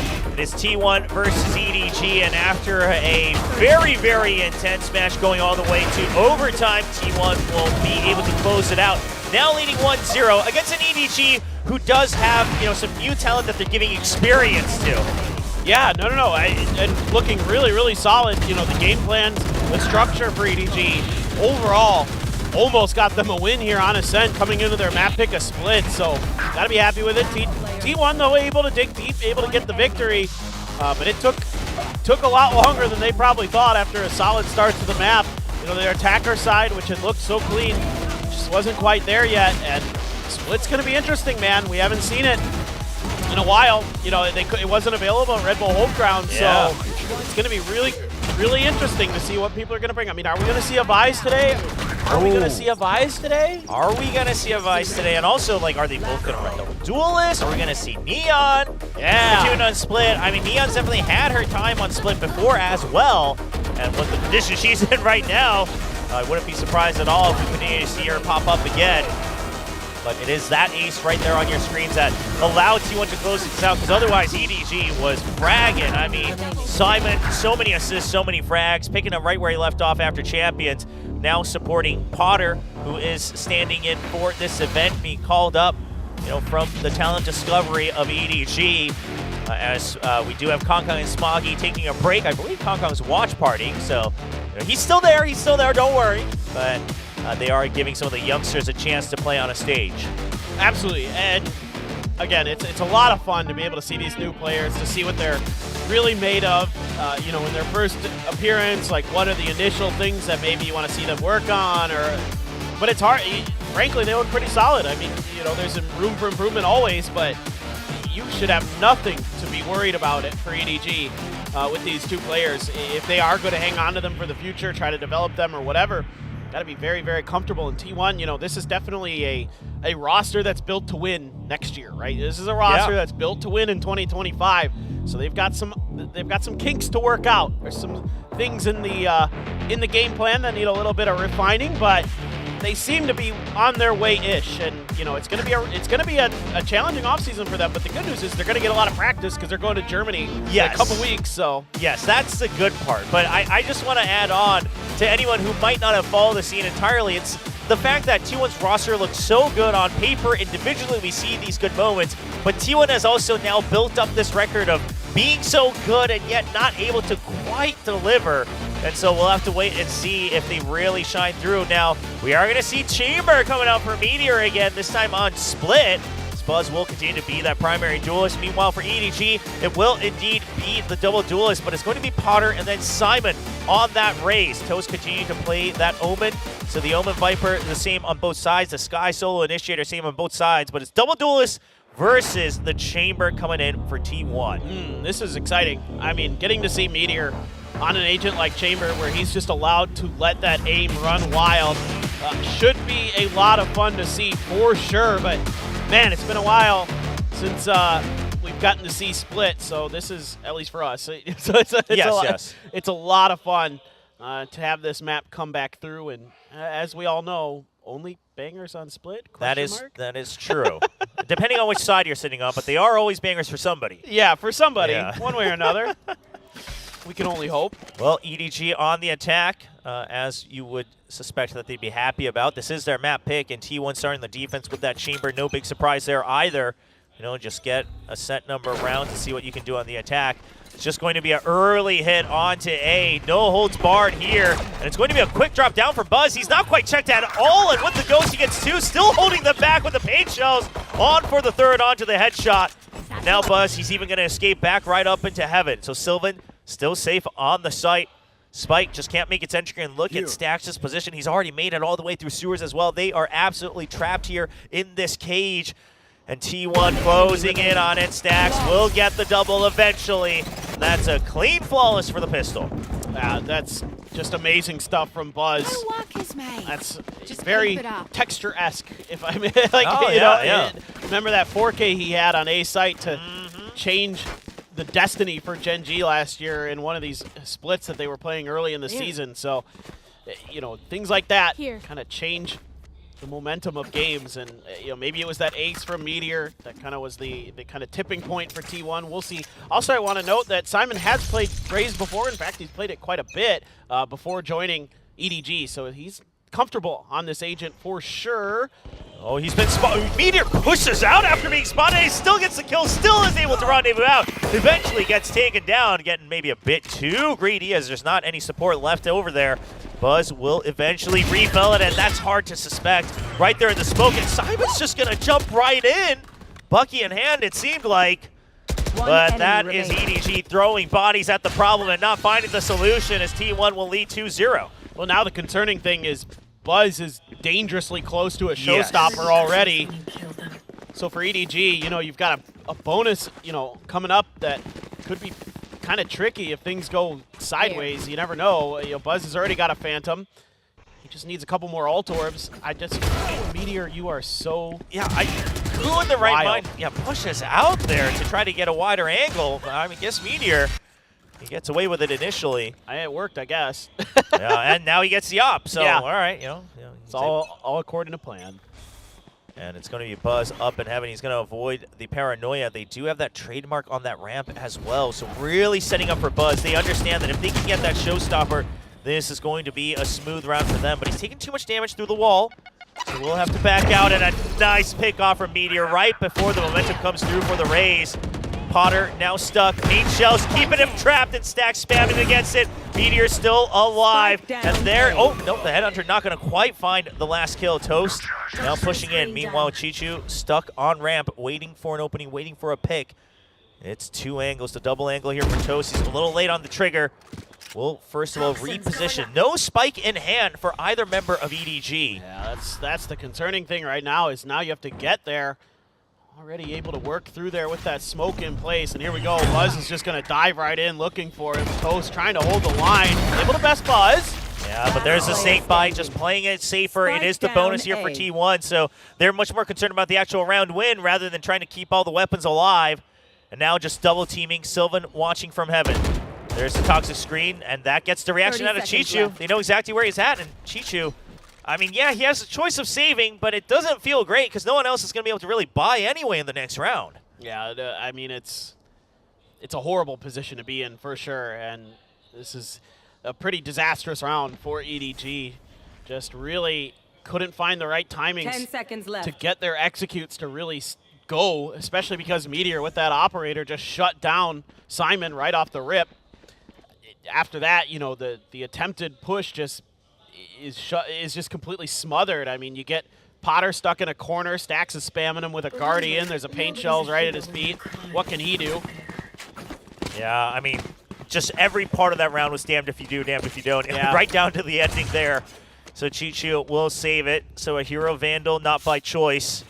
But we'll see, as there's not really much to back him up. And Meteor just being calm there on that pickoff, and they just play it, you know, for the round win more than anything. Buzz kind of being the sacrificial scout all the way against the retake of the A site.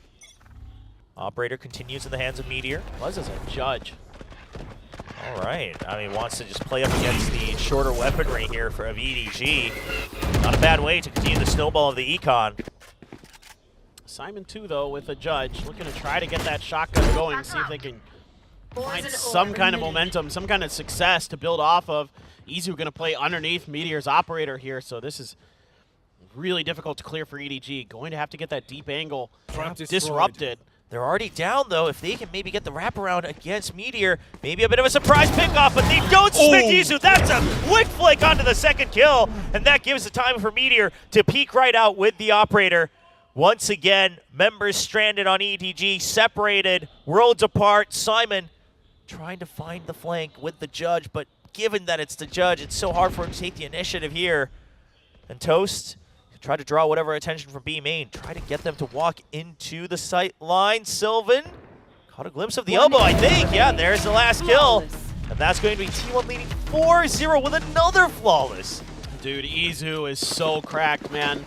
And I just love that he's stepping into this role of not playing Duelist anymore, back into kind of this flex position where he's playing a bunch of different agents, and he looks so comfortable. I mean, on Info Initiators, he looks really good. Now here on the Viper, just holding a position nicely, but when you got aim like that, man, doesn't matter what agent you're playing, like if you're just in the right place at the right time. And it feels like it might also just be the comms thing as well. If you watch their latest comms, going full Korean seems to have made some of these players so much more comfortable than they would have been before. Meteor gets ahead of it, just lets the jet pass by.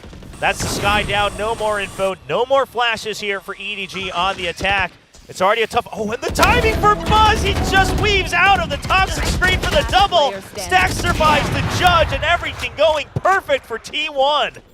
Unbelievable. I mean, just Stax is letting him know something. I don't know. He's just, but the command there from Stax. But really, it all starts with Meteor again on these opening picks with the op, where he's so patient to find that timing between the Vipers, the Viper walls, and then Buzz as well, using those Viper walls against the opponents. It just shows you how much experience these players have and how well they understand this game and they understand the timings, and all those things put together make it so difficult here for EDG to really get anything done on this attacker side. And that's deeply concerning because you're running double Duelist. Attacker side is where you need to pick up, usually you're thinking like 5-7, 6-6 to really feel comfortable going into that defender side. And Buzz is just frying right now. Yeah, I mean, Buzz is locked in, Meteor's locked in, and the rest find their opening. Nobody though. Yeah. Trying to find a timing, but Buzz is aware of it. They will just push out ramp, and I love this re-clear as well. Stack setting up Buzz for that positioning, and EDG, they can only hope that they will find picks here with the Sheriff, but they are not given the opportunity. No, they're not being given any leeway, any hope. Trademark broken. That's the cue for the Paranoia. Nice reposition from Sylvan as well. Goes a little bit too far. Will eventually drop, but you've still got Meteor watching for you. And now Stack's there as well. I mean, oh, jeez. I mean, did that go between the legs of nobody? I think so. I don't know what's going on here, man. I don't know what Meteor is on, but it's insane is what it is. It's just nothing going right on the side of EDG.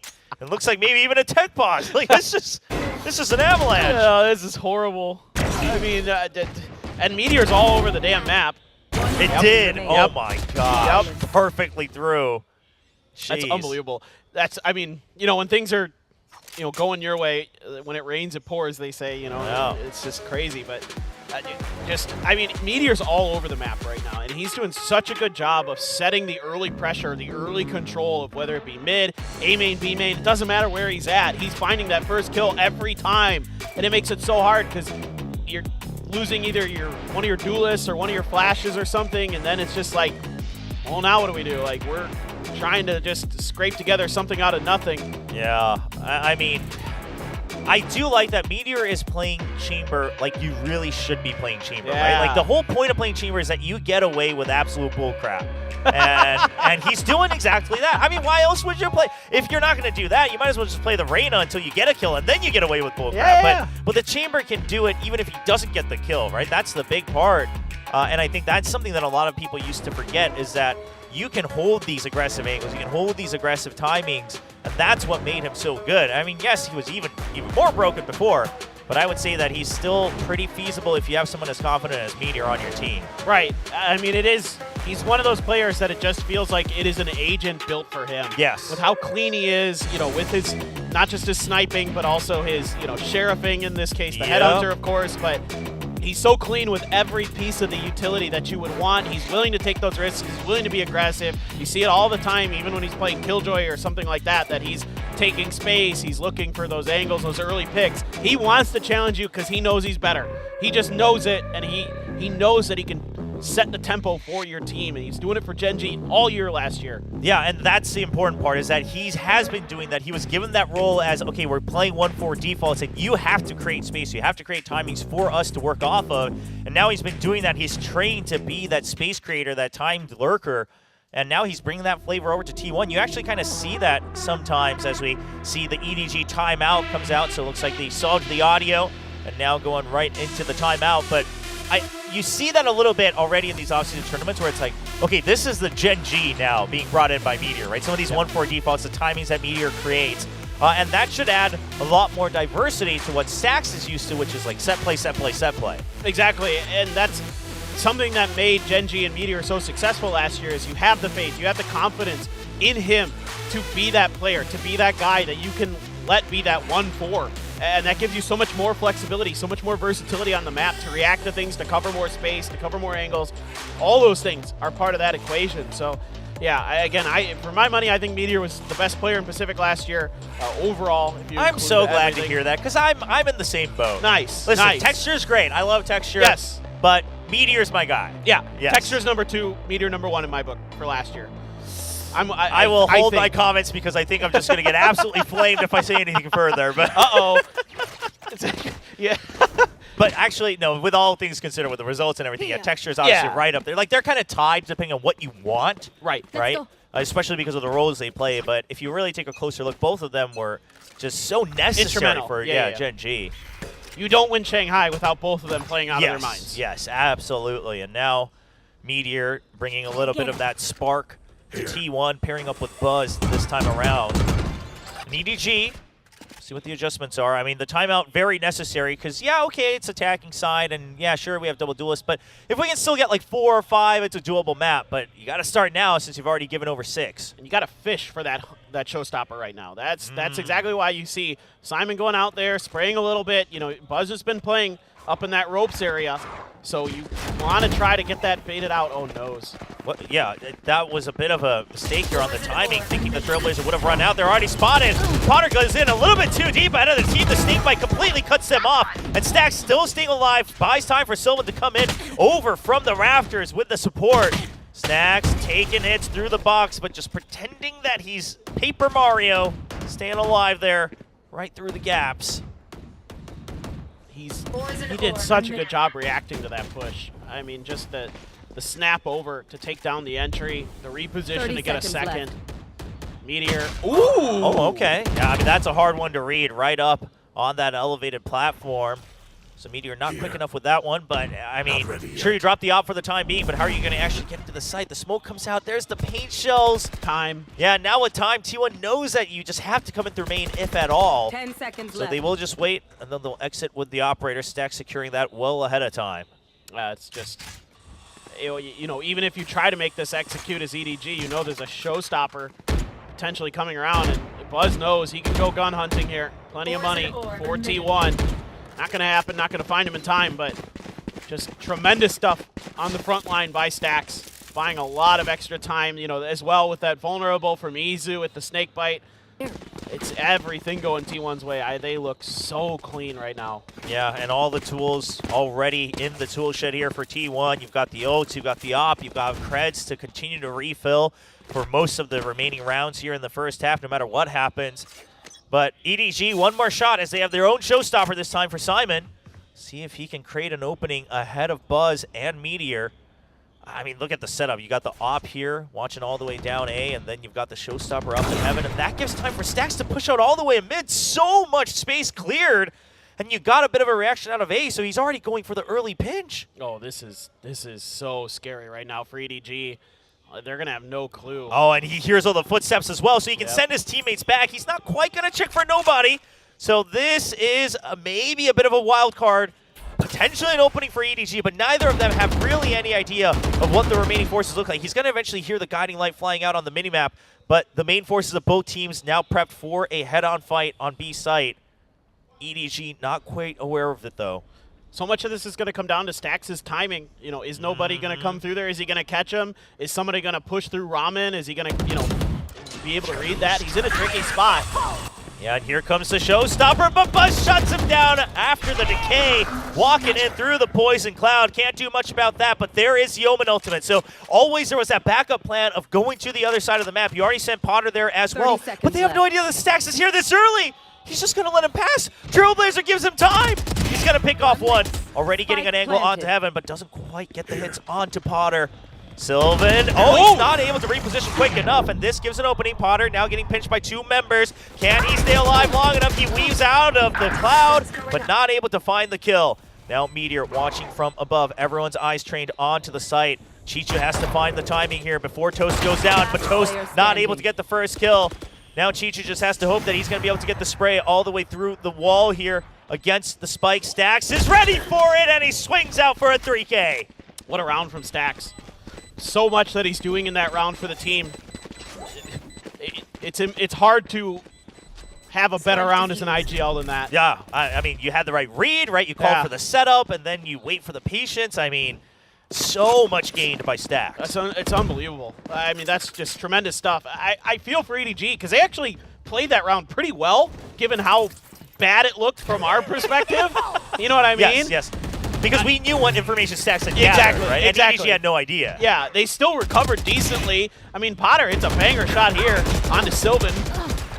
But Stax is just an absolute nuisance the entire time, and he just reads that last moment perfectly. I mean, that goes to show you what happens when you've been playing this game since day friggin' one. You've been so good since day one. You've been to so many international events. You've had so much success, like Stax has. You have those kind of moments just in you. Yeah, we'll see if it continues to carry through as this time a new setup, the op now in B main, which we hadn't seen for a little while. But now the reposition onto the site. The trademark has everybody gunked up here in heaven, but it's a fast entry in, and there it is, space created. Potter not able to quite find Meteor just yet, but nobody will get the cleanup. Nice sheriff shot from Chichu as well. Guns getting upgraded on the side of EDG. Doesn't begin here, trying to claw back on the attacking side. Looks like they were primed for their first round win. Yeah, it just felt like T1 wasn't super sure that was going to be an actual B execute. They kind of paused and waited, and EDG found that timing, that gap in the defenses. You know, Potter obviously exploding with the Blade Storm, getting that first opening kill so big on this map to find that opening pick. And Potter is going to find his third of the round. It's going to be a thrifty win for the side of EDG and a much needed round. I mean, it's still going to be tough no matter what. No. You go away, referee. There's no technical Stax. issues. No, it's Stax. fine. Everything's No! fine. Stax, come on, Stax. No, it looks like maybe something with the audio again as he's taking his headset off. Yeah, man. It's still, though. I mean, the thing that I was really keeping my eyes on during that round after the trademark hit and slowed up all of EDG was Buzz. I'm like, are you going to run over with the showstopper and just run through ropes or something? But he actually held his ground at A Heaven. Just waited that out until they knew for sure. But by the time they knew for sure that it was the B hit, it was over. Like, it was already EDG exploding onto the site. So there's no opportunity there for Buzz to use that showstopper. He's been sitting on it for a long time. That is true, yeah. It's been there since, what, round 4, round 3? Something like that, dude. Yeah.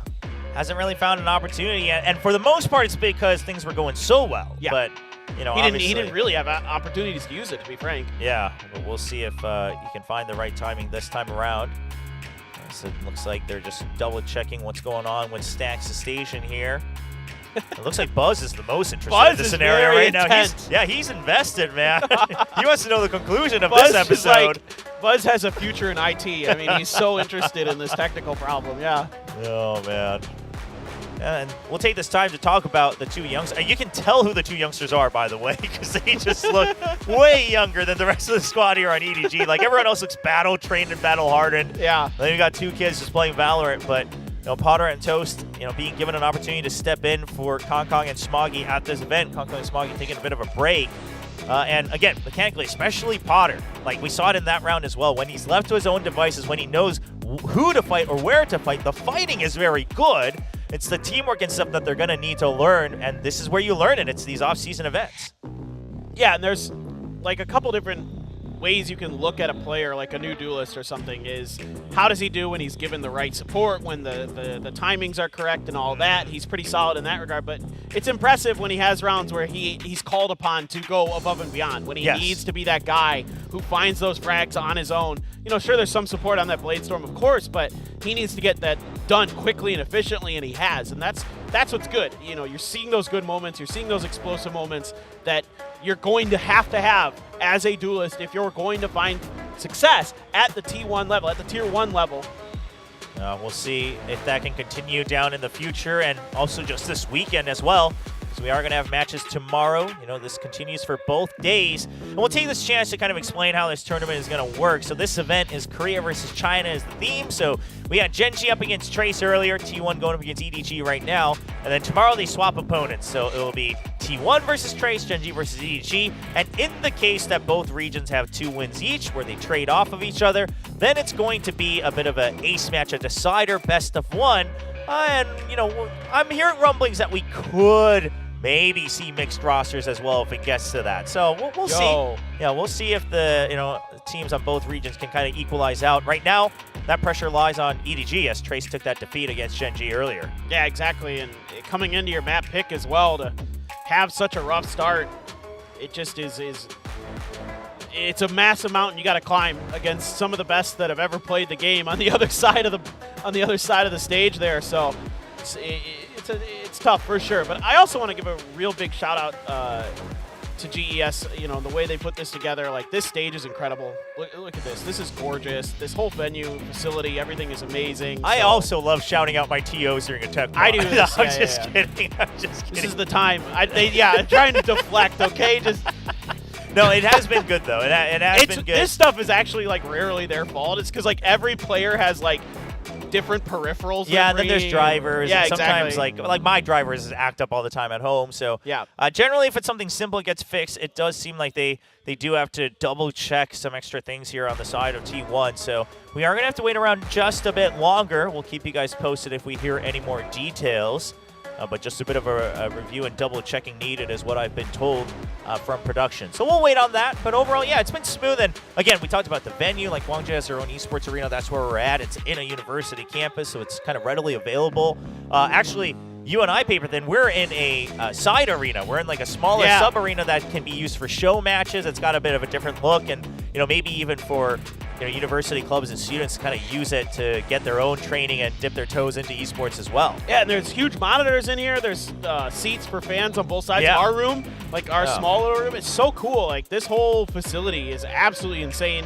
Like, top tier stuff, recently built, not too long before they had the first one here in 2022. So this is like just a state-of-the-art facility, and it's great for like, students that are here that want to come and learn esports. You've got a top-notch facility to come and learn like anything, whether it be production or casting or what the heck ever you want to do. Players as well. We saw players here sitting out in front of us, practicing. Not sure if that's like the Gwangju team or just, you can just come in here as a student and goof around with your friends or whatever. But still, it's a tremendous venue. A gorgeous city. Really, really happy to be here again. I'm really enjoying it. Yeah, and in fact, I'm enjoying it so much, I'm staying a few extra days after the event is over. Yeah, I'm actually trying to find an earlier train to get home earlier, but you are going to enjoy Gwangju. You have a wife to go home to. Also true. Also true. Yes. She was very miffed when she found out that I might be staying the extra night in case the event ends late tomorrow. But it's looking like maybe I'll be able to find an earlier train. But yeah, overall, yeah, it's been looking good here, and I am being told, so it sounds like it was an in-game thing that they wanted to review. Oh. So I think there might be some discussion, about potentially, rolling back, things like that. Obviously, you have to make sure you double check, and then you got to get agreements from both sides. So yeah, we're gonna have to wait a little bit to see what the results are here. So a little bit longer, and we'll take this time to tell you a little bit about Gwangju. We don't know much, or I don't know much, but what I can tell you is that they're famous for different types of food, as every region is. Yeah. And they're famous for their own take on these stews that Korea loves.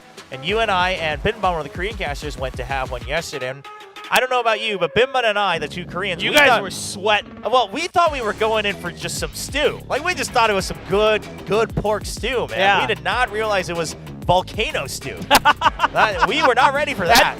The sauce was actual lava. Yeah, you're right. But it was very good. It was very tasty. So good. So if you like spicy food, even if you can't handle it well, like I can't handle it well, but I do enjoy it. Yeah. So it was good, but it was just, I kept thinking while we were eating, it was just so funny that you have two Korean guys and one American, but it's the two Koreans who are just like just sweating and we just can't talk because it's too spicy. And meanwhile, you're just like, oh, I'm this just is good. shoveling it Yeah, in. you're just chilling. It was amazing. I heard some of the people next to us talking as well Oh, okay. about me, like just like, Oh, yeah, is it yeah. gonna be okay? Like it's really spicy, and I'm Yeah. like just mowing it down. Yeah, they don't know. They don't know.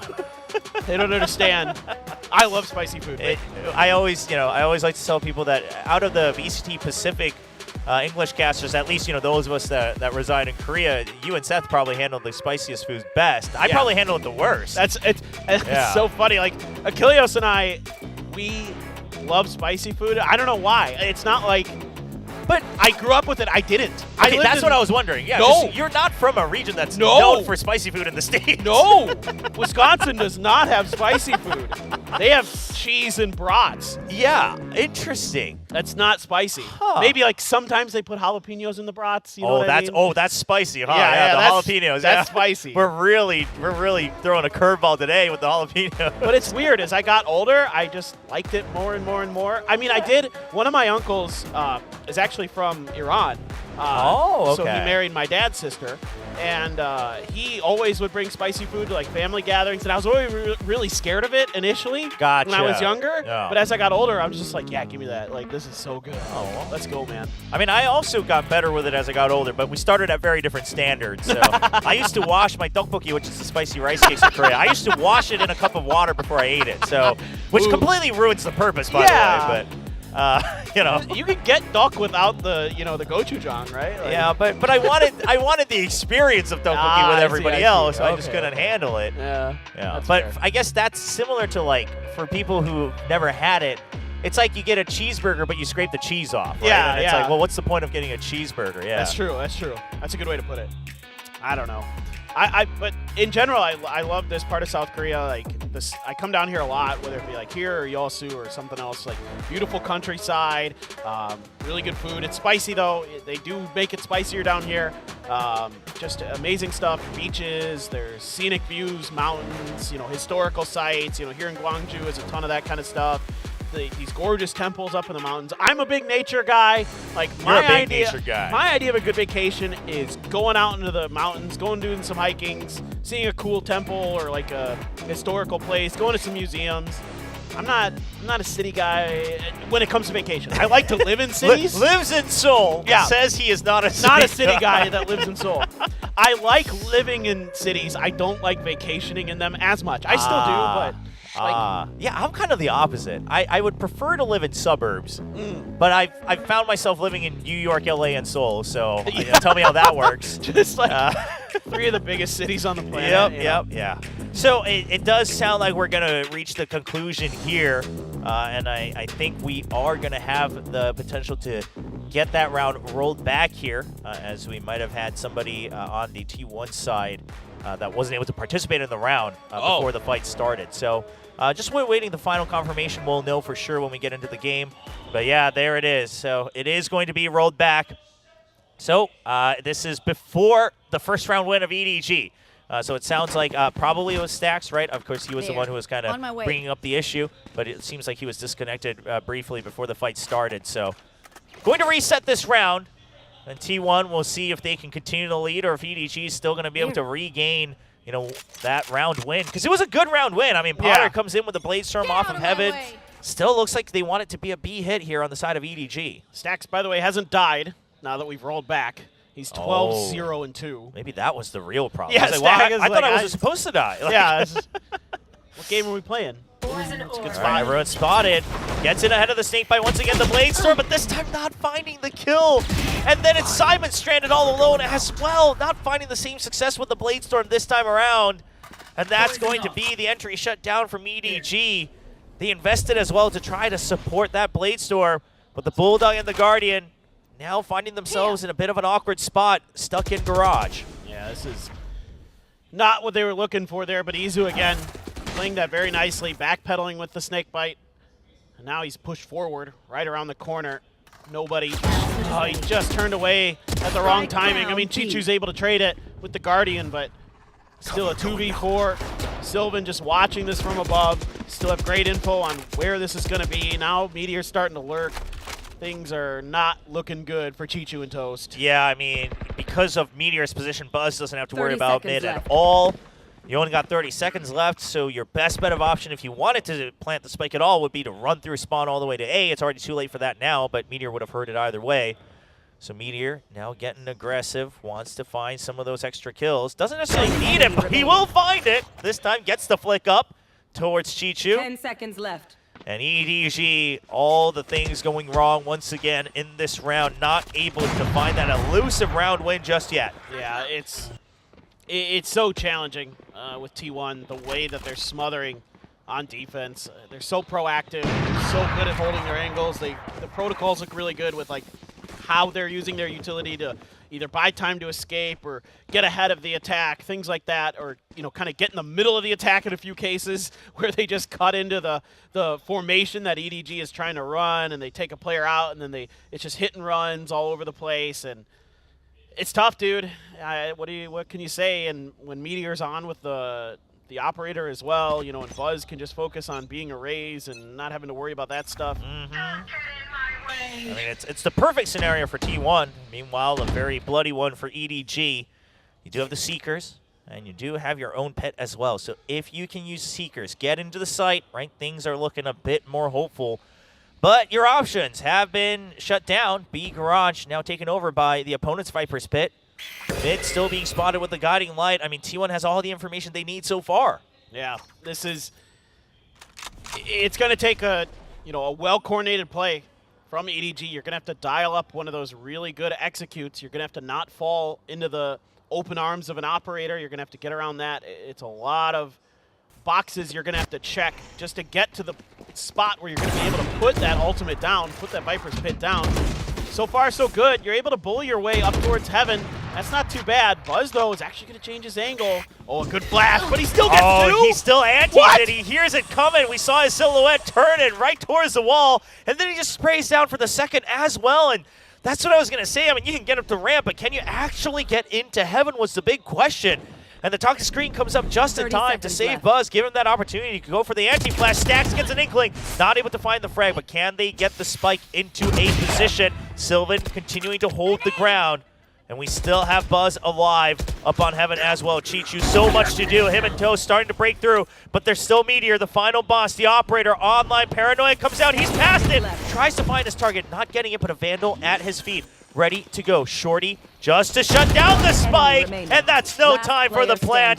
Izu's just going to run away. Round win for T1, 10-0 lead. Yeah, you just have to be so thrilled if you're a T1 fan with what you're seeing now. Rough start in Ascent, but they bounce right back in such a strong way, and great decision making. Even though EDG makes it dicey for T1, Chichu winning that battle against Stacks breaks things open a lot, makes it so that T1 has to play a lot more 1v1s, has to worry about a few more extra angles. That's a huge, I don't know how in the world he lands those shots. Yeah. That's crazy good. But One enemy remaining. Meteor knows the time, he's got a Shorty. That's all you need when you're that good, and now he can use the tour de force. He's ready for another one, plays a bit aggressive, but you do have Stacks waiting with another flash. Now maybe a bit of a switcheroo with Buzz with the Judge. I mean, that's another kind of curveball, right? That can really break your mental. You think you're going to chase the chamber out, and then you run to the Judge. So EDG doesn't want to deal with that. Just going to go head on into the garage. Takes out the early snake bites this time around. So you're going to have an opportunity to dive in, not get cut off by that utility from the Viper. Yeah, this is 2 more rounds to go in the half, and so crucial for EDG. The money is not good for a couple of the players, and for T1, especially with Buzz going with this Judge, that guarantees that they're going to have rifles the rest of the way through. Probably an operator again, even. He's just looking for the spray down, and Izu gets it. Headshot on, and Stacks is there to back him up. 2 members just spraying down with the Phantoms. Phantom supremacy through those smokes. It's going to be T1 leading 11-0. Yeah, just every step of the way. Round before the switch. The answers that T1 has are correct. They're just acing this right now. Oh, man. What do you do, man? I mean, 15-1 for Stacks. Yeah. That's the crazy part, yeah. And then the other Sky is 0-10. Yeah, nobody's not really. But the thing is right, when you're playing double duelists and your double duelists are dying without any entry frags, I mean, sure, it's not just their fault. It's some of the timings and it's the util and whatnot, but then it's real hard on Split for the remaining members to really get any value done unless you're going on a deep lurk. This is just one of those things that makes Split very difficult to attack into. Look at the timing from Buzz. He knows exactly what the jump's going to be. Peeks in, sprays through with the judge as well. Paranoia to help him push out even further into ramps. He's switched out to a Vandal. He wants it. There's the showstopper. Finally, he uses it and he gets the kill as well. 12-0 looking for an absolute shutdown against the reigning world champions. Yep. Yeah, not much to say, really. Yep. I'll be honest. I think while Double Duelist can be very good and always has had a very good opportunity on Split, I also think it's one of the harder things to really mesh, right? Yeah. Especially just because the way Raze and Jet works on Split, it's so tight that you get like pushed away from your own blast pack or you block each other. Like it's actually harder than it can look or sound. And I was actually a little bit surprised on that note as we were watching this game on, oh yeah, it is interesting that they're playing with these two, youngsters kind of standing in, and then you're bringing back this map that just entered the map pool. So yeah, a bit of an interesting choice, but maybe they felt, hey, we want to just get some reps in, ahead of time. That could be it. You got to think long term. But at the end of the day, they're not able to see the light at the end of the tunnel just yet. Yeah, I agree with you. Double Duelist is one of the hardest things to pull off because everybody else, that's at the tier 1 level has seen everything, so they kind of understand what their protocols need to be, what their reactions need to be. So you have to be so clean, not only with your entries, your spacing, your positioning, all that stuff. The support behind you has to be really, really good as well. And all of that together takes, top level talent to make it work. You have to have just duelists who are just insane. They have to have no fear for their own life. Yes. They have to really understand when they need to just commit to things, to die for the cause, stuff like that. And I'm not saying that EDG isn't doing that, but it's so hard to do. And, every time they try to make an execute, it's either like Meteor gunning one of them out of the air with the operator, or Izu's right on point with his Viper, or Stax is right there just spamming down. I mean, it's every time it's been read by T1. So they're not getting themselves as a team as well into position, put those duelists in positions to succeed.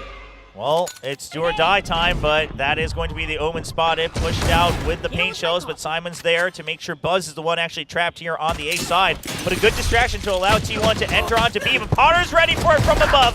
Gets to Sylvan trying to stabilize, only a classic. Stax still needs some time to gather himself onto B heaven, provide some backup. Now that he's here, Sylvan getting ready to pick up that spike. 2v4 for T1. Can they get the perfect game here?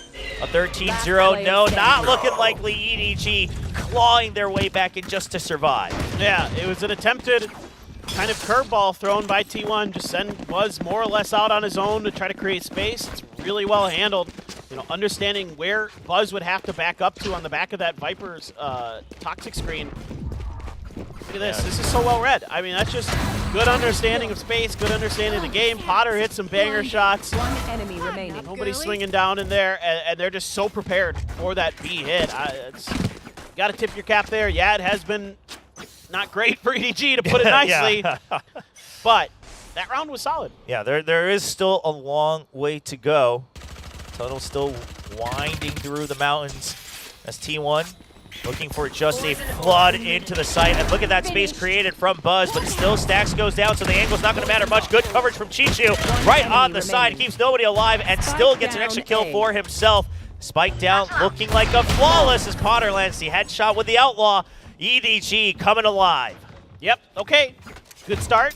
Now you got to get the bonus, and every round after that. Yeah, that's the problem, right? You just have no margin. Like, if they had even gotten, like, 10-2, we'd be looking at this and saying, okay, they might have a shot. Like, they could have a shot. But right now, it's like one small thing goes wrong, and it's over. So I wonder how many more looks we're going to get at EDG's defensive side here.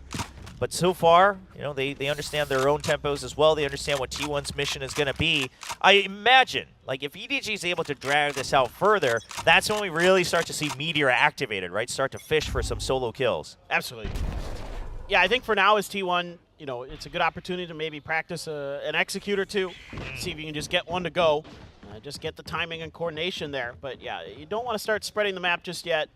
You don't really need to do that. You can sort of toy around with them a little bit, and tons of rounds to play with, tons of extra it's not real money, but you know, it's not real credits, it's fake credits that you have to essentially work with in terms of like round economy. You've got all these extra rounds that you can toy with and kind of practice some stuff, or you know, just see if you can get something to work. Of course, you can't, you know, let that slide too out of control. But Yeah, no, we've seen that go wrong before. Uh-huh. But T1 right now still has some room for error, room for experimenting. Looks like it's just going to be another flood out, this time with no Yuto trying to sneak their way in. A good trade from Buzz. He's going to dash past it, create some space again. Constantly trying to hold these double angles on the entry, but loses out on that wide swing. Battle with nobody, and he holds his ground against 3. Simon with the cleanup with the judge, and EDG keep their hopes alive. Yo, nobody. That was ridiculous. 3 headshots in a very short amount of time. He heard you talking. Yeah, man, good. Wanted to put some numbers on the board. I like it. You needed it. Oh, absolutely. Now up to 6, trying to just look a bit more alive. Now be a bit active on the scoreboard. Potter and Simon slowly starting to get a kill or 2 here and there as well. But no time to rest. We're going right into the next one. Operator now online for Potter. If he can continue to hold on to this every round as they continue to win, again, maybe T1 starts to feel the pressure just a bit. There's the jump out. Doesn't quite hit the shot, but there's nobody there to force them out. T1 not able to gain control of ramps. Yeah, trying to bait a little bit there was Meteor. His teammates behind him, but had to dip out. And there was no kill to be found on the back of it. He took a little bit of damage for his trouble as well. And Trailblazer for Trailblazer. Buzz is going in with the shotgun. Whoa! He's got one. Yeah, finds one. Can he get a second? He lands the shot. He's so weak. Potter just has to run. You have to hightail it out of there, and he will safely create some space. But now they've been completely shoved out. Spike has been dropped in mid, though. We'll see. Can they keep their eyes on an EDG? No, Buzz just swings out. Gets both. How does he slice up the angles like that? Potter all alone, 13 HP. Operator in hand. And Meteor ready to shut him down on his way over to the rotate. Meteor picks up the Bucky. I mean, he's so weak that the Bucky's probably the perfect weapon right now. And Potter, I mean, this is match point. You have to try. Here's that the spike is planted. It's on the other side. This is nearly undoable. I mean, just so difficult for him. With only 13 HP in particular. Oh, and there's a showstopper. Yeah, just to scare him off as well, which is really going to slow down his advancement. You can see the panic coming through on Potter, but can he land the first shot? He's going to be able to weave in and out of it. But there's the Bucky at long range. And that will be T1 closing the match out 2-0 with a thrifty in fashion. Yeah, really clean here on EDG's map pick for T1. They got to be feeling really good about the defender's side. Very little to say about it negatively. I mean, it was almost as good as it gets, so got to be happy about that as T1 after a rough Ascent, playing really well, some smiles. These players know each other. They had a good time out there. You know, I saw a lot of laughter on EDG, even though they're kind of getting blown out. They were still, you know, taking it in stride, so. I mean, listen, I think EDG, obviously their position right here is they want to deliver as much as they can, but they're also working on, you know, developing this new talent, giving them a shot, interacting with the fans. And so, you know, they don't have too much to lose, right? Because especially on Ascent, we saw some great plays, especially from the 4 members. So I don't think you can really take anything away from there. But obviously the focus is going to be on T1 then, who is going to try to give it their all in every single match they play in this offseason to really build up that chemistry. And after a bit of a rough back and forth Ascent, that split looked absolute pristine from T1. Yeah, no, I mean, I could sense a little bit of frustration from T1 after that first map, but now they figured it out. Now they're kind of vibing. They're back to normal. This is kind of how it started at Red Bull as well. They lost that best of 1 to Zeta. Yes. They looked a little flustered. Everybody, all the fans were, oh my God. But they're fine. Sometimes it just takes them a map or 2 to really get in the groove. Once they hit that groove, this is a scary, scary team. Yes, I mean, again, we're constantly seeing that potential Buzz with 22-6. Nearly 400 ACS, 6 first kills. I mean, you get these games every now and then from Buzz, and that's why he's right up there, right, with some of those other duelists, with the likes of Texture. We'll see if he can rise really up to the same level this year with this squad of T1, now paired up with Meteor. Yeah, almost 400 ACS. That is crazy good stuff. Stax had a whale of a map, too. That first half, he was frying. So was Buzz. It just made it so tough for EDG. But again, the younger players look good. I'm very happy. Well, let's take a look at the highlights, and then we'll come back to wrap up how the matches have progressed so far here at GES.